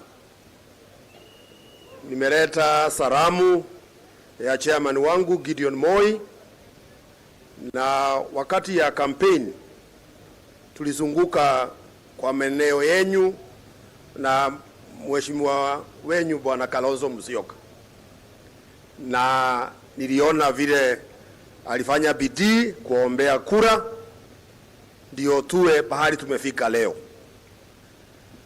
Tumeongea hapa, Wakikuyu wenzangu Mwangi wa Iria, Maina Njenga, Martha Karua, na pia mimi bado niko hapa. Ni sababu ile vita kubwa kwa Kenya kwanza iko kwa inchi ya Wakikuyu, na tuko wengi ambao tunajua mambo yetu haiendi mzuri, na vile Mheshimiwa Raila amesema hata ile kidogo ambao tumepata bado tunataka kunyaganywa. Tuulize hata Wakikuyu, tunaulizaga onapakere inio no toge tunyo yando. Hata ile tubako iko kwa mafua mutatuchukua, itachukuliwa. Sisi tunataka kusema hivi, sababu wengi wetu we are non-shareholders. Na Mwangi amesema kutakuwa na riches. Hata mimi Mwangi uniandike hapo kama non-shareholder. Mtu anasema inchi hii kuna ma-shareholders na wengine ambao they are not shareholders. How can you assume hii namba ya watu ambao wako hapa nasema that these people at they are non-shareholders? Hii inchi ni yetu. Hii inchi ni yetu.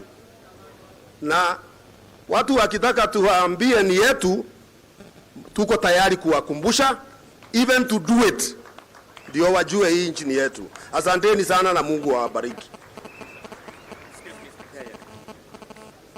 Mheshimiwa, by public demand, kijana shupavu Olekina kwa niaba ya then you come.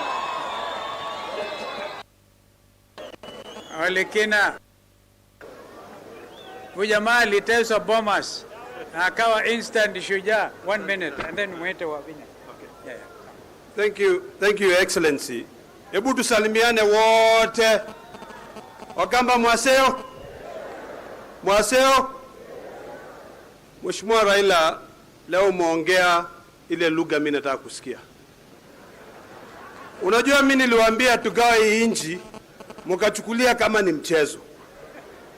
Nimeanza kuimba hii imbo, let us secede from this dictatorship, na nyinyi mnachukulia mchezo. Mimi nataka kuambia, mimi nita deliver Masai wote. Na sisi, unaona, let me be honest, na niwaambie kenye kinaendelea. Wale ambaye tumesemekana sisi ni non-shareholders tunaumia. Saizi wanasema wataweka ushuru kwa petroli 8%. Ule kijana ambaye yako na bodaboda ambaye anabeba mtu ndiye aweze kwenda sokoni, anabeba na shilingi 50, saa hizi anasukuma hiyo motorbike, itakuwa ni shilingi 200 ndiye afike sokoni. Huyo mama mshahara yake ijaongezeka. Kweli mtaishi hivyo? Sukari saa hizi imekuwa shilingi karibu 500 kilo 2. Hiyo ni bei ya simiti gunia moja. Sasa ni sukari ama ni kujenga nchi? Tutajenga nchi, maisha itaharibika. Na mimi naomba hivi, unajua akisikia tukisema hii kitu ambayo inaitwa finance bill ni mbaya, wanafikiria ni mchezo. Saa hizi wameanza kuzunguka kila mahali kuambia watu tunadanganyana. Sisi hatudanganyani, tunawaambia ukweli. Ile maziwa unanunua ati kwa sababu Uhuru alikuwa na maziwa mingi ama ako na Brookside tuweke ushuru, anaumiza Wakikuyu wote wa Mount Kenya. Wakikuyu, wacha niwaambie ukweli ile ambayo mjui. Na unajua mimi nikiona Mwangi wa Iria kwa hapa anasema ati tuko tayari kusecede. My friend, hii si mchezo. Tuende hivyo kwa sababu wewe ndio unaumia. Saa hizi maziwa imeanza kumwagwa Mount Kenya kwa sababu hakuna mahali wanauzia. Najua niko kwa hiyo biashara. So hii si mchezo. Hii mwaka wa Kenya mtaumia. Walimu hawalipi mishahara yao. Saa hizi wafanyikazi wetu wale ambaye tuko nao hawalipi mishahara yao. Wanazunguka wanakula hiyo pesa. Mtu kama huyu CS wa trade amekuwa akitembea, anachukua magari yote, sasa anasema ndio uwe na biashara kidogo utaanza kulipa shilingi 50,000. Let me tell you, Your Excellencies, this is a time we demystify the dangers that will come to this country if we allow this tax bill to go through. We need to let our people know. And Your Excellencies, I want you to read the Riot Act on the Azimio members. All of them. After my governors. You know, governors, you are semi-autonomous. I worked very closely with my brother, Mutula KALONZO. You are semi-autonomous. You don't need the national government. You don't need them at all. All the development, you need your senators to bring you money so that you carry out the development in your counties. Right now,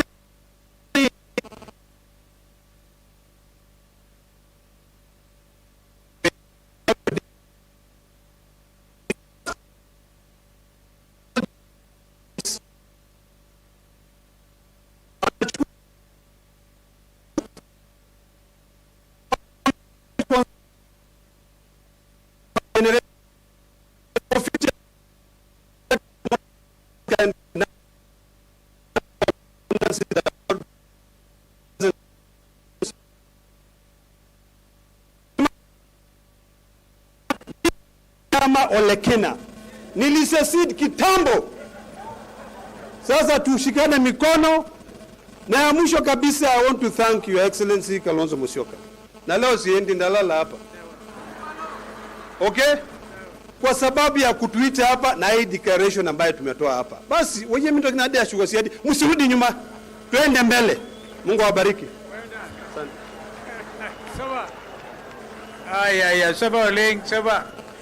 Sasa, I want to do something because this is basically a wiper thank you meeting. As the governors come, I want all the MPs who are wiper, including Amisi Chome ametoka mbali, and I saw Mwashako. Kujeni tupigwe picha hapa. Kujeni. As Wavinya comes. And you will give Opio Wandai 1 minute after that. Ngoja kwanza tupigwe wiper members of parliament. Hawa ndio tunasomea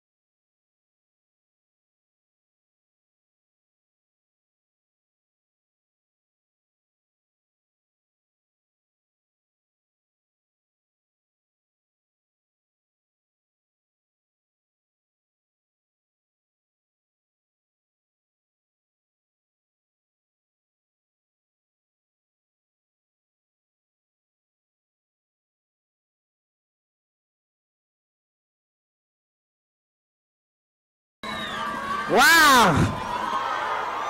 Baito mwaseo. Mwaseo inge. Mwaya ini museo. Na mabinda onge. To His Excellency Raila Amolo Odinga, our party leader, His Excellency Dr. KALONZO MUSYOKA, my fellow governors who are here, senators, members of parliament, speakers, MCS, na watu wa Machakos, na wageni karibuni Machakos, na hasa wakubwa wa makanisa yetu wako hapa, tuko na maimam, tuko na bishops na pastors. Asanteni sana kwa kuja. Jana mimi nilikuwa na nyinyi kwa maombi ya kurudisha shukrani, na nikawaambia hata sisi tutakuwa na maombi yetu hapa leo ya Wiper ya kurudisha shukrani. I want to thank you so much for coming to be with us. Asanteni sana, Mwenyezi Mungu awabariki. Mimi sitaki kuongea mengi. Yale ningependa kusema, sisi kama magavana na magavana wale wengine wataongea, tumeshikilia chama ya Wiper kabisa. Tumeshikilia chama ya Wiper, na ningependa kuambia Wiper is even stronger than the way you think. Tunaelewana? Chwa mwezi wa ubaingwe. Kana mweaziata. Kama mwene kata wakakekata. Ni sawa. Asanti Mbaito. Kwa hivyo, mimi hapa leo ni kushukuru Mwenyezi Mungu. Ndio sisi kama Azimio tulienda tukapigana kuomba kiti ya urais. Kenya Kwanza ikiwa pande ile, ikaenda vile ilienda. But no matter what happens in our lives, it is very important to come and thank God, because He's almighty, all powerful. Na hakuna mahali Mungu hawezi akatoa mtu. Kwa hivyo sisi tukae ndani ya Mungu, vile Kenya Kwanza wanaomba, pia na sisi tuombe. Kwa sababu tumeambiwa hapa Mungu ni Mungu wa kila mtu. Si ni sawa? Na tukiomba yale tunamuitisha Mwenyezi Mungu, Mwenyezi Mungu atatupatia. Niko hapa na magavana wenzangu, na sisi kama magavana tumekubaliana vizuri. We must work together. Kama tunataka Ukambani iendelee, lazima tushikane, tufanye kazi pamoja, ndio tuweze kusaidia watu wetu. Ndiko tuko na chairman wetu hapa. Yule chairman wetu sahihi ni gavana wa Kitui Malombe. Ako hapa na sisi. Na pia tuko na gavana wa Makueni.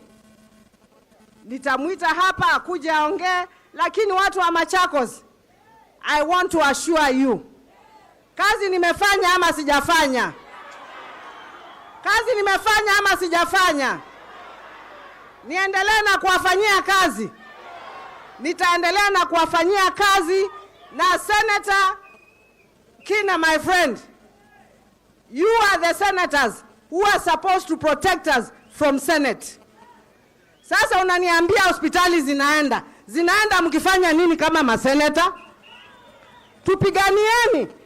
No, you also have to fight for us, because kila mtu ako na kazi ya.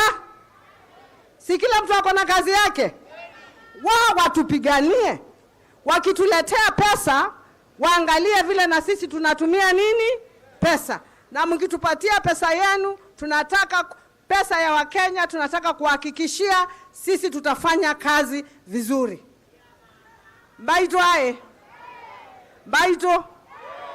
Nemombe wya. Nemombe wya. Teke ndokeba. Tiwa. Tweke ndokeba. Na siasa nini tuyekana na sio. Si ni sawa? Siasa ndogo ndogo tuachane nayo. Sisi kama Azimio, sisi tulisema hatutaki handshake. Tunataka tu kweli ufanye nini? Ufuatiliwe, si ni sawa?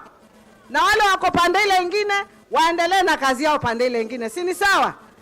Kwa sababu sisi wote ni wa Kenya na hii Kenya ni yetu. Mimi sina mengi ya kusema, ningependa kumuita sasa nitamuita chairman wetu Malombe. Malombe akimaliza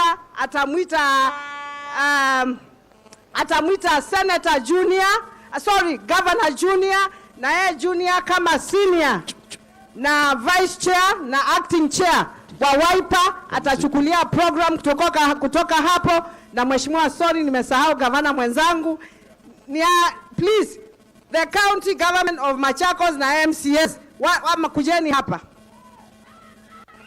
MCS na speaker wetu wale wote wako hapa, tafadhali kujeni. Wa Machakos.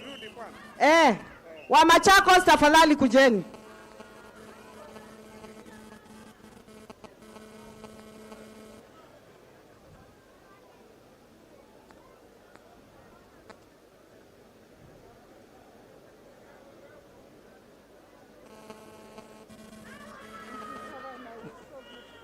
Thank you.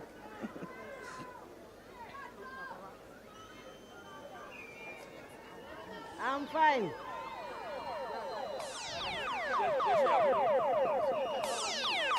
Mheshimiwa Kalonzo, hii ndio jeshi yako ya ground. My MCS wako hapa, tuko na speaker hapa, na sisi kama serikali ya kaunti ya Machakos tunafanya kazi tukiwa kitu kimoja for the benefit of our people. So I just want to give the speaker just 1 minute asalimiane, and then I tell the governor. I hope, because we are running out of time. But thank you so much. Thank you for coming. God bless you. Na majority. Aya, mmeta mazui twende na mitoki ndatika. Thank you. Musiende wajumbe. Thank you very much, Your Excellency, Right Honorable Raila Odinga, Your Excellency, KALONZO MUSYOKA. Thank you very much. I want to introduce the members of the County Assembly here. We have the Deputy Speaker,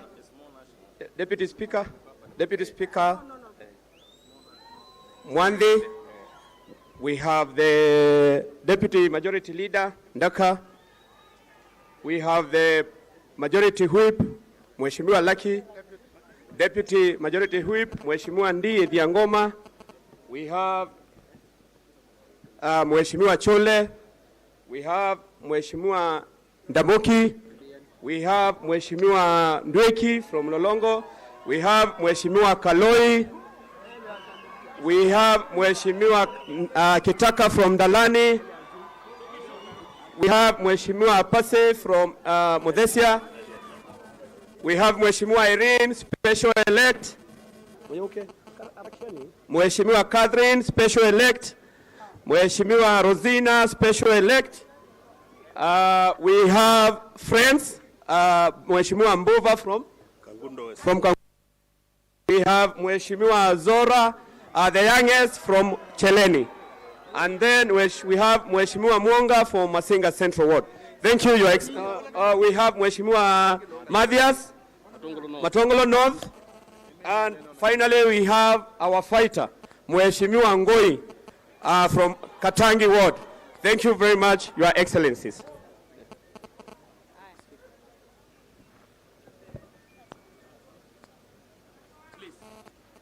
I have my cabinet here.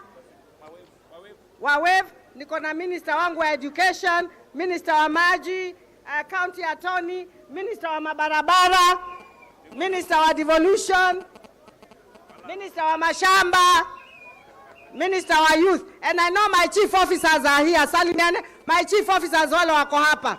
Simameni, asanteni sana, Mwenyezi Mungu awabariki. Speaker ndatike mwanundu kutukete. Your Excellency Raila Odinga, Your Excellency Mheshimiwa KALONZO MUSYOKA, all protocols observed. Good afternoon. God is good and all the time.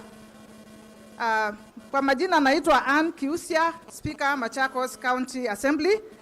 And I just wanted to say to say hi and say that we are all united under the leadership of Honorable Wavinya Ndeti in the county of Machakos, and we are behind her and we trust her leadership. We also want to applaud Your Excellency Mheshimiwa Kalonzo Musyoka for uniting Wiper Party. We say we are behind you always. Thank you very much. Ninamalizia sasa. Tumewashukuru sana kwa kuja kwa kaunti ya Machakos. Mumekaribishwa katika kaunti ya Machakos. Sisi tunapenda wageni. Ningependa kuchukua hii nafasi sasa nimuite chairman wetu wa SEKEB. Mheshimiwa Malombe, ukimaliza utamuita Mheshimiwa Junior. Asanteni sana. God bless you.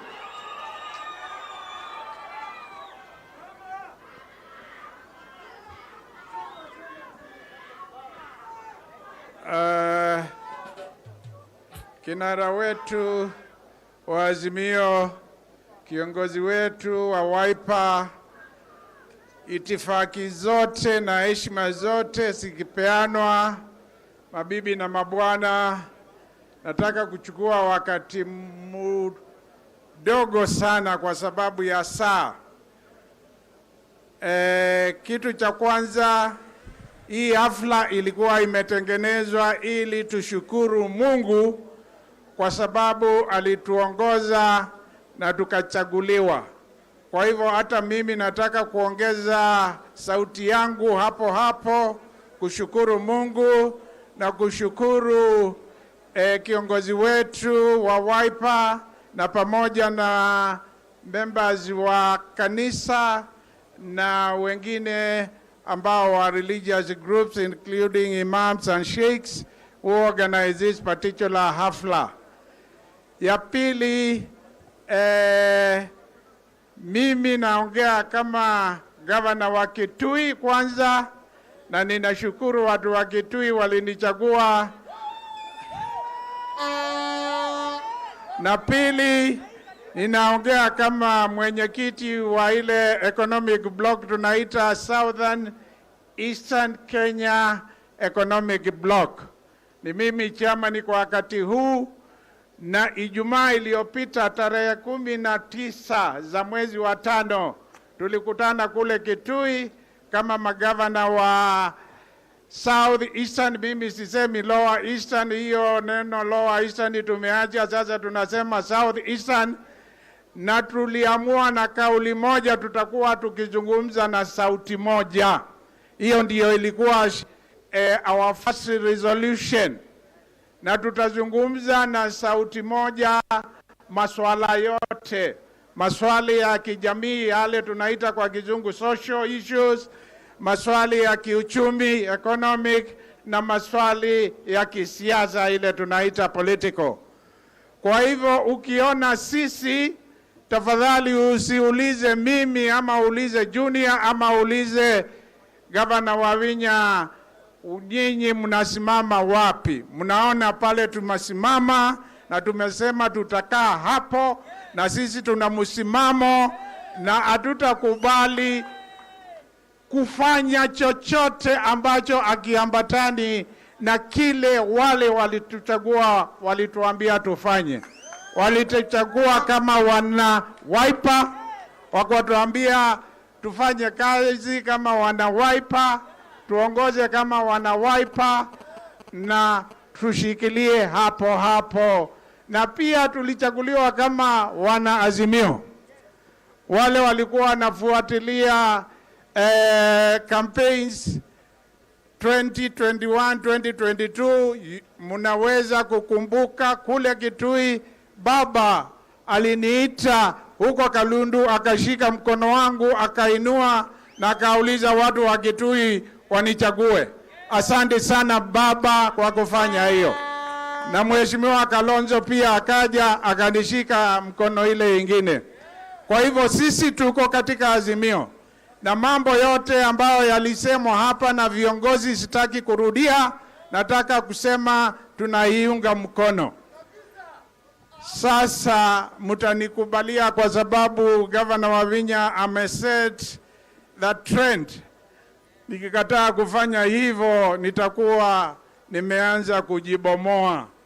Nitaalika my leadership ya kule Kitui ya County Assembly. Speaker najua yuko hapa, Speaker kuja, Deputy Speaker nadhani yuko hapa, Deputy Governor wangu kuja hapa, na MCAs wote ambao mmetoka pande ya Kitui.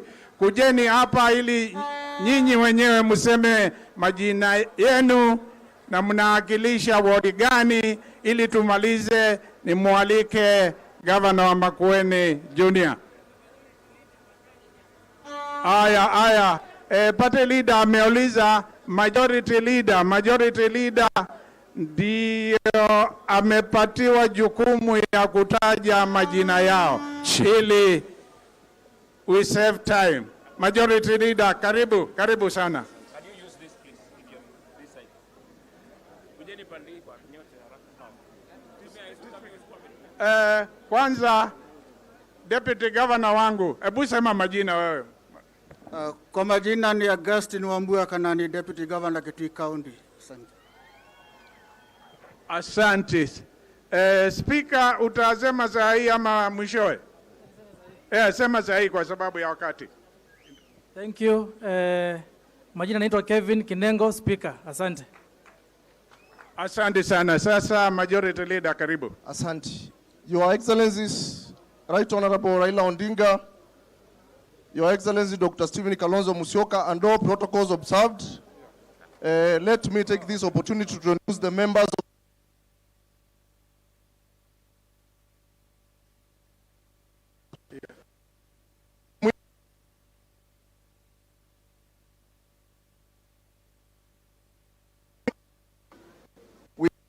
honor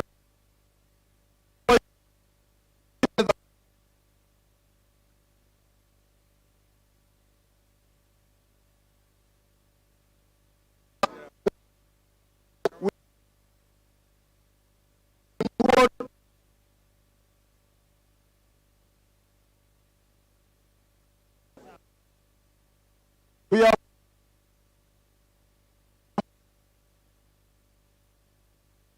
born what we send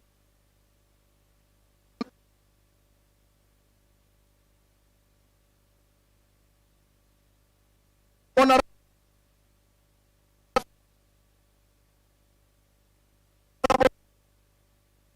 Ango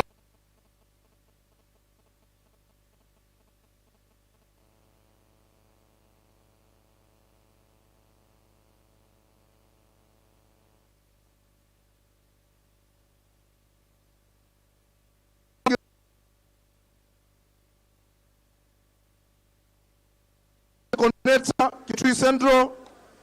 We have Honorable Mubengi Dagara from Sekuru Ward, Mwingi North, who is the deputy, Tharaka Ward, who is the deputy majority whip.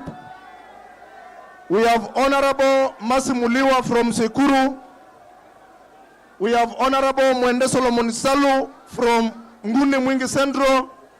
We have Honorable Priscilla Makumi from Matinyani in Kitui West. Thank you very much. And my name is Harrison Maluki, representing Migwani Ward, Mwingi West. Thank you. Asante sana, wapigieni makofi tafadhali.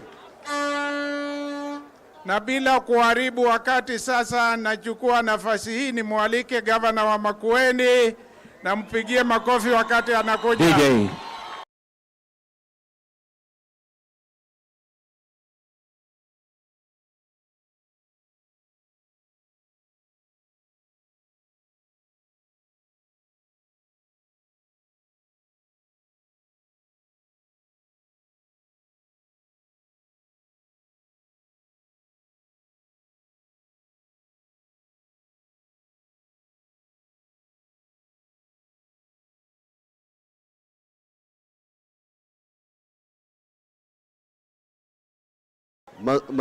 Masaa imeenda sana, and I would like the members of parliament kuweni tayari kwamba hiyo tina Asante. Members of county assembly,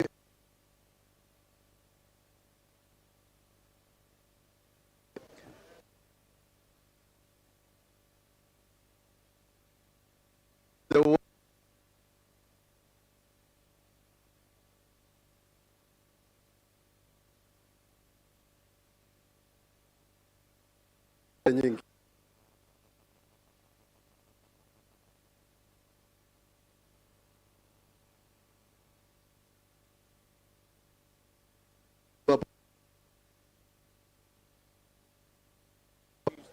And then tumalize haraka ili members of parliament waku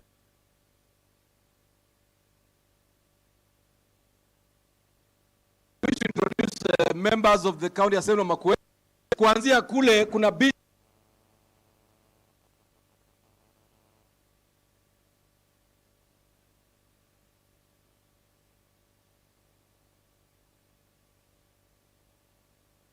ni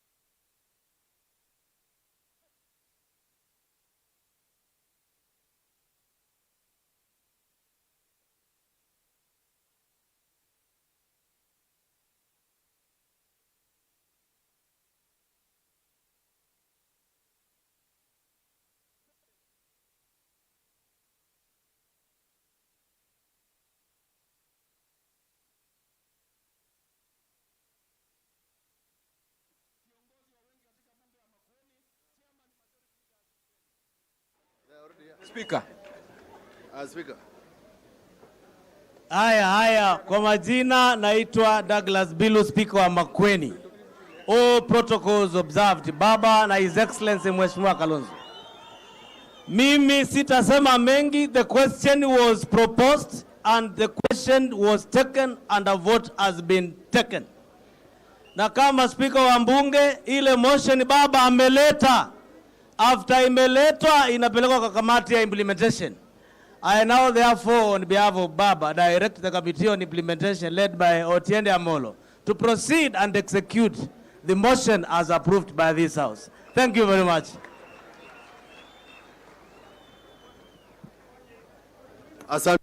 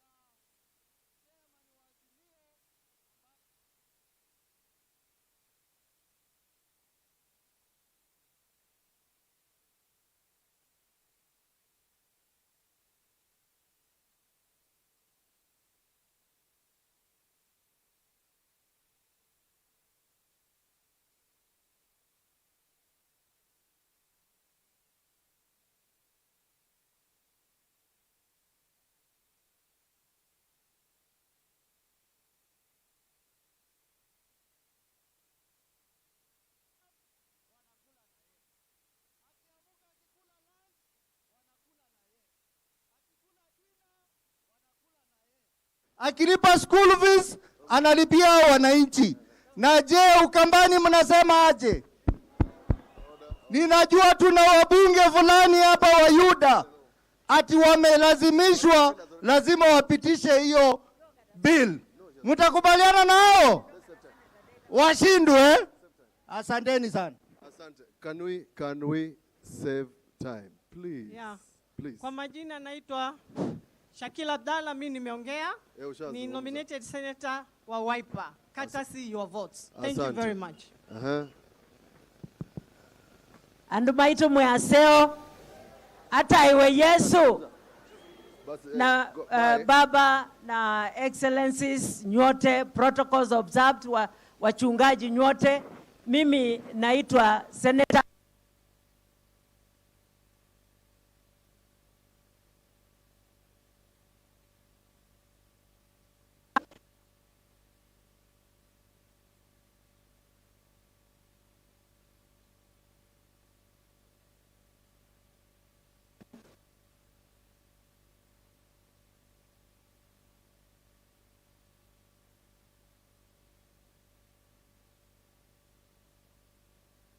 Baba.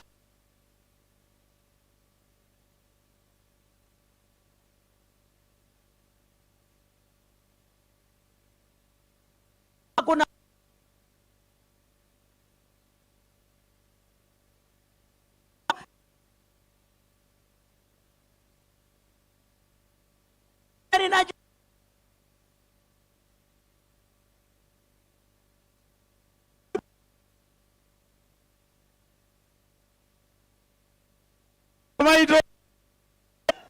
niwete kandi gawete. Niwete kandi gawete. Niwete. Asante sana. Baba, maneno mawili tu. 2013 His Excellency Dr. Stephen Kalonzo Musyoka na wewe mkatembea katika code. 2017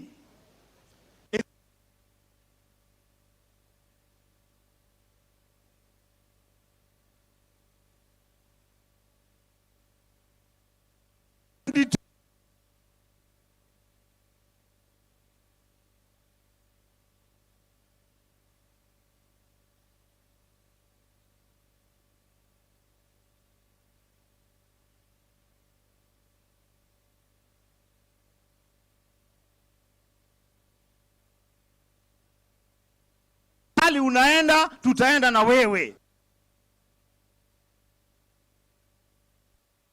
27, lakini before we speak about 2027,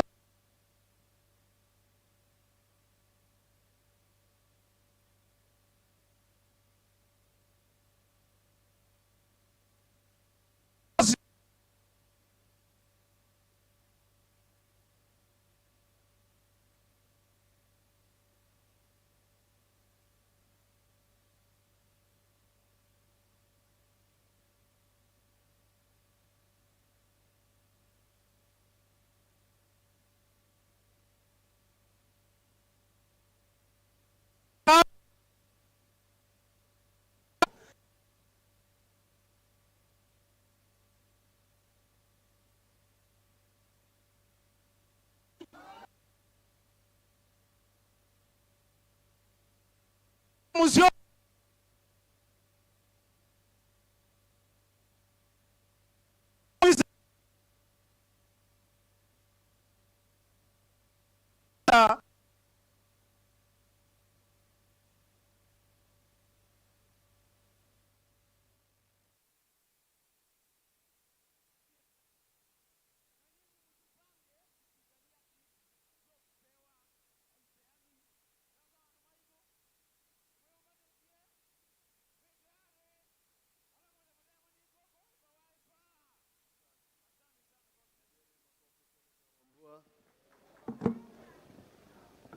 Mheshimiwa Mboya, could you please call your colleagues? It will be unfortunate for members of parliament to speak when there are no people here. Asante sana. Thank you. Acting Chair. Nataka kuwakaribisha wabunge, members of National Assembly, tafadhali muje hapa mbele nyinyi wote tuwatambue ili tuweze kumaliza mkutano. All members of National Assembly, tafadhali. Our principals have spoken. We just want to do a roll call tujulikane tulikuwa hapa. Na nitawapatia microphone, kila mtu aseme jina na constituency, alafu tumalize. Karibu sana, Mheshimiwa. Wiper. Kwa majina naitwa Mwalika Mboni, member of parliament Kitui Rural. Asante sana. Wiper. Kwa majina ni Engineer Zambia, member of parliament Kilome constituency, na tunahakikisha ya kwamba hiyo bill ya finance bill tunaenda kuiangusha. Wiper. Kwa majina ni Edith Nyenze, member of parliament Kitui West. Azimio, tusimame pale. Wakenya wanatugonjea. Be counted among the number. Thank you. Wiper. Kwa majina naitwa CNN ama Charles Guna, member of parliament Mwingi West. Tutafuata vile viongozi wetu wamesema, hatuna maneno mengi. Asanteni.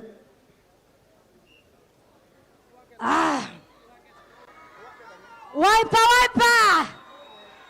Naitwa Jessica Mbalu, Deputy Organizing Secretary, Chama cha Wiper Democratic Movement. On behalf ya watu wetu wa Makueni, watu wa Kibwezi East, ile mambo baba umesema, the declaration ya Yatta tunaunga mkono. Asanteni. Wiper. Naitwa Susan. Asante sana. Naitwa Susan Ndunge Kiamba, mbunge wa Makueni. Viongozi wetu tuko nyuma yenu. Asante.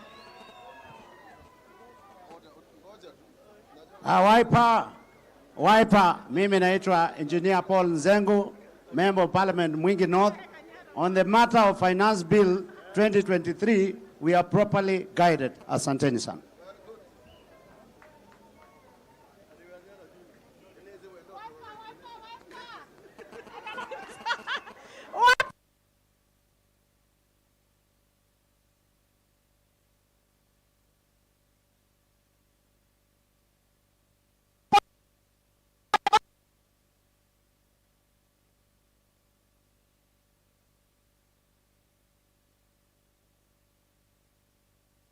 Kitui County, I vote no. Mungu abariki.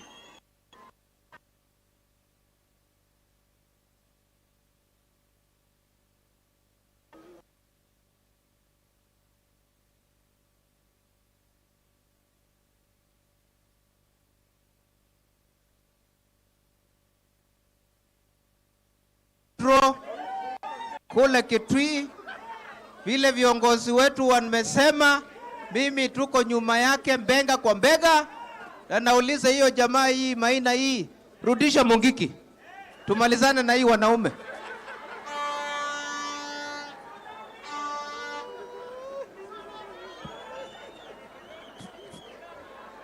Asante.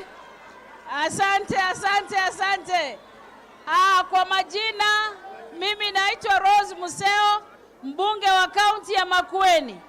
Baba, tunakupenda. Haya, niseme neno moja ya kwamba baba, tunakupenda sana, na tunakupenda kwa sababu pia unapenda Kalonzo Musyoka. Sisi tuko nyuma yenu na tumekubali hiyo. Maandamano yakianza, ushauri wangu ni mmoja tu, ya kwamba maandamano yakianza tufanye kama wana wa Israeli. Wakati kukiwa na vita, walikuwa hawarudi nyumbani kwa wake zao. Kwa hivyo kama maandamano ni Tuesday, mimi natoa ushauri ya kwamba wazee wanaondoka bedroom kutoka Friday, ndio ikifika Tuesday watakuwa na nguvu kabisa. Ako na hasira mara mbili, na hapo ninajua hakika Kenya wataelewa. Mungu awabariki sana na mkae salama. Thank you.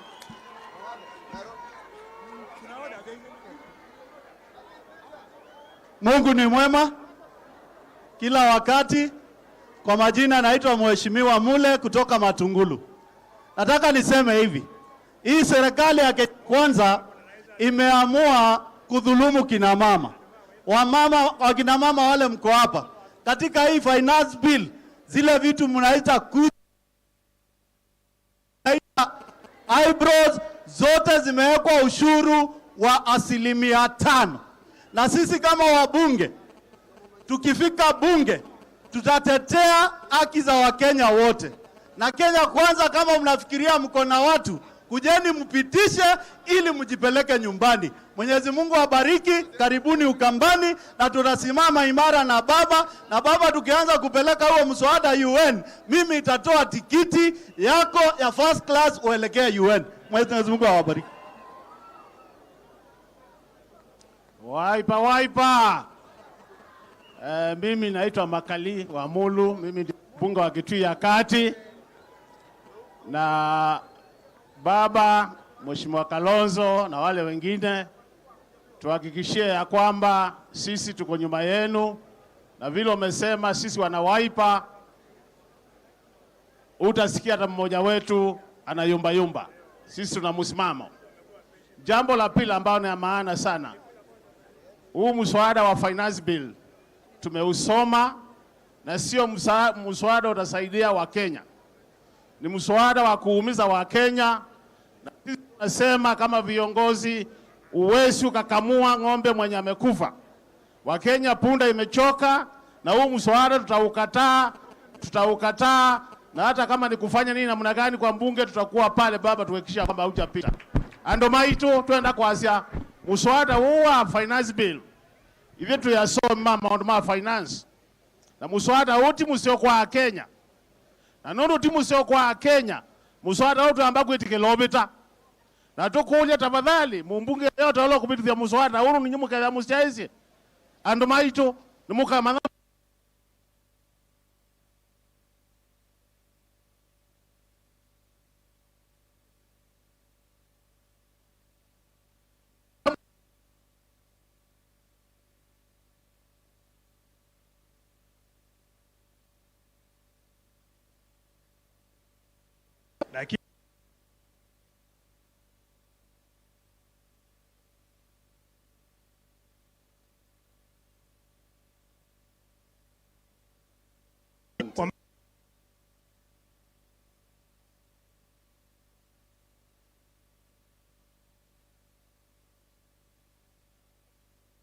housing. If they really mean it well, wateremushe bei ya chuma, bei ya mabati, bei ya mbao, watu wanjijengee nyumba jinsi wanavyotaka. Asante. Cha mwisho tunawaambia, if they want to collect money, they should first tame wastage na pia corruption. Mambo ya kuongeza ushuru kwa wananchi hatutakubali. Mungu awabariki na karibu tena Yatta. Asanteni sana. Aya, next tafadhali Masa, we must finish before 6:30. Asante sana Kamba Moyaseo. Mimi naitwa Mureithi Mwenje, mimi ni mbunge wa Embakasi West. Nimechaguliwa na Jubilee. Na Jubilee party leader wetu ni Uhuru na SG wetu ni Kioni. Na baba, we want to assure you sisi tuko pamoja. Jubilee kuna wengi. Watu wetu hawajui kupiga kelele kule nje, but they are with you, they are supporting you. Asante. We also want to mention what Stephen Kalonzo has said. Your Excellency, tafadhali, if there is a good idea umetupatia, let us vote by roll call voting in the National Assembly. Asante. You vote no. You will vote no. Aya. Okay. Akamba sio. Kwa majina naitwa Calvin Sokoth. Mimi ndio ghetto president ama bunge president Kenya mzima. Mimi yale naweza sema kwa baba Raila Odinga, Kalonzo Musyoka, Martha Karua na kina Kioni, ya kwamba mimi ningetaka ya kwamba watu waumie kwanza mpaka maandamano yaanzie Central na Rift Valley.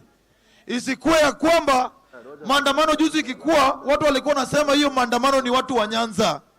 Na mimi nasema hivi, Kalonzo Musyoka, nikiongea na gavana wako wa Mvinya Ndeti na gavana nanige Mtula Junior, tafadhali peni Kalonzo kazi rahisi. Si eti zile tuko na maandamano huko, wengine wanasema kwa press conference ya kwamba Ukambani iko na amani. Sasa ile watu wako na njaa, hakuna njaa ya Ukambani, hakuna njaa ya Nyanza, hakuna njaa ya Nairobi. Tutoke, nyinyi wote mtoke. Si eti wakati Kalonzo anataka usaidizi yenu, sasa nyinyi mko kwa ofisi. Kalonzo na Raila Odinga wako nje. Lazima tusaidiane ili tufike mbele. Ni kweli si kweli? Ya mwisho iko mtu amesema eti Maina Jenga toe Mungiki. Maina Jenga sio criminal. Maina Jenga ni kijana kama Gaucha ambaye anajaribu kuinua vijana ili tusaidiane tukue na haki. Asante na Mwenyezi Mungu awabariki.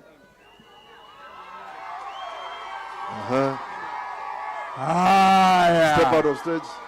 Asanteni, asanteni, asanteni, asanteni. Leo, asante, asante, asante, asante. Leo lazima tuzungumze ukweli. Leo, tafadhali. Na pia tunataka tuzungumze na hao ambao wanawashikilia mikono wao wengine. It was very reckless, ili waelewe, especially the diplomatic corps. It was very reckless of one of the leaders in this country to come up and say that Kenya is owned by shareholders. If Kenyans is owned by shareholders, then, and you're told that you will not be served. If you are told that you will not be served, or why should you be taxed? Why should you pay taxes if you are not going to benefit? Unaambiwa Kenya ni ya shareholders, Kenya ni ya group fulani. Haiwezekani. Hii mambo ya taxes tutakataa. Asanteni sana. Apostle Musili, please come and pray. We close, please. Please. Baba has been patient with us. He is sitting here. Let us respect time. Apostle Musili, please pray. We close. Tusimameni tuombe. Asante. Bwana asifiwe. Naomba sasa tuweze kusimama. Naomba tukimie. Naomba tukimie. Baba, Mheshimiwa Kalonzo, governors, kila mtu. Na kwa sababu sisi ndio tuliwaita ili tushukuru, ninasema ni asante. Wacha tumwambie Bwana ni asante ndio tufunguane. Kama una kofia isiyo rasmi, utoe tuombe. Baba wetu wa mbinguni, tunasema ni asante. Usiku ama jioni ya leo, tumekuwa hapa msichana wote, tukaomba, tukashukuru, viongozi wetu wamenena, na kile tunachoomba ni kwamba Bwana ukatusaidie tutakapokwenda kusafiri manyumbani, wale watakaoenda na mandege, wale watakaoenda na magari, watakaoenda na maduthi, watakaoenda mguu, ukatusaidie mahali popote tunapokanyanga. Neema yako iwe pamoja nasi. Tunaomba kwa ajili ya nchi yetu, ili Baba ukatupatie amani, ukatupatie kitu kimoja, nchi hii ikawe prosperous kama vile ulivyotazamia na hata tangu pale mwanzo. Ni asante, na ni katika jina la Yesu Kristo kila mtu wote aseme amen.